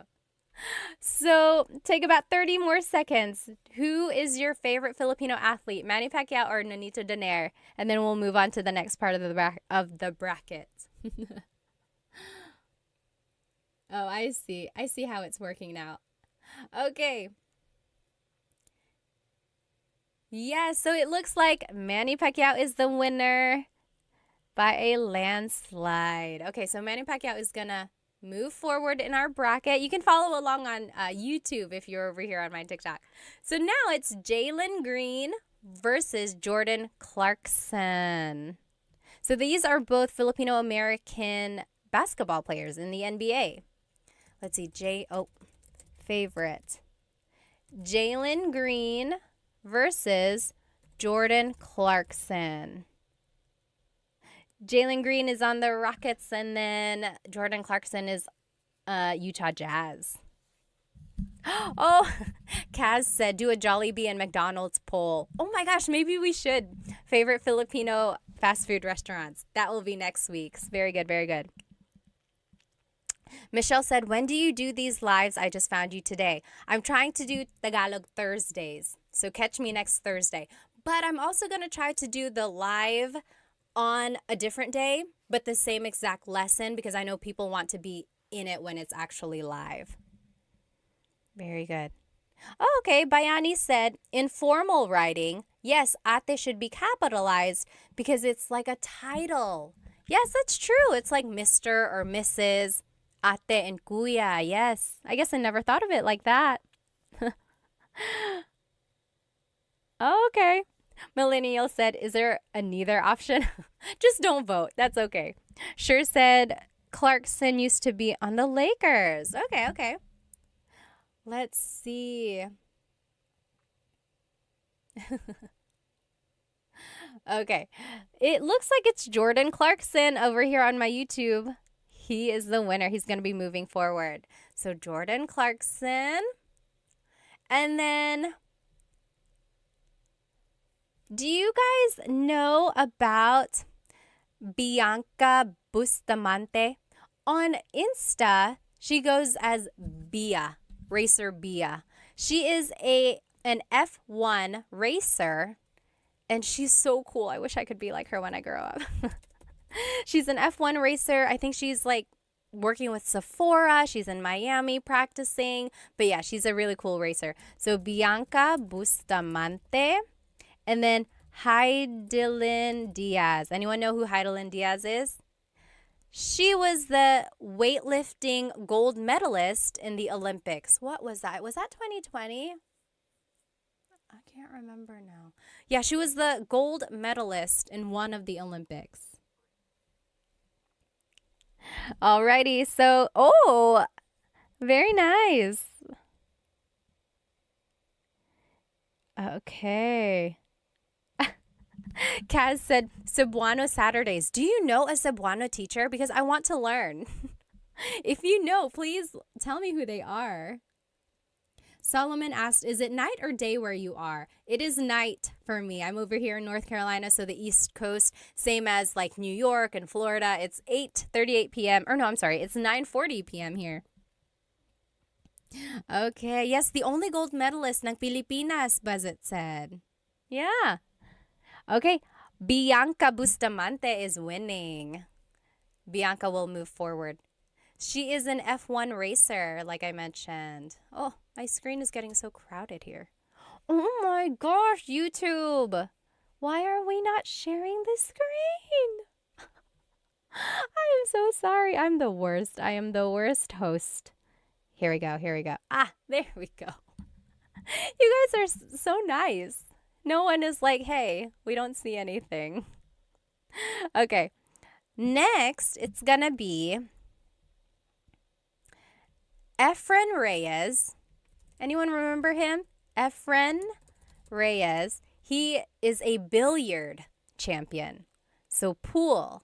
And then Alex Iala. She is a tennis player. So definitely different generations there. Alex is young. Efren is a little older. Let me see. Bayani said Jordan Clarkson should start learning Tagalog. Yes. Sure said Pinay F1 racer. That's so cool. Yeah, she is really cool. Very good. Very good. Let's see. Maya said, did you grow up on the East Coast? Yes. So my family immigrated to North Carolina and we've been here ever since. I moved here when I was 2. Dalawang taon. Oh, Efren Reyes is winning. We have some old folks in here. Old at heart. Okay. So Efren is moving forward. Oh, as Bayani said, he is the goat. We can't mess with the goat. Okay, next. Okay, now we're moving on. It's going to be Manny Pacquiao versus Jordan Clarkson. Manny Pacquiao versus Jordan Clarkson. Do you guys remember when he got knocked out? Or are we not talking about that? I remember exactly where I was. I remember how I felt. 2008. We're not, I guess we won't talk about that. Oh, yes. Gabriel said, I have a friend who is what I. I wish she can join you and have what I Thursdays. And then John said, what I always sounds mad. There are some languages and dialects that just sound so angry, but they're not. That's just how they are. They're like very strong in their pronunciation. Okay. Oh, Manny Pacquiao is beating Jordan Clarkson. Oh, John said not sweet like Ilongga. Do they have a sweet tone? Veronica said, my fam is from Catanduanes too. Talaga? Taga saan sa Catanduanes? My family is from Bato. We usually fly into Virac. Very nice, very nice. Okay. Manny Pacquiao is winning. Manny Pacquiao is going to move on. No surprise. I am not surprised.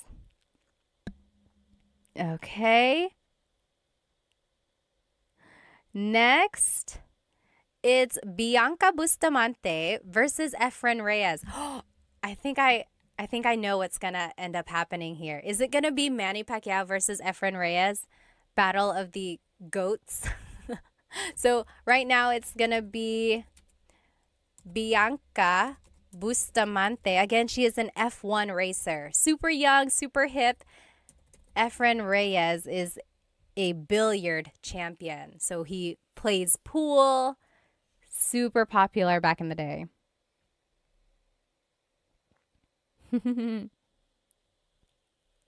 Kaz said, Ilocano is the angry bird dialect. On a scale of 1 to 100, how would you rate your Tagalog in terms of speaking? I would say 95%. I'm pretty confident in my Tagalog speaking skills. There are times when I get nervous. So when I'm speaking to my mom, for some reason, whenever I'm speaking to my mom, I speak to her a lot in English because I don't know, I feel like I get nervous in front of her. But she was the one who really pushed me to speak Tagalog when I was growing up. I remember when I was a kid and I would be speaking a lot of English, she would tell me, hindi ka na nagtatagalog. You're not speaking Tagalog anymore. Hindi ka na nagtatagalog. So then that would like push me back into speaking more Tagalog. So yeah, I get nervous around her. I get nervous around my family in the Philippines sometimes. Like I just get kind of self-conscious about my accent and then I stumble over my words. But that happens to everyone. So if it happens to me, I mean, don't worry about it if it happens to you, right? Let's see. Maayong buntag po. Hello po. That's Cebuano, right? Tagalog is easier, but I'm still at nosebleed level. So nosebleed is what people say whenever they're having a hard time speaking. Usually Filipinos will say, "Oh, nosebleed ako," or "I'm having a nosebleed," because they're having a hard time speaking English. Let's see, who's the winner? What? Bianca Bustamante is beating Efren Reyes. I'm kind of surprised here. I really thought it was going to be a battle of the goats. Like a battle of the older male athletes. Wow. Well, go Bianca.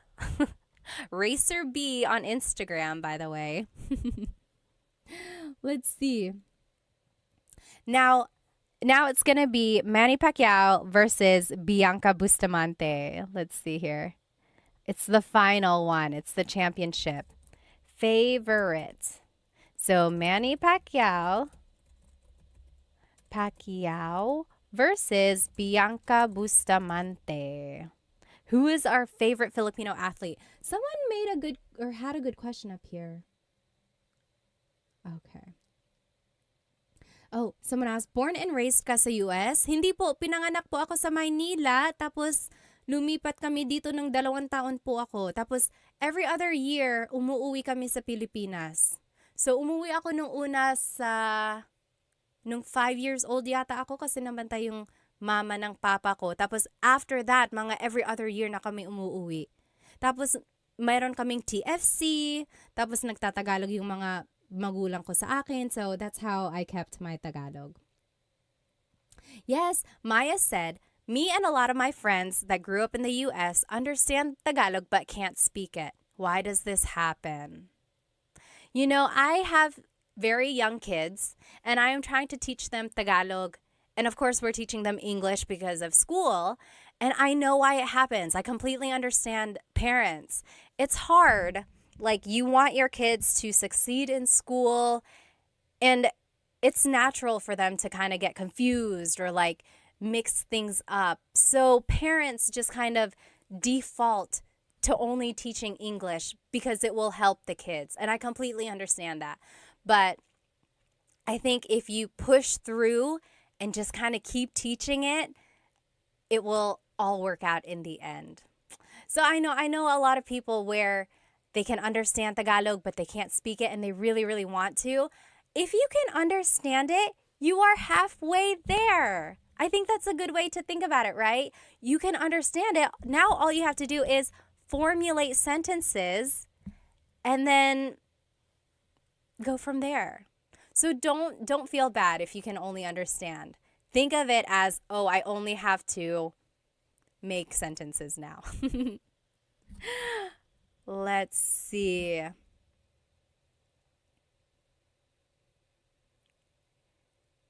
Let's see. Tony, are you married? Yes, I am, and I have kids. Yes, we've been married for 2017, 18, 19, 20, 21, 22, 23, 24. 7 years. Oops. I don't know what your name is. It's in characters. But yes, someone asked, that's rare, yung marunong magtagalog na lumaki sa US. Opo nga, ngayon ko lang na-appreciate actually, ngayon na matanda na ako. Pero nung bata ako, I always kind of got teased na marunong ako magtagalog. Okay, let's see who's the winner. Manny Pacquiao is the winner. He is the overall favorite Filipino athlete. Although I know there are some things that he's said and done that kind of make him not the favorite. Okay, Kaz said, I'm learning Cam Norte Bicol language. And then there's Sorsogon. Yes, my mom's side of the family is from Sorsogon, actually. Bayani said they forgot the greatness of Efren Reyes. I know, I was so surprised about that, actually. Let's see, does anyone have any questions about anything we learned today? Anything? Hello. Now that we are done with the lesson, I'll just turn on my camera here. Anyone have any questions about adjectives or about sentence structures, or if there's anything you want to learn for next week, please write it in the comments because I love tailoring my lessons to what you want to learn.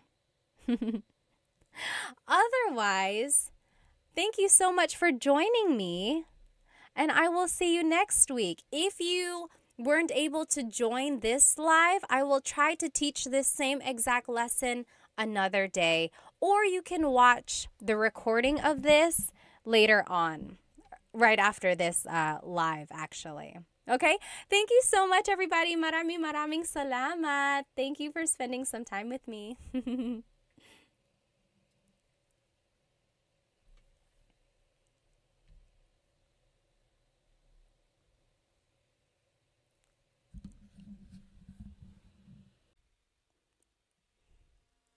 Hello, hello, everybody. Welcome, welcome. I am live right now on Instagram, on TikTok, and on YouTube. Hello, hello. I hope you have had a great week.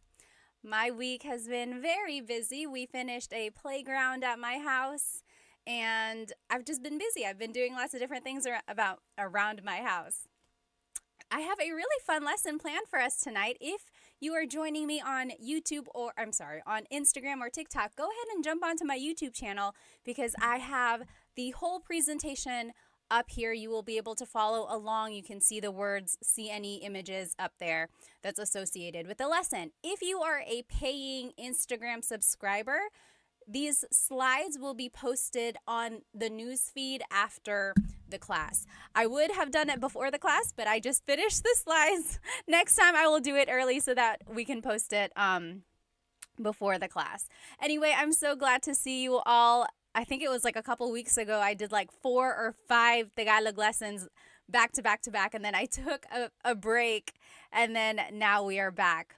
And the last couple lessons were just like games. We played Jeopardy, we played Filipino bingo. Tonight's class is a true Tagalog lesson. So again, if you are joining me on YouTube, again, on Instagram or TikTok, go ahead and jump onto my YouTube channel where you can see this whole presentation. Let me just make sure everything is set up here. Okay. Hello, hello. Go ahead and write where you are currently watching and how old you are. I always like to know my demographics, where everyone is, how old you are. I always have some people who are super young, like Dita, who's 12 years old, watching from India, right? And then sometimes I get people who are just seasoned, as I call it. And also let me know why you are learning Tagalog. I like to know. Some people are either in a relationship with someone who speaks Tagalog, or they are relearning it. Maybe they knew it before, they lost the skill because they don't speak it with anyone anymore, and they just want to learn it. Or maybe you were never taught Tagalog, which is a very common thing if your family moved to a different place. Or maybe you are just someone who loves the Philippines, who loves the Filipino culture. Maybe you are traveling there for work. Tell me in the comments why you are learning Tagalog and where you are and how old you are. Basically, tell me your whole life story, okay? Well, my name is Pat. I am 32 years old. I'm over here in North Carolina. I know a lot of people are so surprised that I'm over here on the East Coast. And I know Tagalog because my family spoke Tagalog as I was growing up. People always ask, how am I so fluent in Tagalog, but I still have like an American accent? Well, I grew up here in the States. I turned 2 years old here in the States, and then I just went to school here, elementary, middle, high school, college. All my schooling was here. And we just always visited the Philippines, and I got the Filipino channel. And again, my parents just always spoke Tagalog to me, and that's how I know Tagalog. Let me just catch up on some of these comments. I like to know who is with me tonight. Let's see, over here on TikTok, Jasmine said, I love your earrings. Thank you, thank you. These are from Sun-Kissed Pinay. Sun-Kissed Pinay, they are known for their sun earrings. Sometimes they're hoops, sometimes they're large statement earrings like these. Be sure to check out Sun-Kissed Pinay. I love, love, love them. How long is your hair? Nash said, it's too long. I know. Every time I look at it, I'm like, gosh, when am I going to get a trim? I'm going to get a trim soon, very soon. Oh, thank you so much, Floyd, for the badge. Thank you. If you are watching on YouTube, feel free to purchase a super chat sticker or whatever it's called. Or if you're on Instagram, you can purchase a badge, and then on TikTok, you can purchase a badge or a gift as well. Anything that I earn from these things, I always give back to Filipino businesses. You'll see it in whatever earrings I'm wearing or props that I have or anything like that. Okay, let's keep going. Who else? Who else? Oh, Ricky is from California. Brighter Shade is in the US, 44 years old. Sam is 49. Hello, hello. Let's see over here on Instagram. Simply Kenny said, "What's up? What's up to you? Kamusta ka?" Oh, yes. TMD Texas said, "Love the earrings." Yes. Stone Child said, "From Vancouver, Canada, learning Tagalog to connect better with my girlfriend. And we'll move to the Philippines in the future." How sweet, how sweet. Hello po, kumusta ka? Pascal said. Uh, let's see. Oh, maraming salamat, Sandy Bear. Oh, konting Tagalog, NC said. Hello, hello. Let's look over here on YouTube, and then I promise we're going to jump into our lesson. Who is over here on YouTube? Aiden is from Virginia Beach. David, is that New Zealand? Hello, hello. Sky said, "Kumusta ka?" Ray is from Australia. Hello, hello. Christopher from Orlando. Jack is from Alberta. Hello, hello. Sky is 14 years old. Hello. Orpix is from Maryland, 19. Very, very good. Oh, nag-aaral ako ng Tagalog kasi Pilipina ang jowa ko. At ang sarap ng pakinggan ng Pinoy. It's nice to listen to Tagalog, and also his or her girlfriend is Filipino. Hello, hello. My mom speaks Tagalog and I'm trying to learn, Sky says. Oh, that's great. That's so great. Amos is on vacation in the Philippines. Christopher is learning because of my fiance, it says. Vince is in Santa Barbara learning because his asawa is Filipino, his wife. Oh, that's so nice. Okay, guys, let's go ahead and jump right into this lesson. Tonight's lesson is actually about driving. So things that you can say while driving or while riding a car or while riding in transportation in the Philippines. So if you are traveling to the Philippines, you'll be able to see all the different types of public transportation over there. We'll talk about them. And then here are some things that you can say just in the car if you're driving wherever you are. Maybe while you're driving or if someone is driving you. Here are some things that would be applicable. Let me know if you can't hear me. I think you can hear me since you're answering my questions, but there shouldn't be an echo. So TikTok, Instagram, YouTube, I have 3 mics because I have 3 different platforms. Let me know if the audio goes out or anything, okay? Let's keep going. I just want to make sure I don't miss any questions here. Oh, let's see. Oh, no sound. Oh, no. It's muted. You know what? I feel like the mic... Okay. Hello, hello. Instagram, is it working now? I feel like the battery died on that mic. So sorry about that. But I'll just try to speak loudly, okay? Let's keep going. Again, if you just joined me, this whole presentation is on my YouTube channel. And you should be able to follow along. Okay, everyone, can you hear me now? Let me know if you cannot. Ray said, "How not to get scammed by a taxi in Manila." Alrighty, let's keep going. So here are just some vocabulary words about driving or about the car, about different things, okay? So these are just vocab terms. So a vehicle is sasakyan. Sasakyan. That's just a vehicle. It encompasses a bus, a car, a train, a bike. That's just a vehicle in general. Sasakyan. Sasakyan. I will say when I was growing up, my parents used coche and sasakyan interchangeably. Like if they were like, "Oh, nasan ang bag ko? Where is my bag?" They would say, "Oh, nasa sasakyan." It's in the vehicle. It's in the car. But just know that technically sasakyan is vehicle. Okay? And here are the different types of vehicles, okay? Oh, let me just double check here. Their phone is sira. Whose phone is sira? Can you hear me okay? Oh, Joyce, mommy, thank you so much for the gift on TikTok. Thank you, thank you. Okay.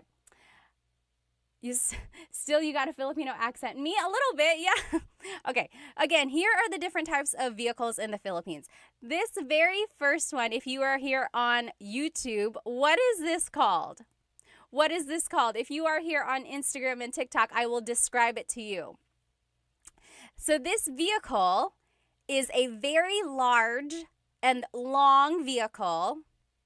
Inside it has benches where people can sit along the sides. There's usually a handrail at the top and you can grab on so that you're not like swinging back and forth. Yes, J-Rod, you got it on Instagram, and Philip Patty, you got it on TikTok. Yes, and over here, Brian, Ray, Miss Signo, Dree, yep, you guys all got it. So this is a jeepney. A jeepney. So the jeepney is this very, very long jeep. It's like a long, elongated jeep. Inside, there are benches, and people can sit on both sides of the jeepney inside. And then the handrail is there so that when the jeepney stops and goes, you're not just like flying all around inside. And some people like it, some people don't like it. I personally love riding in the jeepney, and my cousins always tease me for this because I love it. I love the fresh air. I'm doing air quotes because I mean, how fresh can the air be in Manila, right? But I love the breeze that you feel, and then I love being with the locals, but I also love that some of these jeepneys are so decked out. Has anyone been in a decked out jeepney? Some of them have like lights, like it's a disco in there, and then some of them have like music. And not like crazy loud music, but like really jazzy or like OPM music. It's a vibe. It really is. I love it. So I personally love the jeepney. When it rains, if you're looking at the picture here on YouTube, the windows are just open. There's just a big opening on the sides here. When it rains, there's like a plastic tarp that you put down over the windows so that you don't get wet. And I love it because everyone knows that. Everyone knows that when it starts to drizzle, you go ahead, you untie this plastic, and you just pull it down. It's like a known thing. You don't have to wait for the driver to be like, hey, can you pull down the tarps? You just do it so you don't get wet, right? I love it. So again, this is called the jeepney. If you have ridden in a jeepney before, leave me a jeep emoji or like a car, whatever emoji looks like a jeep over there. I love the jeepney. Another thing, if you're traveling to the Philippines, this is how you ride a jeepney, okay? So jeepney riding 101. First, you have to find the correct jeepney stop. There are certain stops where jeepneys will go, and you have to look at the sign that's on the front of the jeepney. Sometimes they're small, so if you don't know what you're looking for, make sure you have someone there who knows how to ride a jeepney. You got to look for the sign, and it'll say like, oh, Cubao or Rosas. So it'll say the location it's going to, because not all jeepneys go to the same spots, right? It's like a bus. It has a route. So you got to find the right jeepney. Once you get in, or I'm sorry, they're going to slow down. You hop in, try to hop in as fast as you can. Number one, because there might be someone behind you. Number two, because the jeepney has places to go, okay? Everyone has a place to be. So just kind of run in there. And then when you sit down, that is when you pull out your money, okay? Pull out however much it is. At one point, it was like 8 pesos a person, but it might be different. If you are in the Philippines or if you've traveled to the Philippines recently, how much is it to ride a jeepney? It could depend on like the distance, but just like generally, how much is a jeepney nowadays? Write it in the comments. Anyway, you pull out your money, and then you got to pass your money person to person until it gets to the driver, okay? And you don't have to worry about like people stealing your money or taking your money. Usually it's just like a few coins, right? Now, if you do have a big bill and then they have to give you like a big change back, that might be a little iffy. But the general idea is that you pass the money from person to person. You say, bayad po, bayad po. So bayad is payment. Po is, oh my gosh, is it 20 pesos already? JP Hustle said, wow, okay. So yes, so Yes, you say bayad po, which means payment, please. Okay, so that lets the driver know money is going to come their way. And they're usually facing forward, so they're going to reach back to get the money. Or someone might be beside them, like their assistant or something, grabbing the money. They will usually have like bills in their fingers, or they have a little container of coins and they'll just grab however much they need. Then they will send the change back to you. And again, it will go from person to person to person until it gets back to you. Okay, so that's how you pay, that's how you get your change. Now, if you are getting close to your stop, you really got to pay attention because they might just keep going. And your stop doesn't have to be at a designated stop. You can stop anywhere as long as it's on the route, right? Usually. There might be exceptions. When you get to the place you want to go, you have to say para. That means stop. Or like that's letting the driver know someone has to get off. Para po. Okay, para. So then they will stop. They will go to the side of the road. They'll stop.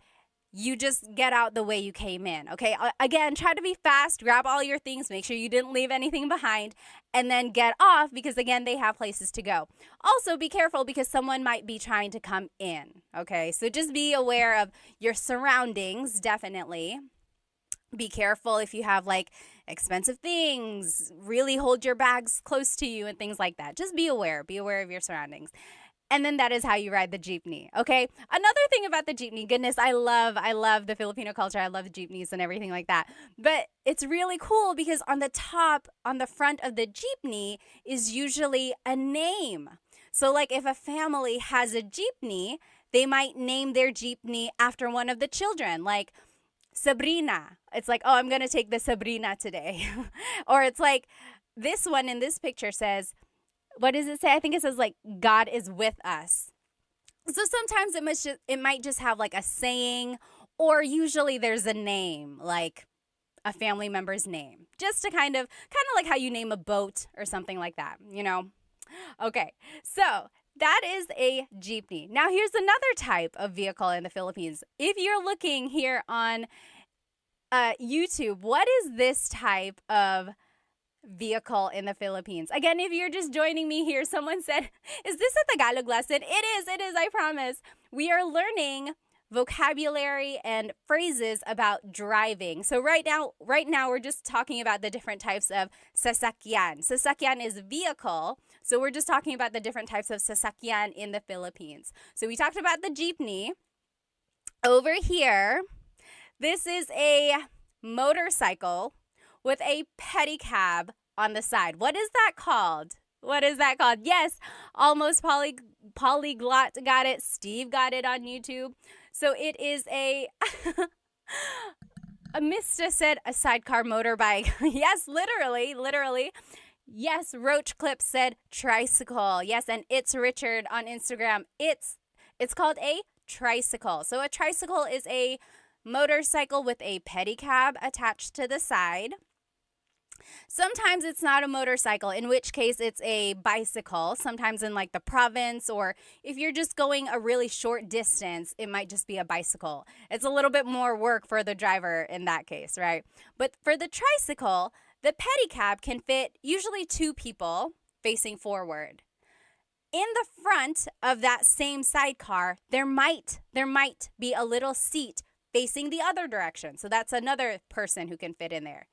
And then there might also be a little seat on the side next to the driver. So that's 4. So if there are very small people or like children, they can fit in those tiny seats. So again, there's 2 seats in the back of the pedicab. There might be a tiny seat in the front. There might be a tiny seat on the side. Okay. And then there are 2 seats behind the driver on the actual motorcycle. So that's another 2 people who can sit there. Sometimes they're usually sitting sideways so that your feet dangle off. That's just how you would fit there. Now, during busy times, like in the province or in certain places, people might latch on to the sides of a tricycle. They'll hold on to the sides, they'll hold on to the back. Some of them might even sit at the very top of a tricycle.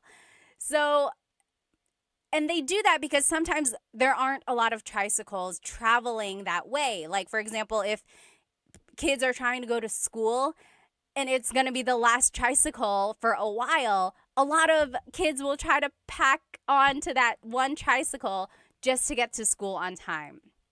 From my understanding, though, there might be some places that don't allow that just because it's a little dangerous. But again, there are some places that will try to do that as well. So a lot of people will just like hang on to the side. Some people might hang on to the back of a jeepney as well. But again, it's dangerous, so some people try not to do that. Okay. Mr. said, my head keeps hitting the top. Yes, if you are a big person, you might hit your head on the top of a tricycle. So just be careful with that. You know, in Cebu, they have very big tricycles.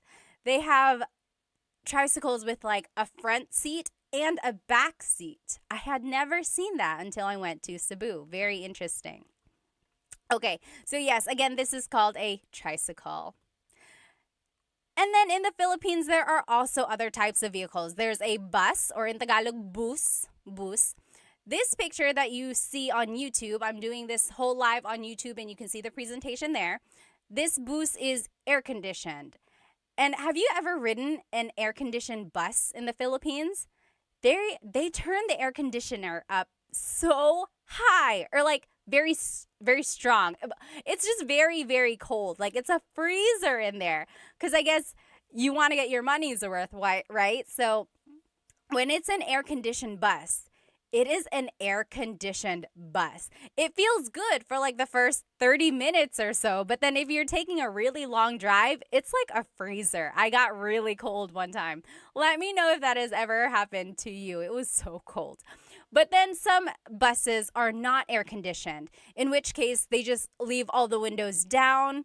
And it's like a jeepney where the air just kind of flows in and out, so it's not that hot if they're like traveling. Oh, yes. Ron Uprising said they drive very fast. They do. Unfortunately, sometimes like these big, huge buses or even like cars, sometimes they drive so fast. Like if it's a highway or if it's like just a very busy street, you really, really got to be careful. There are some bad stories of like just accidents on the side of the road, and they're so big, right? It's like you don't want to get too close to it. Okay, so there's a bus or a bus. There's also taxis in the Philippines. Sometimes they are yellow, like a regular taxi. Sometimes they are white. I think I've seen other colors as well, but usually they're like white. So someone on YouTube mentioned, don't be scammed by taxi drivers. You have to be very careful, especially if you look foreign. One thing they might do is like hike up the price for you. Another thing that might happen is they might mess with the meter so that the price is not what it should be. Another thing is that they might take you to a place they're not supposed to go, or they'll take you a long way. When I was a kid, we wanted to go to Fort Santiago, but the person didn't hear us, they said, and they were taking us to Fort something else, like Fort San Pedro or something like that. Like we clearly had said Fort Santiago, but then they were taking us to a different fort because they misheard us. So they, it was just not a very nice thing. But yes, so just be very aware. They also have like grab cab or grab taxi or something like that. That kind of helps with the liability, or like just keeps someone accountable because there's like the record of you getting that one taxi, right? So just be careful. And then there's also the MRT or the LRT. If you're looking over here on YouTube, you'll see it's like an above the ground subway. So it's like a train. And this is usually in Metro Manila. The difference between the MRT and the LRT is the route that it goes. So the MRT goes one way around EDSA, the LRT goes a different area. Okay, but just know it's like an above the ground subway. So there are lots of different types of vehicles in the Philippines. Again, let's go back to our Tagalog lesson. So vehicle in Tagalog is sasakyan. Sasakyan. Okay?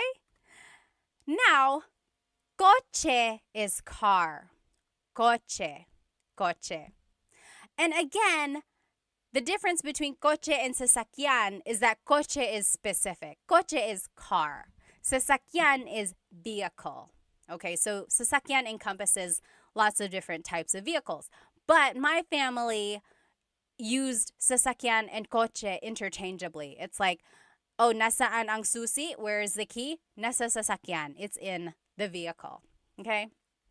Now, license plate is placa. Placa. Can you say that with me? Placa. License plate. So it's like, nakuha mo ba yung placa niya? Nakuha mo ba yung placa niya? Did you get their license plate? Like, if something happens and like you need the taxi's information, it's like, nakuha mo ba yung placa niya? Did you get their license plate? Okay? Tire in Tagalog is gulong. Gulong. Gulong. That's tire. That's just one tire. If you want to say multiple, it would be mga gulong. Mga gulong. To make a noun plural in Tagalog, you have to add the word mga. Mga gulong. Steering wheel in Tagalog is manibela. Manibela.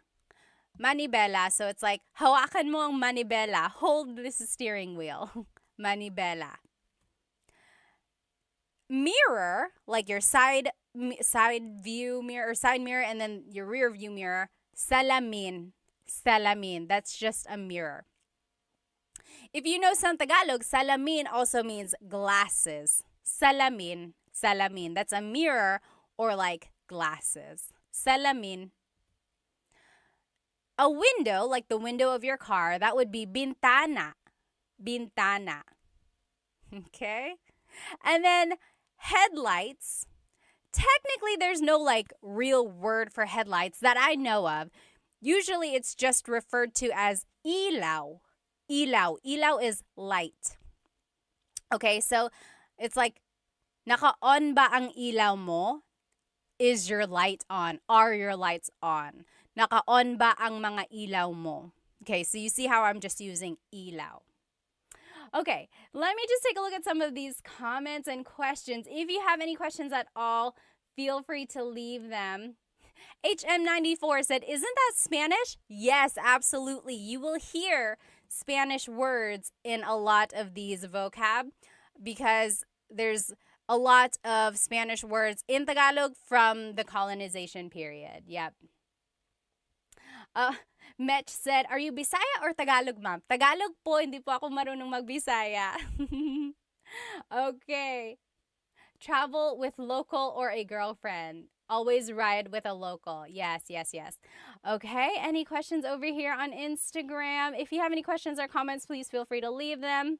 How about over here on YouTube? Oh, yes. Yes, again, over here, everyone on YouTube is like, yes, that also sounds like Spanish. You're right, you're right. Sleepy Time said, did you talk about pajak? Pajak is the tricycle that has a bicycle instead of a motorcycle. Yep, we did talk about that. We mentioned it. Very good. Oh, someone said white taxis are the worst here in Manila. Are they? So white versus yellow? Okay. Let's keep going here. Oh, yes, someone talked about the UV Express. So another form of transportation that wasn't listed here is like a taxi, but you can have multiple people in one. So it's almost like a little SUV or almost like a little van, and it has air conditioning like a taxi would, and it just picks up multiple people and makes multiple stops. Kind of like a jeepney. It's a cross between a jeepney and a taxi, right? It's like multiple people, but it still has air conditioning, and it's making multiple stops like a jeepney would. Yep, that's like a UV Express. Oh, someone asked, is there Uber in the Philippines? There is, right? I'm pretty sure. If you're in the Philippines right now, let us know. But I'm pretty sure there is. There's Uber. There's is there what is the other one? Not Uber. What are the ride share? Grab. Oh, Grab. Okay, so someone was saying Grab. Grab is like the Uber there, right? Mr. Talk said. Okay, let's keep going. Oh, yes. Someone said, I kind of like the ride share. I like it too. Yeah. Sometimes if you are trying to go to a place really, really fast, you might not want to do a ride share. Very good. Okay, yes. Everyone is saying it's Grab. So instead of Uber, it's called Grab. It's an app, right? You just have an app. Lyft. Is there Lyft in the Philippines? Yes? No? Oh, Love and Lulu said it's expensive for locals. Yeah, I can see that. So if you're getting like Grab or like Lyft or Uber or whatever, yeah, it can be kind of expensive. Grab is the best, they're saying. Only Grab and taxi, Peter said. Interesting. Okay, let's keep going. So here are some more. Let's review though. These are the vocabulary terms about driving that we've learned so far. Repeat after me, okay? Sasakyan, sasakyan. Vehicle, sasakyan. Coche, car, coche. Placa, license plate, placa. Gulong, tire, gulong. Manibela, steering wheel, manibela. Salamin, mirror, salamin.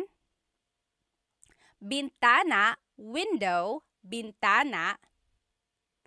Ilaw, headlight or like light, ilaw. Okay? Very good, very good. So, now a license, like the license, the ID that you carry, that is lisensya. Lisensya. So it's like, nasaan ang lisensya ko? Where is my license? Nasaan ang lisensya ko? Lisensya, that's license. Ilaw, light. So again, we used ilaw for like headlight. Now you can say ilaw for like the stop light. It's like hinto ka dun sa ilaw. Stop at that light. Okay? And then gasolina, that's gas, gasoline. Easy, right? Gasolina. Kanto is the corner, or like, so for example, if I wanted to say turn left at that corner, I would say kaliwa ka dyan sa kanto.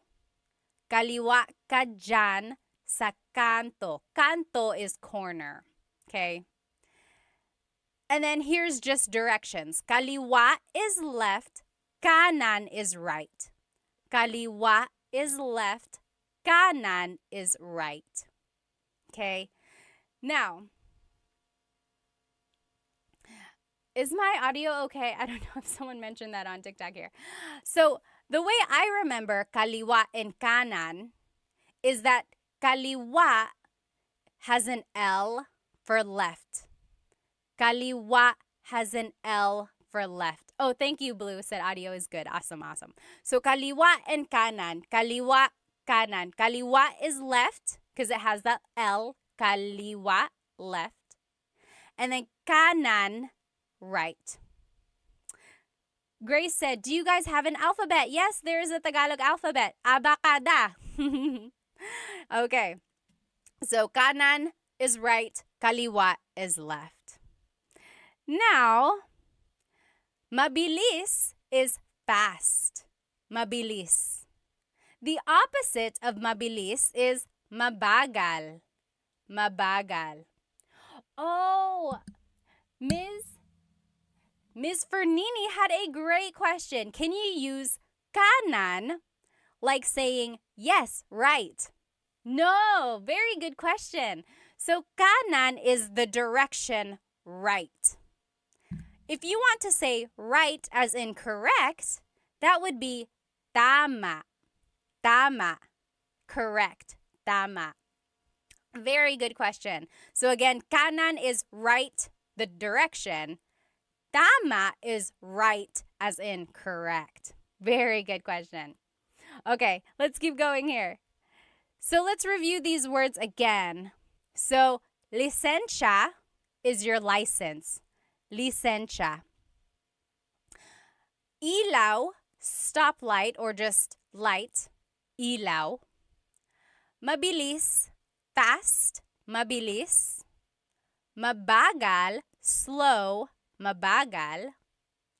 Gasolina, gas. Gasolina. Kanto, the corner. Kanto. Kaliwa, kanan. Left and right. Kaliwa and kanan. Remember, how are we going to remember kaliwa? Kaliwa is left because it has the letter L. Kaliwa is left. So kanan has to be right. Okay. Now, here are just some verbs. Okay, so here are some verbs. One thing about verbs that I want you to get from this lesson is that all verbs have a Tagalog root. Okay, so for example, maglakad is to walk. Maglakad. If I want to say I'm walking, it's naglalakad ako. Naglalakad ako. Do you hear the root word lakad? Okay, so for all of these verbs, I'm going to give you the root word. So if you can recognize the root word in a conversation, that'll kind of help you with the translation of what someone is saying. Okay, so it's okay if you don't know how to conjugate them. It's okay if you don't know how to use them in a sentence exactly yet, but just try to use this to gain vocab so that you can recognize them in a conversation. Okay. Oh, thank you. Thank you so much for the gift, Will. Thank you so much on TikTok. Thank you. Thank you. Okay. So, stop in Tagalog is hinto. Hinto. Okay, so stop in Tagalog is hinto. If I wanted to say stop here, or one way I could say it in Tagalog is huminto ka dito. Huminto ka dito. Stop here. Huminto ka dito. So do you hear the root word hinto? And then just kind of use that as a way to recognize how something is being conjugated or how the verb is being used in a phrase. Okay? Huminto ka dito. Stop here. So hinto means stop. Next. We learned this a second ago. There's another way to say stop. Stop, if you're in a jeepney, would be para. Para. Remember, if you're riding in a jeepney and you want to stop, you would say para po, para. That means stop the jeepney. But you only use that in the jeepney context. If you're riding with your friend, you wouldn't say para. I guess you could. But usually I've heard it in the jeepney setting, okay? So just know there are two different types of stop, hinto and para, okay? Tuloy means go. Actually, tuloy means continue. Like, tumuloy ka lang, keep going. Continue on. Tumuloy ka lang. Tuloy means go. Try saying these words with me. Hinto, stop. Hinto. Okay, so hinto means stop. Huminto ka dito. Stop here. Another way to say stop is para. Para. Stop the jeepney. Again, remember, para is usually used in the jeepney context. The Raffy Taffy said, this is my first live session. I love it. Salamat. That's why I said session. Do you do this regularly? I do Tagalog Thursdays. Yes, Tagalog Thursdays. And then I try to do the lesson again, like I do a repeat of that lesson another time during the week, just in case someone wasn't able to join. But the recording is always up on my YouTube channel, but I know some people like to be in the live comments, so I like to do it a couple times. Okay, so tuloy means go. Tuloy. Try saying that with me. Tuloy. Okay? Now, magmaneho is to drive. Magmaneho. Magmaneho. So you could say like, nagmamaneho ako. I am driving. It's like, oh, I can't answer my phone right now. Nagmamaneho ako. I am driving. Magmaneho means to drive. Sakay means to ride. Sakay.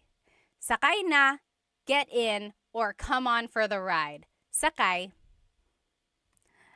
Baba, to get down or to get out. Baba. You might have heard the joke like, bababa ka ba? Opo, bababa ako. Right? So baba is a homonym, as they call it. A homonym has a couple different meanings depending on its context. So baba is like to go down or to get out. Like if you want to get out of the jeepney, you would say bababa ako. I'm getting out. I'm getting down. Or if you're riding in your friend's car, you could be like, oh, hinto ka dito, stop here, bababa na ako, I am getting out. Okay? Liko means to turn. Liko. Liko. So it's like, lumiko ka dito, turn here. Lumiko ka dito. So it's an verb. If you've been watching some of my lessons, you know that verbs come in 5 different categories: mag, ma, in, and e verbs. Liko is an verb. Lumiko ka dito, turn here. Atras is to back up. Atras. The opposite of atras is abante, to move forward. Atras, to back up. Abante, to move forward. Very Spanish, right? Going back to these different types of verbs, number 1, I have a full-length Tagalog lesson on my YouTube channel, and it just goes through how to use verbs in the present tense. And then I have another one in the past and future tense. So if you want to learn how to specifically use different types of verbs and how to like conjugate them for sentences, go ahead and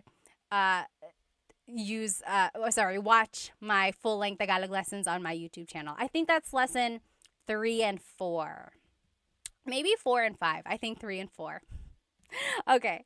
So let's try saying these verbs one more time. Again, just focus on the root. Okay? These are all the root of the verb. So if you can recognize these roots in a conversation, that should help with the translation. Okay?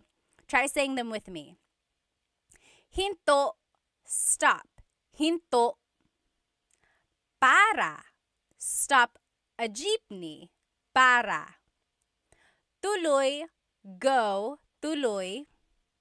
Magmaneho, to drive. Magmaneho.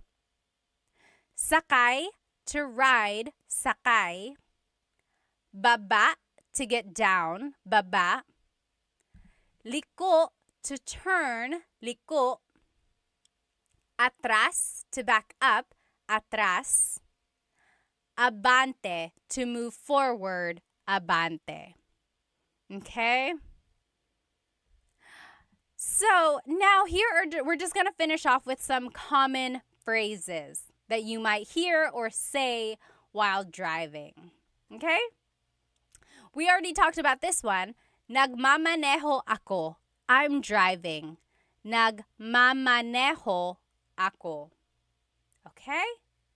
Next, sakay na, get in, sakay na. So if you are picking someone up, you could be driving and you're stopping right there next to them. You could say, hey, sakay na, get in, sakay na. Or if you are trying to get your kids in the car and they are taking so long, you could say, sakay na, get in the car, sakay na. Next, if you're out of gas, you can say, ubus na ang gasolina. Ubus na ang gasolina. So it's out of gas. And then if you want to say I'm going to get some gas, it would be maggagasolina ako. Maggagasolina ako. I'm going to get gas. It's almost like you turned that noun, gasolina, into a verb. You are doing the noun. But you could also say, kukuha ako ng gasolina or bibili ako ng gasolina, meaning like I'm going to get gas, I'm going to buy gas, or something like that. Okay? Next, repeat these phrases with me.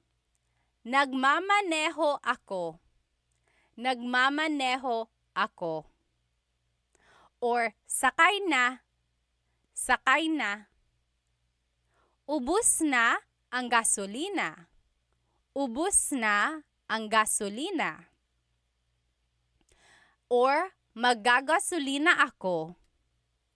Maggagasolina ako. Okay? Someone said, ang mahal ng gasolina. Ang mahal ng gasolina. That means gas is expensive. You're right, you're right. Here are just a few more phrases. Susunduin kita. Susunduin kita. So the root word sundo means to pick someone up, driving, like you're driving to pick them up. Susunduin kita means I will pick you up. Susunduin kita, I will pick you up. Okay? Now, malapit na ako, I'm close. Like I'm nearby. Malapit na ako. Malapit na ako. The opposite of malapit is malayo. Malayo pa tayo. We are still far away. Malapit na ako means I'm close, I'm nearby. Malayo pa tayo means we're still far away. Okay? And then if you finally get to your destination, it would be nandito na tayo. Nandito na tayo. That means we're here. We're here. Nandito na tayo. Maybe next time if you're driving with whoever you're riding, like whoever speaks Tagalog, and you get to your location, you say, nandito na tayo. We're here. Nandito na tayo. Try saying that. I bet they'll be so surprised. Now, if you don't know where you are, you could say, nasaan na tayo? Nasaan na tayo? Where are we? So if I was driving around and I don't recognize the place, I could say, nasaan na tayo? Where are we? Nasaan na tayo? Or you could say, nawawala ako. I'm lost. Nawawala ako. Okay, so wala means nothing or lost. So nawawala means you are lost. Nawawala ako. If someone is calling you and they're like, hey, where are you? You could say, papunta na ako. Papunta na ako. The root word punta means to go. So that means I am on the way. Papunta na ako. Papunta na ako. Okay? And then someone said this earlier. You could say, sama ako. Sama ako. Sama means to be with. Ako means I. So it's like, I want to come. Sama ako. So if someone is like, hey, I'm going to go to the store, you can jump up and you could say, oh, sama ako. I want to come. Sama ako. Alternatively, you could say, sama ka. Sama ka. That's a question, meaning, do you want to come? Sama ka. Okay? Try saying these phrases with me again. Nasaan na tayo? Where are we? Nasaan na tayo? Or, nawawala ako. I'm lost. Nawawala ako. Tanner Foss said, nawawala ako sa buhay. They're lost in life. Sana mahanap mo ang sarili mo. I hope you find yourself. Papunta na ako. I'm on the way. Papunta na ako. Sama ako. I want to come. Sama ako. Okay, so those are just some phrases. This next activity is kind of fun. See if you can understand what I'm saying in Tagalog, okay? So this is going to be like a little role play conversation in Tagalog. See if you can understand it, okay? Are you ready? O Pat, nasaan ka na? O Pat, nasaan ka na? O eto, papunta na ako dyan. Pero nawawala yata ako. O eto, papunta na ako dyan. Pero nawawala yata ako. Talaga? Anong nakikita mo dyan? Talaga? Anong nakikita mo dyan? Nakikita ko ang 7-Eleven at ang McDo. Malapit na ba ako? Nakikita ko ang 7-Eleven at ang McDo. Malapit na ba ako? Ay, malayo ka pa. Diretso ka lang ng 1 kilometro. Tapos kumaliwa ka sa Jollibee. Tapos kumanan ka sa gasolinahan. Pagkatapos nun, makikita mo na yung bahay ko. That was a lot, wasn't it? Did you get it? I will say the whole thing one more time, okay? O Pat, nasaan ka na? O eto, papunta na ako dyan, pero nawawala yata ako. Talaga? Anong nakikita mo dyan? Nakikita ko ang 7-Eleven at ang McDo. Malapit na ba ako? Ay, malayo ka pa. Diretso ka lang ng 1 kilometro. Tapos kumaliwa ka sa Jollibee. Tapos kumanan ka sa gasolinahan. Pagkatapos nun, makikita mo na ang bahay ko. What did I say? If you are just joining me, you're probably like, what are you talking about? So we are doing a Tagalog lesson about driving, directions, vocabulary, and just common phrases about like driving. And I wanted you to see if you could understand what I said. Brianna on YouTube said, I just joined. I'm very confused. I'm sorry. That was the worst time to join, but this whole recording will be up on the YouTube channel, okay? Let's go ahead and see. Yes, I see some of you guys got some of the phrases. Yes, you're writing it in the comments right now. Oh, Agzi said, I understood pretty much everything, but I would be so confused in a real situation. I think you can understand more than you think. Even in a real situation, just kind of focus on what you know, okay? So let's go through these phrases one more time to see what it means, okay? O Pat, nasaan ka na? O Pat, nasaan ka na? That means, Pat, where are you? O Pat, nasaan ka na? Where are you? O eto, papunta na ako dyan. Oh, I'm on my way there. Pero nawawala yata ako. But I think I'm lost. Yes, very good. You guys are writing it in the comments as we go. Very good, very good. Yes. J3 said, what is your YouTube channel? It's Tagalog Time. Same name, same name. Okay, very good. So I asked, or the question was, Pat, where are you? And I said, oh, I'm on my way there, but I think I'm lost. Okay, let's keep going. Talaga? Anong nakikita mo dyan? Oh, really? What do you see there? Talaga? Anong nakikita mo dyan? What do you see there? And then the response was, nakikita ko ang 7-Eleven at ang McDo. Malapit na ba ako? That means I see a 7-Eleven and a McDonald's. Am I close? Am I close by? Okay. Yes. Swingovic said, I would just say mahal kita. I don't know if you want to do that. That might give off the wrong impression. I don't know what would happen if you say that. Okay, so are you with me so far? So first, it was like, hey, Pod, where are you? And I said, oh, I'm on my way there, but I think I'm lost. Then the person asked, oh, really? What do you see? And I said, I see a 7-Eleven and I see a McDonald's. Am I close? Let's see what else I said. Okay. Ay, malayo ka pa. Oh, you're still far away. Ay, malayo ka pa. Derecho ka lang ng 1 kilometro.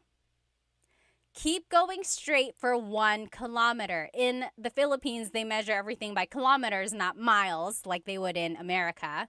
So, derecho ka lang ng 1 kilometro. Go straight for 1 mile or 1 kilometer.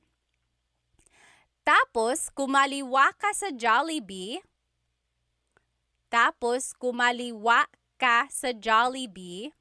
So, then take a left at Jollibee. Tapos, kumanan ka sa gasolinahan. Take a right at the gas station. Kumanan ka sa gasolinahan. Remember, how do we know kaliwa versus kanan? How do we know kaliwa versus kanan? What was my trick? Do you remember? Yes. Kaliwa is left because kaliwa has the letter L. Kaliwa is left. Kanan is right. Okay? So let's keep going. Pagkatapos nun, makikita mo na ang bahay ko. After that, you'll see my house. Okay? Pagkatapos nun, makikita mo na yung bahay ko. So how was that translation? I'm going to say it one more time. Now that you know the translation, pick out the words that you recognize. Also take a look if you can, or see if you can recognize any grammar patterns, okay? And then use all of that in the future, okay? It's okay if you don't understand right now, but that's why we're learning, right? Use this as an opportunity to take pieces, keep it in your pocket, and use it again in the future. Here's that conversation one more time. Oh, Pat, nasaan ka na? Oh, eto, papunta na ako dyan. Pero nawawala yata ako. Talaga? Anong nakikita mo dyan? Nakikita ko ang 7-Eleven at ang McDo. Malapit na ba ako? Ay, malayo ka pa. Diretso ka lang ng 1 kilometro. Tapos kumaliwa ka sa Jollibee. Tapos kumanan ka sa gasolinahan. Pagkatapos nun, makikita mo na yung bahay ko. Okay? Yes. Very good, very good. I hope you guys can recognize some of the words and phrases that we learned tonight in that activity there. Okay? And let's just do a quick review of some of these vocabulary terms. Again, if you're following me on TikTok and Instagram, these pictures are up here on YouTube. So, what is this type of vehicle? I'll describe it for you. This is a really, really long bus. And, sorry, hang on one sec. My phone is making me verify that I'm still active. There we go. So this is like a really, really long vehicle. People can ride in it on the sides. You pass your money down person by person, and you have to say para. What is that vehicle in the Philippines? Yes. Very good. Dog Mom says jeepney. Very good. Vibe for Soul said a limo. Not quite. Not quite a limo. So remember, the jeepney is a form of public transportation in the Philippines. You ride on the sides, you pass your money down, and then when you want to get off, you say para. I heard, though, they're trying to discontinue the jeepney. Have you heard that? They want to discontinue the jeepney because it's not very good for the environment. It gives off a lot of smoke, uses a lot of gas and things like that. I hope not. I hope they can just find a way to kind of make it better for the environment. My husband's family actually has like made or has been involved in the making of an e-jeepney. Isn't that so cool? But yeah, I hope they don't take away the jeepney. It's such an iconic symbol of the Philippines. Alrighty. Next, what is this vehicle? So this is a motorcycle with a pedicab attached to the side. What is that called? Anyone? Yes. Charles Ryan said, save the jeepney. Save the jeepney. Yes, please. Alrighty. What is this term called? Or what is this vehicle called? So it's a pedicab attached to a motorcycle. Very good. The tricycle. Tricycle. Yes, absolutely.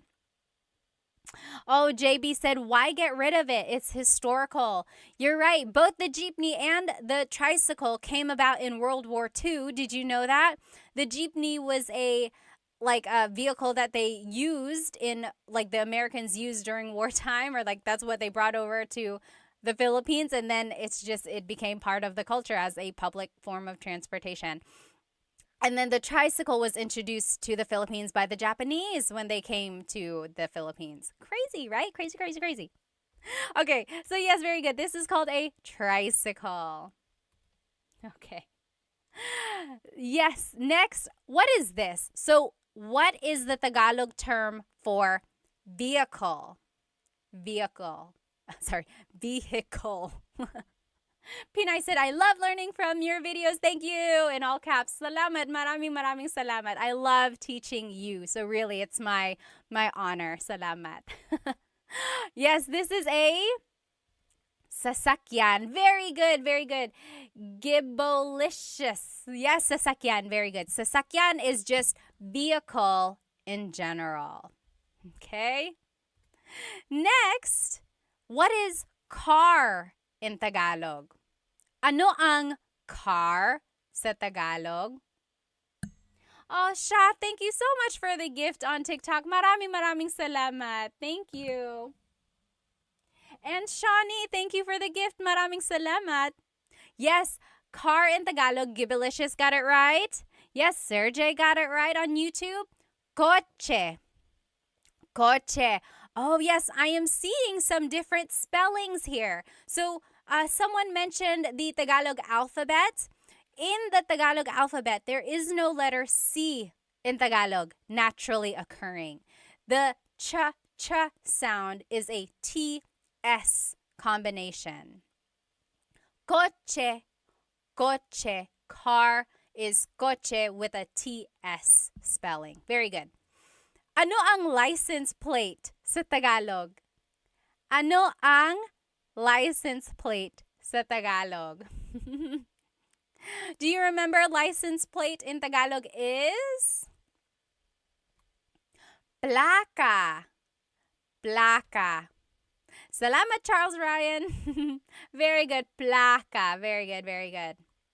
Ano ang tire sa Tagalog? Ano ang tire? Yes. Very good. Almost polyglot said it's like the word chaa. Chaa in Tagalog is tea, like the tea that you drink, and it's spelled T-S-A-A. Chaa. Chaa. That's such a Tagalog spelling. I love it. There's the T-S sound and then the double vowel pronunciation. Chaa. It's so Tagalog. Yes, very good. What is tire in Tagalog? Gulong. Gulong. Oh, Tampa Souls said pagod. Pagod is tired. Tired. I said tire. Like the tire on a car. The tire on the car is a gulong. Tired, like feeling tired, is pagod. Common mistake. Easy mistake there. Very good. What is steering wheel in Tagalog? What is steering wheel in Tagalog? Oh, Big Boss on YouTube also said pagod. Sorry for the confusion there. Steering wheel, yes, very good. Oh, I don't know your name because it's in different characters. But yes, manibela. Manibela. Very good. Jean got it on TikTok. Gibalicious, you got it. I mean on Instagram. Very good. Manibela is the steering wheel. Okay? What is the mirror? So the mirror, like to see the back or like your side, and then the rear view mirror. What is a mirror in Tagalog? It's also the Tagalog word for glasses. Mirror in Tagalog is salamin. Salamin. Salamin. Oh, very close. Very good. Driving said bintana. Bintana is actually window. So salamin is the mirror. Bintana is the window. Very good question there, or very easy mistake. If you didn't see the beginning of this lesson and you don't know the words we're talking about, this whole lesson is recorded and it will be on my YouTube channel, Tagalog Time with Pat. Okay, so don't worry there. And the whole presentation is there. Okay. And then headlight in Tagalog, or just light, is ilaw. Ilaw. So that's light, or like headlight. Ilaw. What is your license in Tagalog? License, like your ID. What is license in Tagalog? Yes, very good. Everyone is getting it. What is license in Tagalog? License in Tagalog is, yes, very good. Jelly Piggies. Lisensya. Lisensya. Nasaan ang lisensya ko? Where is my license? Lisensya. Very good, everybody.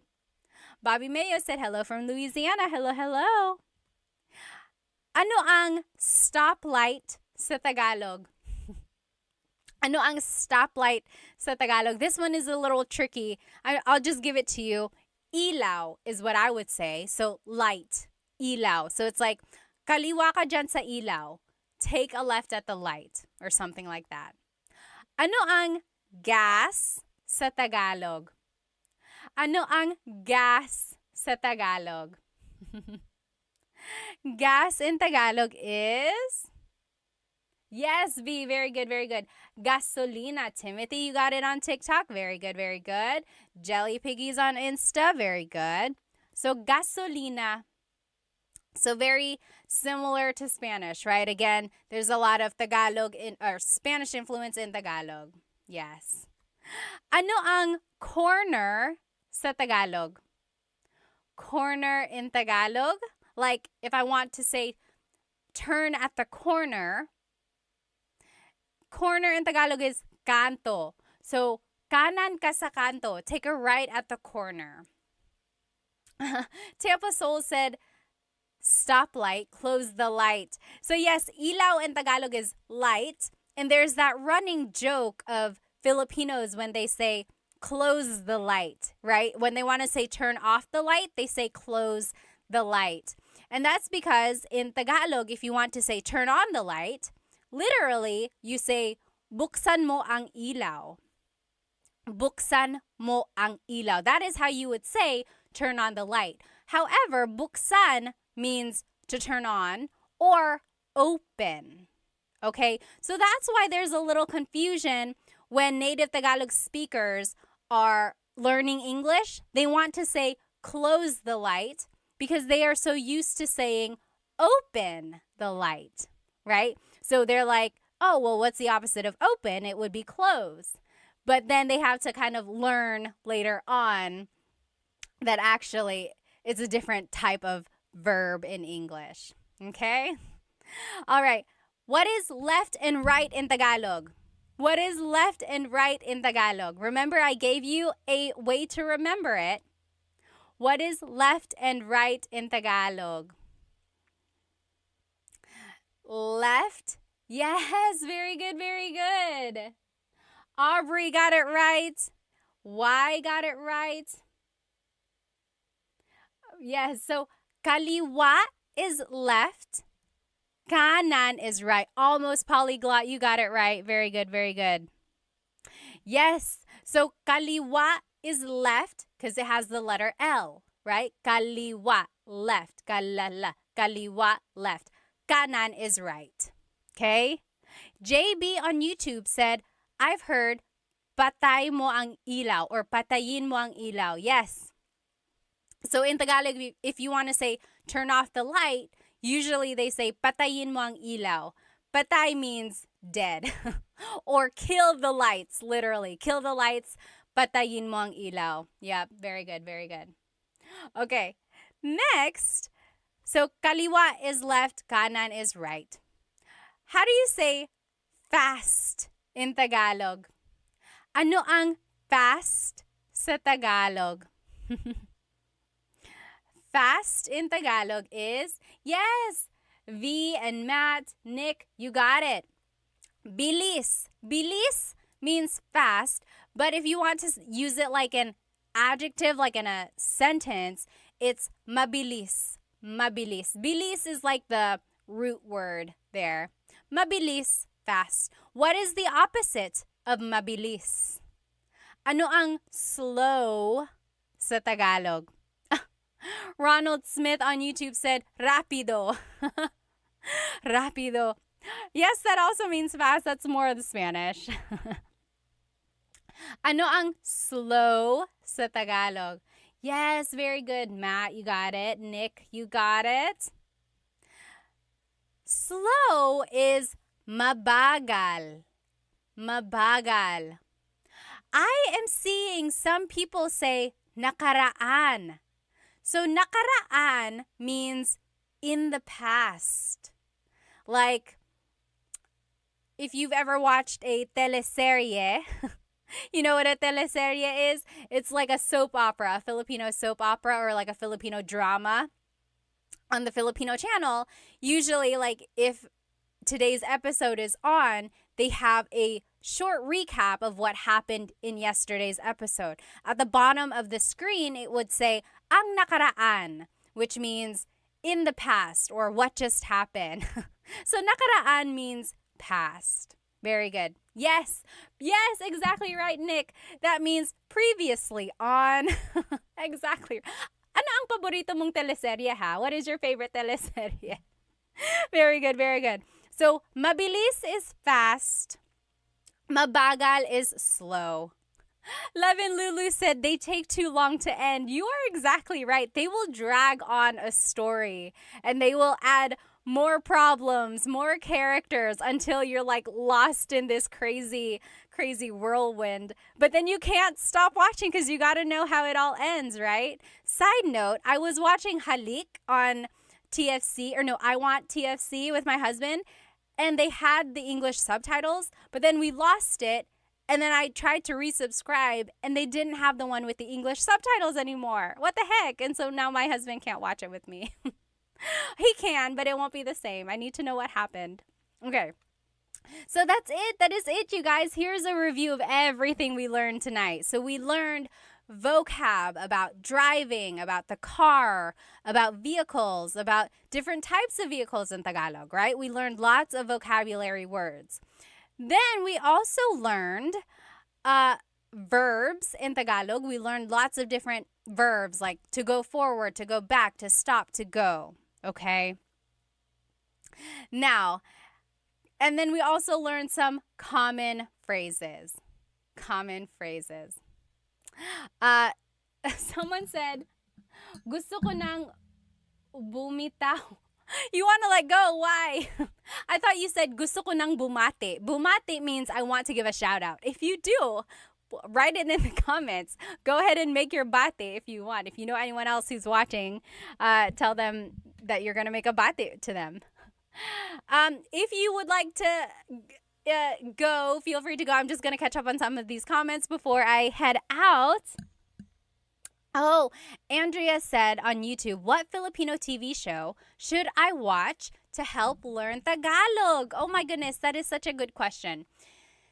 If you want to learn Tagalog, like in real time, or like about current events, I would say watch the news, right?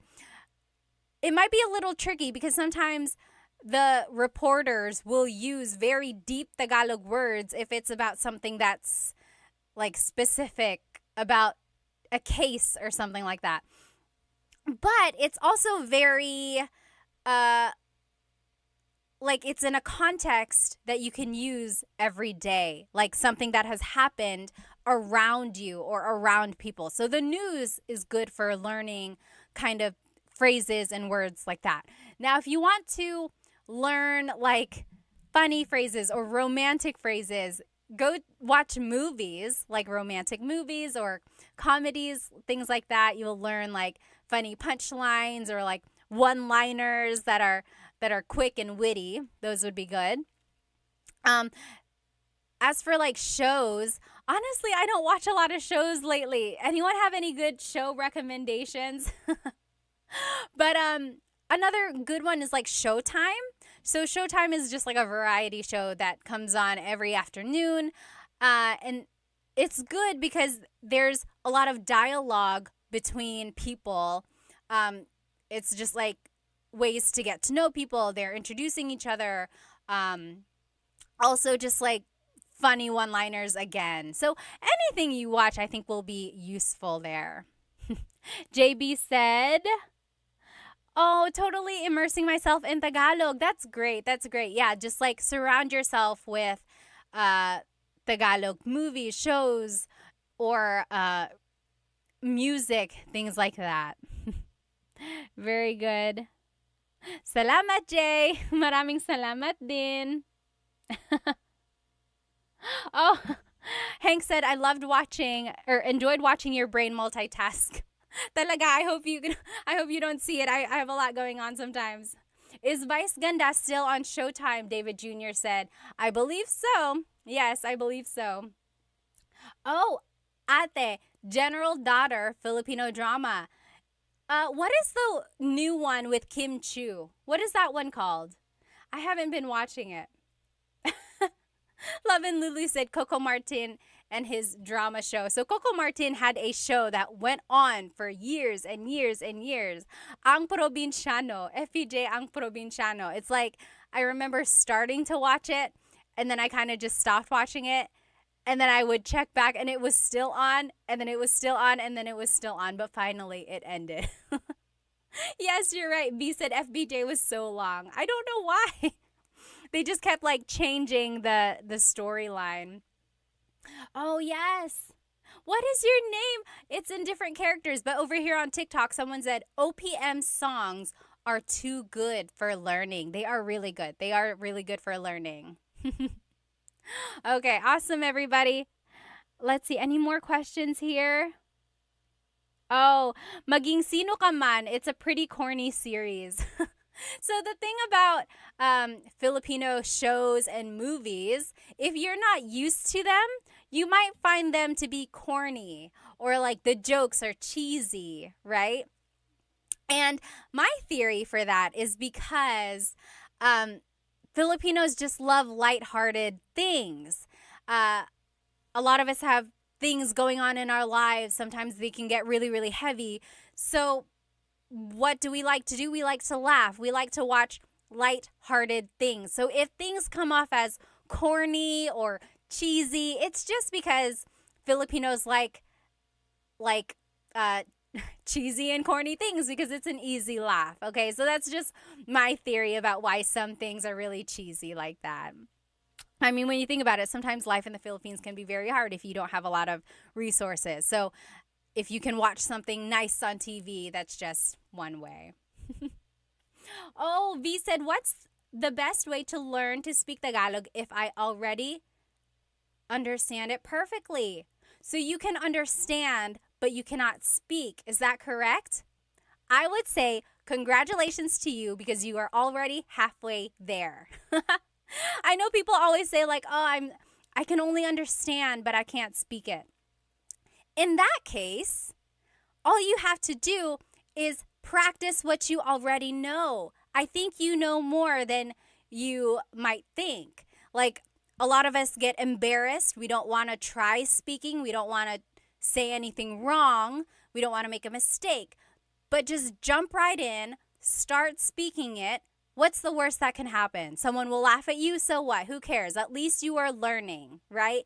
Really have a thick skin. Toughen up your mind. Focus on what you want and practice and practice and practice until you get better.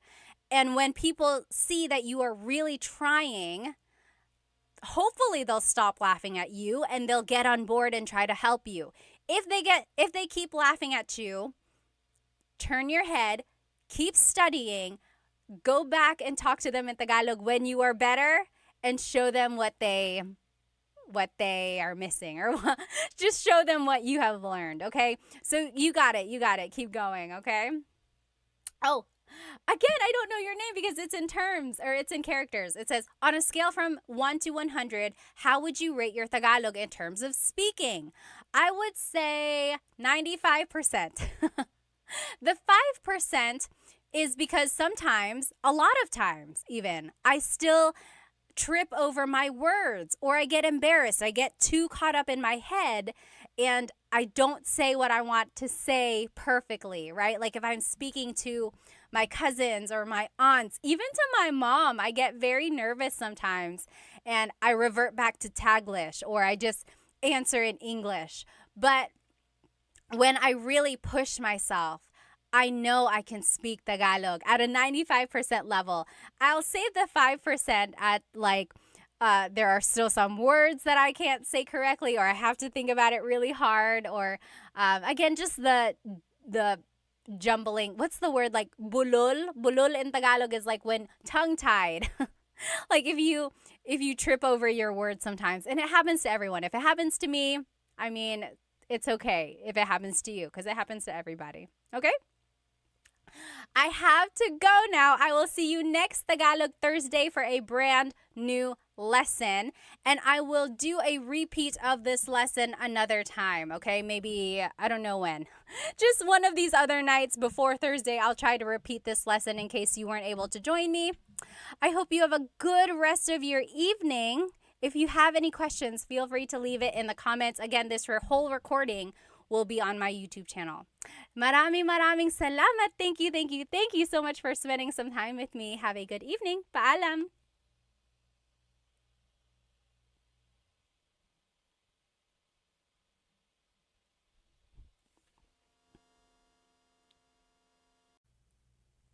Hello, everybody. So sorry for the delay, but I'm so glad you're here with me now. Okay, I'm turning on my TikTok now. Let me go ahead and just make sure I can see all the comments because I do want to see you. Hello, everybody. Welcome to my live Tagalog lesson tonight on Tagalog Thursday. I think you're going to enjoy today's lesson. So today we will be learning some vocabulary. Last week we learned a lot of grammar. If you joined me last week, we learned adjectives, and then we learned some simple sentence structures so that we can use those adjectives in sentences to describe people or to describe things. Today we will be focusing less on sentence structure, so less grammar, and this time more on vocabulary. I know a lot of you guys wanted to learn more useful phrases, so I think tonight will be a fun lesson for you. Hello, everyone. If you are joining me on TikTok, you are welcome to join me on YouTube, where you will see my presentation. And if you are on YouTube, hello. I know there's a little lag on YouTube, so if you are listening to me on TikTok and then joining me on YouTube, there might be a little delay there. Yes, Maximilian, hello. You did exactly what I wanted you to do. If you would like, please tell me where you are currently watching and how old you are, or give me an age range. Like I'm in my 20s, I'm in my 30s, and so on. I just like to get an idea of my audience. So Maximilian is from Canada. Hello. Hi, Dita. Oh, you have school? Okay. Oh, you don't have school. Awesome. I'm so glad you're here. Hello. Yes. Oh, thank you. Yes, my earrings are from Sunkissed Pinay. My favorite. Be sure to check them out on TikTok, Insta, everywhere. Sunkissed Pinay. Hello. Dita is from Singapore. 12 years old. My goodness, Dita. Well, welcome. Sure is 33 from their house. James is in their 50s. Hello, hello. Aaron, thank you so much for sending me a badge on TikTok. Sorry. Any donation or anything you all give, I love giving back to Filipino businesses. Thank you, thank you. So if you like anything that you see in tonight's live, go ahead and either do a super chat or a donation on TikTok, but you don't have to. Thank you, thank you. Okay, so tonight we will be doing a Tagalog lesson about some vocabulary. So let's take a look here. Here's tonight's lesson agenda. We will be learning some house vocabulary. So we'll be talking about parts of the house. We'll be talking about the kitchen, the bathroom, and the bedroom. That's all we have time for today. There's so many words and so many things to talk about the house. We'll save the other rooms for another night. But tonight we will be talking about the kitchen, the bathroom, and the bedroom. And then some related phrases about those vocabulary words. Let me just catch up on some of these comments. If you have any questions, be sure to write them in here because I do want to make sure I catch them. Oh, yes. Meeting you said, what about you, Pat? Where are you from? Good question. So sorry I didn't mention it. I am here in North Carolina on the east coast of the United States. It is 9:19 right now over here. So sorry for the delay. Ikwa is from Brunei, 26 years old. Ikwa is currently watching in class. You should probably pay attention to class, whatever class that is. Okay, let's go ahead and jump right into this lesson, okay? So, house in Tagalog is bahay. Bahay. Try saying that with me. Bahay. Bahay. You might notice that the spelling is A-Y at the end, so it looks like bahay, but it's pronounced bahay. That A-Y combination is bahay. Bahay. Now you might also hear the word tahanan. Tahanan. That means home. So it's the difference between a house and a home. A house and a home. So bahay is house. Tahanan is home. Okay? And here are some phrases that you might hear about the house. Malaki ang bahay ko. Malaki ang bahay ko. So my house is big. Malaki ang bahay ko. The opposite of malaki is maliit. Maliit ang bahay ko. Maliit. So if you were with me last week or even yesterday when I did the repeat lesson, malaki and maliit were some of the adjectives we learned. Big and little. Malaki, maliit. Okay? So that's one way to describe your house. Now, you might want to say that your house is old or new. So if you want to say your house is new, it would be bago ang bahay ko. Bago ang bahay ko. My house is new. If you want to say your house is old, it would be luma ang bahay ko. Luma, that means old. So bago is new, luma is old. And it's just the same sentence structure all throughout. And we learned this last week, if you remember. So it's adjective, then it's the word ang, which means is or are. Technically, it's an article. It's all different. And then bahay, which is the noun, and then the pronoun ko. So bago ang bahay ko, my house is new. Okay? And then the last thing you might want to say about your house is the distance of it. So, malayo ang bahay ko. My house is far. Malayo. Malayo. And then, malapit ang bahay ko. My house is near or it's close by. Malapit ang bahay ko. Okay? So, those are the different things you can say about your house. Let me just see if there are any questions. Oh, Little Duck said, ang bahay ko ay malaki. Yes. So you can say, malaki ang bahay ko, or you can say, ang bahay ko ay malaki. Both of those mean my house is big, right? They are the same. They just have a different sentence structure. Little Duck, I will say your phrase is a little bit formal. It's not like what is commonly used in common conversation, but it's not wrong. It's like almost too correct. But you can say that if you would like. Yes. Okay, let me see. Let me catch up on some of these questions here. Tony on TikTok said, my house is pangit. Pangit means ugly. I'm sorry. Let's see. Johnny said casa. Casa is house in Spanish. So not quite. Almost, almost. All right. Yes, yes. One initiative said, is she streaming on YouTube too? Yes, yes, I am. So this whole lesson is on YouTube. The recording will also be on YouTube afterwards. And then I will also redo this lesson next Wednesday, hopefully. So I tried to do this lesson a couple times. All right. So these are just some things you can say. Try repeating it after me. Malaki ang bahay ko. Malaki, my house is big. Maliit ang bahay ko. My house is small. Bago ang bahay ko. My house is new. Luma ang bahay ko. My house is old. Malayo ang bahay ko. My house is far. Malapit ang bahay ko. My house is near. Okay, so those are things you can say about the house. Oh, Cece, thank you so much for a badge on TikTok. Thank you, thank you. Alrighty.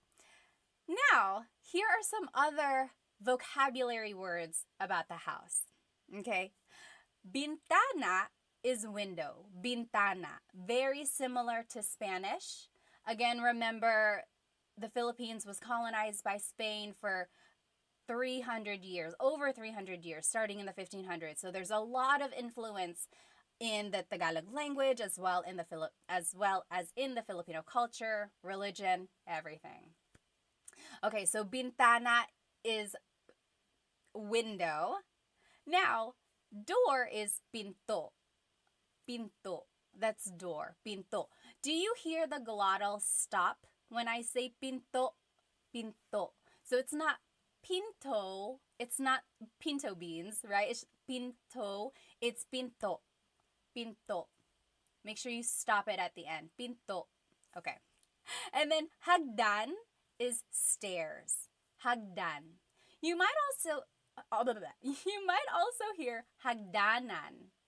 That is just another way to say stairs, hagdan, hagdanan, mostly interchangeable. Okay? So try saying those with me. Bintana, bintana. Pinto, pinto. And then hagdan, hagdan. Yes. Little Duck said in Spanish we say ventana. So the V. And in Tagalog there is no letter V. They have the B sound. So they're like interchangeable there. Yes, yes. All right. Let me just catch up here. Yes, very good, very good. DC Stoy said, now it all makes sense. Well, I'm good, I'm good. Yes, that is true. DC said, I heard Tagalog was Latin-based. Yes, there are some similarities, I would say. Okay. Oh, Teddy Bear said it would be nice if we could see the spelling or kind of like a whiteboard. Teddy Bear, if you jump onto my YouTube, this whole presentation is there. Okay, so let's keep going. Now, here are some phrases about these objects in the house you might use them with. Bukas ang bintana. The window is open. Bukas ang bintana. Or bukas ang pinto. Bukas ang pinto. The door is open. So bukas ang blank means the blank is open. The opposite of bukas is sarado. Sarado ang bintana. The window is closed. Or sarado ang pinto. The door is closed. So bukas and sarado mean open and closed. Okay, so that's kind of the sentence structure there. Bukas ang bintana, sarado ang pinto. Now, if you want to tell someone to open the door or close the door, this is how you would do it. Buksan mo ang bintana. Buksan mo ang bintana. Open the door. You go open the door. Or the opposite of buksan is isara. Isara mo ang pinto. Close the door. Isara mo ang pinto. Okay, so do you see that again? It's all on my YouTube channel live right now too. You'll see all of these words written out. So buksan means open, like to open something. Isara means to close something. Okay? Any questions so far? Yes, very good. Oh, Lord Cortez says, you are missing po. Very good observation. I'm just imagining maybe we are talking to our younger siblings or to our friend. But yes, if you are speaking to your parents or speaking to your grandparents or to anyone you want to be respectful to, always add po. Buksan niyo po ang pinto. Isarado niyo po ang bintana. So always feel free to add po. Usually, po is the second word in the phrase. When in doubt, add po to the very end and it will always work. Yes, good observation there. Clay said, magandang umaga ate, magandang umaga. Although sa akin, gabi, magandang gabi. Yes, D, the YouTube name is the same, Tagalog Time. All right, let's keep going. Alrighty, ding ding means wall. Ding ding. So right behind me, this is the ding ding. Puti ang ding ding. The wall is white. Ding ding. Roof is bubong. Bubong, roof. Ceiling is kisame. Kisame. So repeat those after me. Ding ding. Ding ding. That's the wall. Ding ding. And then bubong is the roof. Bubong, so that's on the outside, the roof, bubong. And then kisame is the ceiling, kisame. So sorry, YouTube. Can you hear me now? My mic was all the way down here. Hopefully this is a little bit better. Okay, awesome.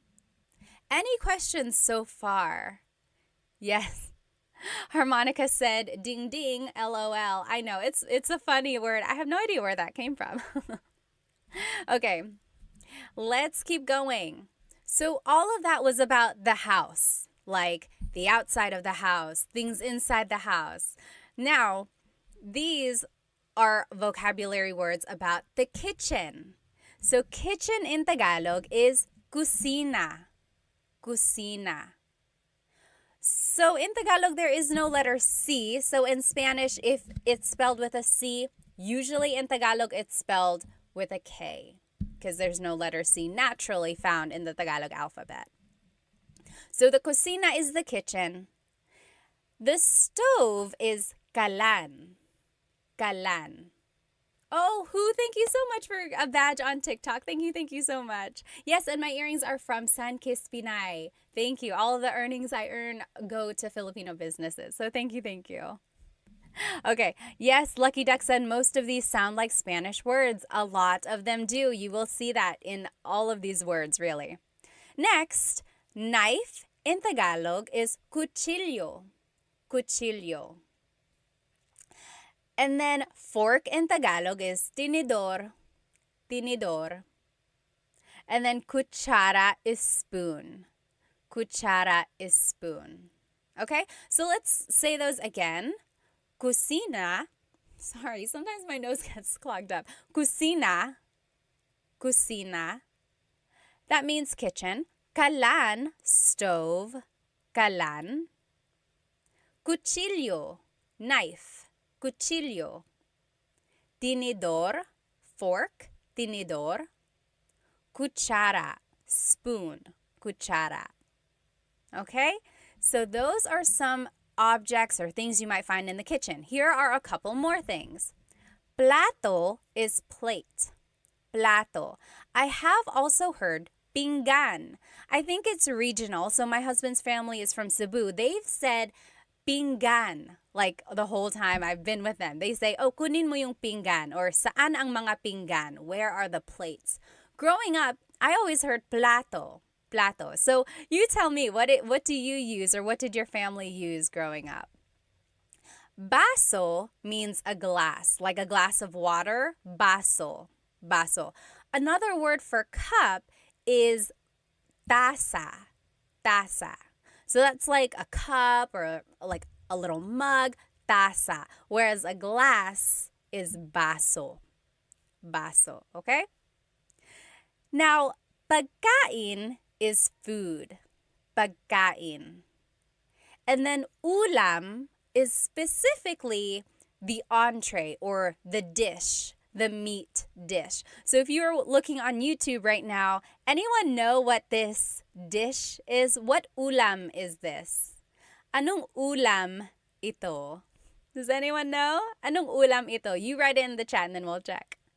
So ulam, again, is the dish, like adobo, pansit, sinigang. Pansit isn't really an ulam. It's like the meat dish, okay? Whereas pagkain is just food in general. Okay. And then over here, kain is the verb to eat. To eat. Yes, sure, you got it right. Deborah, you got it right on YouTube. This is adobo. If you are watching me on YouTube, I have this presentation on here. This dish is adobo. That is the ulam right here. Okay. So, kain means to eat. Kumakain ako. I am eating. Kumakain ako. Okay? So now here are some phrases about eating or things that you might hear or say in the kitchen. Nagluluto ako. I am cooking. Nagluluto ako. Nagluluto ako. So the root word luto means to cook. Luto. So I am cooking is nagluluto ako. And you can always switch out the pronouns. Nagluluto siya, he or she is cooking. Nagluluto ka, you are cooking. Okay, but if you want to say I am cooking, it would be nagluluto ako. Nagluluto ako. Oh, Rui said my favorite dish is dinuguan. I like that too. Do you know what dinuguan is?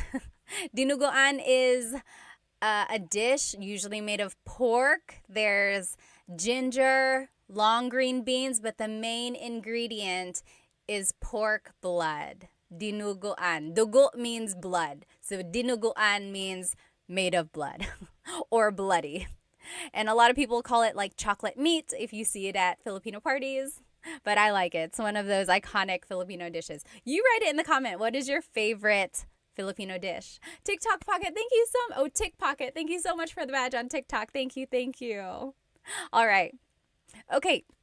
So the next phrase that you might hear in the kitchen, anong niluluto mo?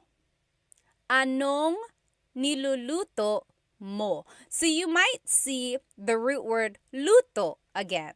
So we said nagluluto ako, I am cooking. So now maybe you can figure out, okay, so something about cooking. Anong niluluto mo means what are you cooking? What are you cooking? Anong niluluto mo? That is a good question to ask. Maybe if your significant other is cooking something, you surprise them by saying, anong niluluto mo? Okay? Next, kain tayo. Kain tayo. That means let's eat. Kain tayo. Okay? Let me just check on some of these questions here. Yes. Sure said, I remember the difference between napkin and tissue from your last class. So if you are at a restaurant and you want to ask for something to wipe your face with, don't ask for a tissue. Don't ask for a napkin. So a lot of times in English, we would say, oh, excuse me, can I please have a napkin? Can I have a napkin to wipe my face? Don't say napkin. In the Philippines, napkin is what they call a sanitary pad. So things that women would use. So if that's not what you're asking for, don't say napkin. In the Philippines, they call that a tissue. So pahingi ng tissue. Pahingi po ng tissue. Can I have a tissue? So that's the difference there. It's not that big of a deal if you happen to mix it up, but you might get a little chuckles. Even me, I've made a video and I was like, oh, pahingi pong ng napkin. And in the comments, people were like, why napkin? That's not correct, okay? So just know the difference there. Okay. Very good, very good. Maverick said sinigang, stand up. Sinigang. I love sinigang. Yes, yes. All right. Let me just follow up. Oh, Maylee said, how do you say, what is there to eat? What is there to eat? That is a good question. Maybe you are hungry and you're like, oh, what's there to eat? You can say, anong pwedeng kainin? Or ano ang merong kainin? What is there to eat, literally? Or anong pagkain? What is the food? Food. Ano ang pagkain? Okay, those are all ways you can ask that. All right, any other questions? Tick Pocket said, do you have lives that teach people Filipino alphabet? I have not yet. No, I haven't taught the Filipino alphabet. I'll add that to my list of things to teach. All right. Yes. XOKZ asked, do you only speak Tagalog? Yes, Tagalog and English. I took a little bit of French in high school and college, but no, I don't speak Bisaya or Waray or the other languages or dialects. I would love to, though. I'm hoping to find someone who can teach me that online. So if you know any accounts, that would be so helpful. All right, let's keep going. Oh, IME said kare-kare and bagoong. I love that dish too. Kare-kare. Kare-kare is like usually beef and it has peanut butter. It's like a peanut butter sauce. So yummy, so yummy. Okay. So now, here are some vocabulary terms about the bathroom. So bathroom in Tagalog is baño. Baño. Baño. You might also hear it referred to as the CR. Anyone know what CR stands for? Kind of funny, but it's used all the time. It's like, oh, saan ang CR? Saan ang banyo? Saan ang CR? Yes! Sidewalk Chalk got it. Joseph got it. And Jack got it. Honey Badger. CR stands for comfort room. Yes, Richard, you got it too. Shaolin, conventional room. Almost, almost. Yes. Bet said baño is the same as Spanish. It is, it is. Yes, sure. And James and Deborah, you guys all got it. Ye-man. So CR stands for comfort room. So sometimes that's what people call it. They say, saan ang CR? Where is the bathroom? Next, the toilet is inodoro.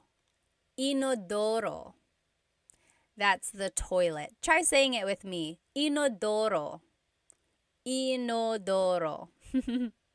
Now, just to add to your vocabulary, here are some other things. So, pee is ihi. Ihi. That's pee. And then poop is tae. Tae. Just so you know the vocabulary, okay?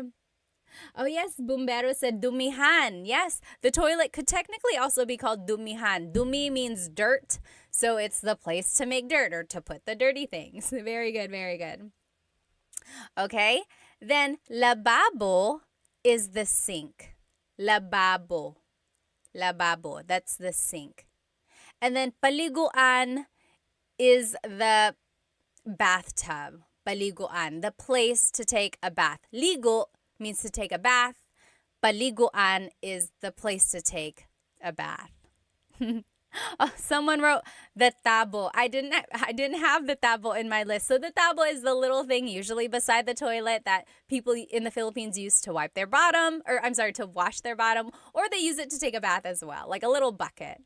Very good. All right. Try saying these words with me again. Just repeat after me. Baño. Baño. Inodoro. Inodoro. Ihi. Pee. Ihi. Tae. Poop. Tae. Lababo. Sink. Lababo. Paliguan. The bathtub. Paliguan. Okay. All right. Coconut Dream said, tae isn't a rude word. I'm always hesitant to say that. It's one of those things like read the room or like see if it's a little bit okay to be casual about it, right? So tae is like poop. If you don't want to say poop, a lot of people say like dumi, so dirt. That's another way to say it. Yes, Sidewalk Chalk said paliguan is shower too. Yes, basically anything or anywhere you can take a bath or take a shower. Yes, yes. Okay, very good. Someone said tabo is the Filipino toilet paper. Yes, Maverick said how to explain what a tabo is. A tabo, I would say, is like something in the Philippines or in some countries, they don't use toilet paper. Instead, they have to use water to clean themselves. And that is what the tabo is for. They use the water to wash themselves off after they've used the restroom. Or they also use it to take baths as well. Okay. So here are just some more words that you can use about the bathroom. Sabon is soap. Sabon.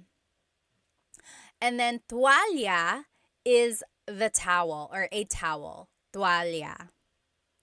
And then maligo is the verb meaning to take a shower. To take a shower. So sabon, soap, sabon. Tuwalya, towel, tuwalya. Maligo, to take a shower, maligo. Okay. Very good. Oh, yes, good question, good question. Sure said, but is tae is not as intense as the S word? Tae is not. Correct, it's not.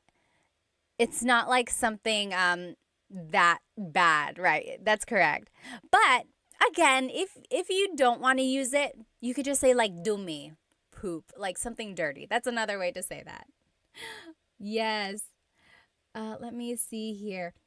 Pocket Full of Ramen said, I don't know how to say the words properly in the book. That is one tricky thing. So if you've ever bought like a Tagalog learning book, it's good to have all that information. But if you don't know how things are pronounced, that's kind of one tricky thing about having books. But I do know that some books come with an audio recording, either on a CD or like a downloadable thing. I would say take advantage of those. Or you can also look it up like Google and type the word in. A lot of times they will have the pronunciation available online as well. Let's see. Mo Money said, do you teach intermediate to advanced classes? Not yet, not yet. I only have the basic, really simple, from the beginning Tagalog classes right now. But hopefully I can have some though. Okay. All right, let's keep going. So now, here are some words about the bedroom. So we learned words about the house in general. We learned words about the kitchen. We learned words about the bathroom. Now we're learning words about the bedroom. Okay, so bedroom in Tagalog is cuarto. Cuarto. Repeat it after me. Cuarto means bedroom. Cuarto. And then unan, pillow. Unan. Cama, bed, cama. And then kumot, blanket, kumot. All right. So any questions about these? These are just super basic, straightforward words here. Repeat them after me. Cuarto, again, is bedroom. Unan is pillow. Cama is the bed. Kumot is the blanket. I don't know about you, but if you have ever, maybe in your family, someone speaks Tagalog and then another family member might speak another language, like my dad spoke Bicolano, and he always called the blanket not kumot. He called it tamong, the tamong. And they were always interchangeable at my house. He would say, oh, kunin mo yung tamong, go get the blanket. But then sometimes my mom would say, kunin mo yung kumot, go get the blanket. So to me, tamong and kumot were both blanket. And then I went to Manila. I visited my cousins. Only a couple of my cousins speak Bicolano. And I said, oh, pahingi po ng kumot. Or no, I said, pahingi po ng tamong. And my cousins looked at me like I was an alien. They were like, what are you saying? I was like, pahingi ng tamong. Can I please have a blanket? And they were like, you mean a kumot? I was like, yes, that's exactly what I mean. And they're like, why are you saying that? They had to call their aunt over, my aunt, I'm sorry, their mom, my dad's sister. And she was like, she's speaking Bicolano. She's getting that from her dad. I was like, oh, I'm sorry. I didn't know. They were two different things. But so there you go. That's just one thing about kumot. All right. Now, here are some other words about the bedroom or about going to sleep. So the verb for to sleep is matulog. Matulog. So matulog means to sleep.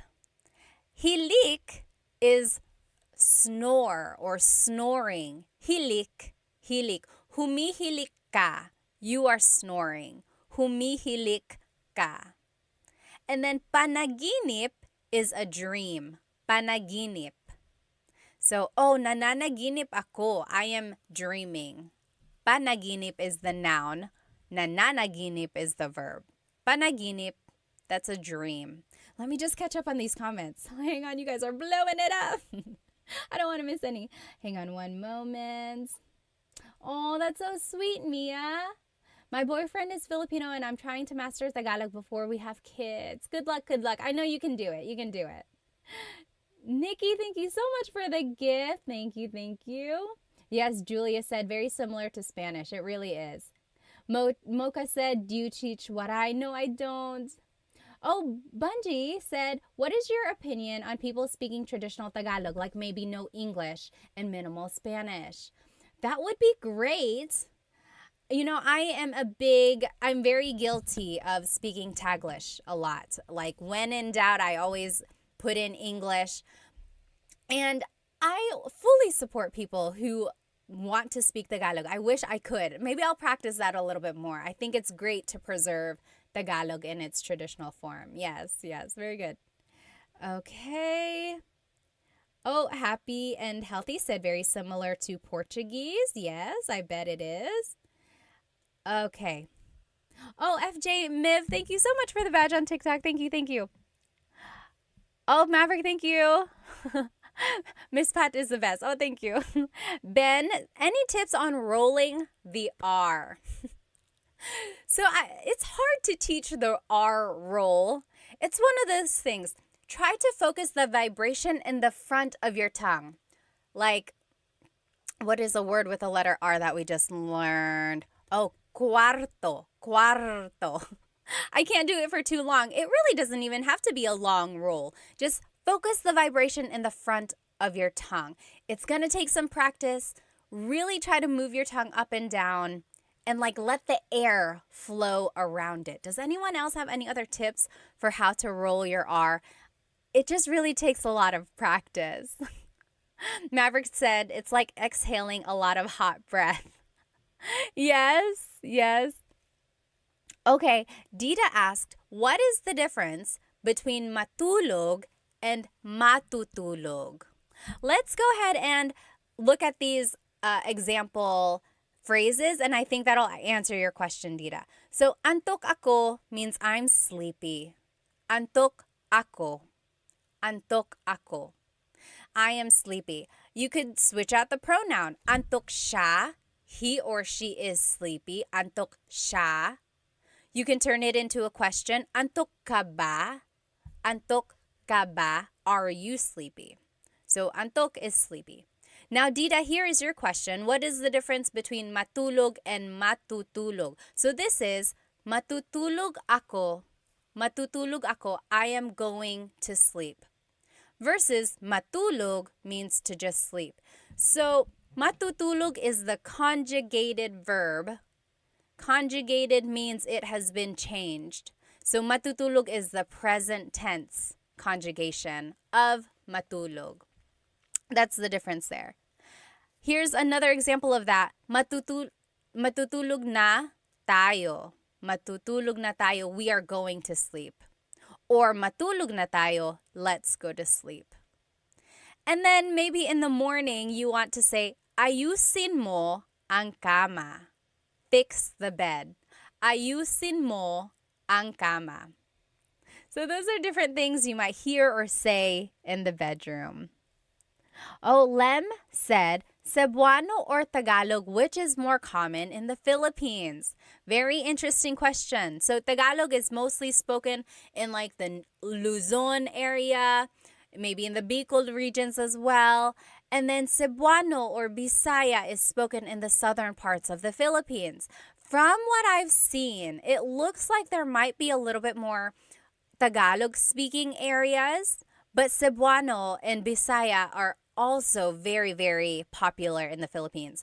It's funny because my husband's family is from Cebu, so we visit there sometimes, and they don't speak Tagalog there. They know how. They are taught it in school, but they would much rather speak to you in English because that's just what they are more comfortable with. Very, very interesting. And I don't understand Cebuano. Like, even when his family speaks it around me, it is a very, very different language slash dialect, whatever you choose to call it.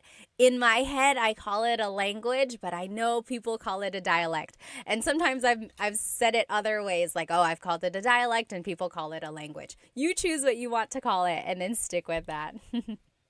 Yes, sure said, if I'm not mistaken, there are over 1,000 dialects in the Philippines. Yes, I don't know the exact number, but I know there are a lot. Yes. Oh, Coconut Dreams said, what is the difference between panaginip and pangarap? Very good question. So we learned panaginip is your dream. Pangarap is also a dream. The difference is whether or not you're awake. Panaginip is the dream you're having when you're sleeping. Pangarap is like your dreams and your goals in your life. Things you want to happen. Oh, pangarap ko yan. It's like, pangarap ko to have a Range Rover. It's my dream to have a Range Rover, right? Versus panaginip is like, oh, I woke up and I was having a good panaginip. I was having a dream. Or is like, panaginip ba to? Is this a dream? That's the difference there. Pangarap is like your dream achievements in the future. Good question. Yes. All right. Oh, Dita said my mom is Filipino and my dad is Indian. That's why I'm learning Tagalog. Well, good for you. Good for you. Net said, thank you so much for creating these videos. My son has speech delay and I will try for him to view your videos. Yes, yes. All righty. Very good. Let's go ahead. Oh, yes. Is the third example the right translation? Yes, yes. You're right, Alu. I just read that. Matutulog na tayo means we are going to sleep. Let's go to sleep is matulog na tayo. Yes, you're right. All right. Sure said, baka pangarap ko to win the lottery. Me too, me too. Is it Cebu? Oh, southbound. How do you say Cebu? So Cebu, spelled C-E-B-U, is it Cebu or Cebu? So technically, in the Tagalog alphabet, the letter E can be pronounced E or E, like the letter I. So I say Cebu, Cebu. And I know some people say Cebu, but usually it's either Cebu or Cebu. Good question. All right, so now we are going to review. So we learned all of those vocabulary words about the house, like the structure of the house. We also learned vocabulary words about the kitchen, then the bathroom, and then the bedroom. And then we also learned different phrases about those things. Hang on one moment. Momani said, taga saan ka sa Pilipinas? Pinanganak ako sa Maynila. Yung mga magulang ko po, taga Bicol. Si Papa taga Catanduanes, si Mama taga Sorsogon. All right. Oh, Liv said, do you have any references for learning Kapampangan? I wish. You know Chris Punsalan, the caregiver, he knows Kapampangan. So maybe we could ask him to make some teaching videos. All right. Let's keep going. So let's review now. Now these are the slides, the same slides, but they are blank. So you have to tell me what these are, and then let's fill it in together. Okay? So ano ang house sa Tagalog? Do you remember? Ano ang house sa Tagalog? Yes, Dita got it right on YouTube. Dida says bahay. Very good, bahay. Do you remember what home is? So house versus home. Bahay is the house. Tahanan is the home. So it's just the difference between like my house versus my home. Okay? How do you say my house is big? How do you say my house is big? Malaki ang bahay ko. The opposite of malaki is maliit. So malaki ang bahay ko, my house is big. Maliit ang bahay ko, my house is small. How do you say my house is new or my house is old? How do you say my house is new or my house is old? It would be, yes, Dita, you got it right. Bago ang bahay ko or luma ang bahay ko? Sure said, I always make a mistake with bahay and buhay. So bahay is house, buhay is your life. Yes, so malaki ang bahay ko, not malaki ang buhay ko. Very good. Yes, bago is new, luma is old. Very good, very good. Now, how do you say my house is far or my house is near? What is the difference between far and near? Oh, thank you, Hima. Thank you so much for the badge on TikTok. Thank you. Oh, user 413 said, where did you get your earrings? These are from Sunkissed Pinay. Sunkissed Pinay. Be sure to check them out. So pretty, so pretty. Yes. Oh, Brooks Cooper, you're welcome. You're welcome. So thank you so much for the lesson. Very good. Luma is old. Bago is new. Now we're talking about my house is far, my house is near. Malayo ang bahay ko or malapit ang bahay ko. Yes. Very good, Coconut. So if you were in my lesson last week, if you attended the class, we learned a couple different ways to use adjectives. And those recordings are on my YouTube channel if you weren't able to catch it. But if you want to say malayo, you could also say ang layo. Ang layo ng bahay ko. Yes. Very good, very good. Okay. Now, what is window in Tagalog? Ano ang window sa Tagalog? Artsy, how do we join the lesson? It's on YouTube. Jump onto YouTube right now and you'll be in it. Shadi said, do you do one-on-one? I really want to learn. Not right now. I don't have any one-on-one classes. And my group classes are finishing up right now. We're on lesson 3 and my group classes. We're going to do lesson 4 next week. Oh, Shell, right there. I'm Kapangpangan. There you go. Shell, maybe you can teach us. Do you make lessons on somewhere? We would love to watch those. Yes, very good, very good. Sure. And Gabby, Harmonica, I think you might have just missed one letter. Window in Tagalog is bintana. Bintana. Tiny Pancakes, you got it. Bintana, that's window. Very similar to Spanish, remember. Ano ang door sa Tagalog? Ano ang door sa Tagalog? Diego, you're welcome, you're welcome. Door in Tagalog is pinto. Pinto. And remember, don't forget the glottal stop. Don't forget to stop the sound at the end. That's called a glottal stop. Pinto. Pinto. It's not pinto. It's pinto. Stop it at the end. That's just a word on pronunciation there. Alrighty, and then stairs. Hagdan. Hagdan.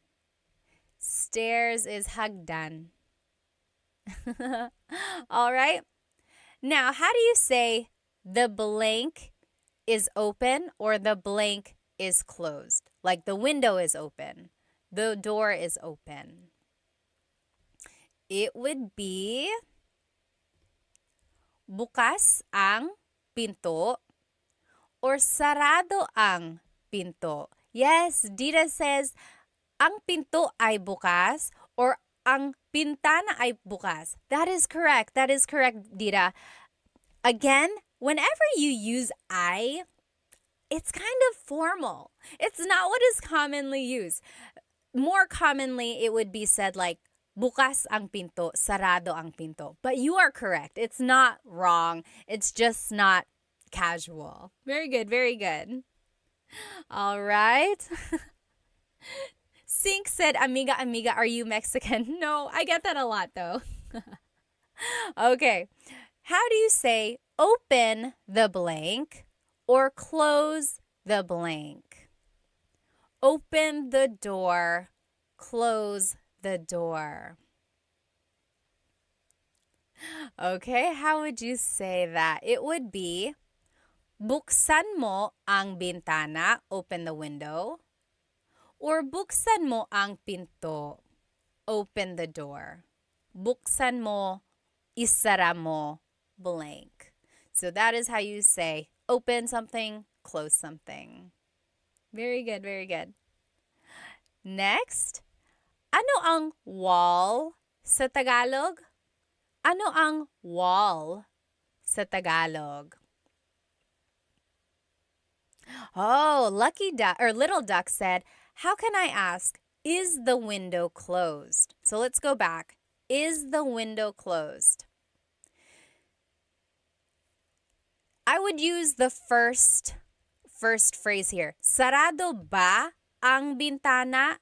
Sarado ba ang pintana? So, ba is a question word. So you're asking, sarado ba ang bintana? Is the window closed? Versus, sarado ang bintana, that's a statement meaning the window is closed. Yes, Tiny Pancake said pader. Pader is also another word for wall or ding ding. Ding ding. Very good. Ano ang roof sa Tagalog? Ano ang roof sa Tagalog? Just Jewel said, what about ibukas mo ang pinto? Yes, that also works. So you could say, buksan mo ang pinto or ibukas mo ang pinto. Yes, very good, very good. The only difference with that is sometimes verbs are object-focused, sometimes verbs are actor-focused. So, ibukas mo ang pinto is the object-focused verb, whereas buksan mo ang pinto is, maybe I'm getting mixed up. Ibuksan mo. No, I would say it's correct. Sorry, it's very grammatical there, but yes, you are correct. All right. Roof in Tagalog is bubong. Bubong. Yes, very good. Very good. Maverick said, ding, ding, ding, ding. We got a winner. Very funny. Yes. Megan said, where did you get your earrings? These are from Sunkist Pinay. Oh, and Moho Fotoko is from Virginia Beach. Are you near the Jollibee? And then ceiling in Tagalog is kisame. Kisame. That's the ceiling. Kisame. All right? Now, here are some vocabulary words about the kitchen. The kitchen. Kitchen, do you remember what the kitchen is in Tagalog? Ano ang kitchen sa Tagalog? Ano ang kitchen sa Tagalog? Kitchen in Tagalog is, yes, Dita, you got it. Whoops. Kusina. Kusina, yes, FYP January. And Tiny Pancakes, you got it. Kusina, that's the kitchen. Manal on YouTube said, is bukas? Does that mean tomorrow too? Yes. So, bukas is tomorrow. Bukas means open. So, it's a homonym. Homonym means it has more than one meaning depending on the context or depending on the pronunciation. If you say bukas, bukas, the emphasis is on the second syllable, that means open. If you say bukas, bukas, emphasis is on the first syllable, that means tomorrow. Very interesting. Like, oh, may work ako bukas. I have work tomorrow. May work ako bukas. Or, bukas ang bintana. The window is open. Bukas ang bintana. Very good, Manal. Very good observation there. All right. Yes, very good. So next, what is stove in Tagalog? Ano ang stove sa Tagalog? Stove in Tagalog.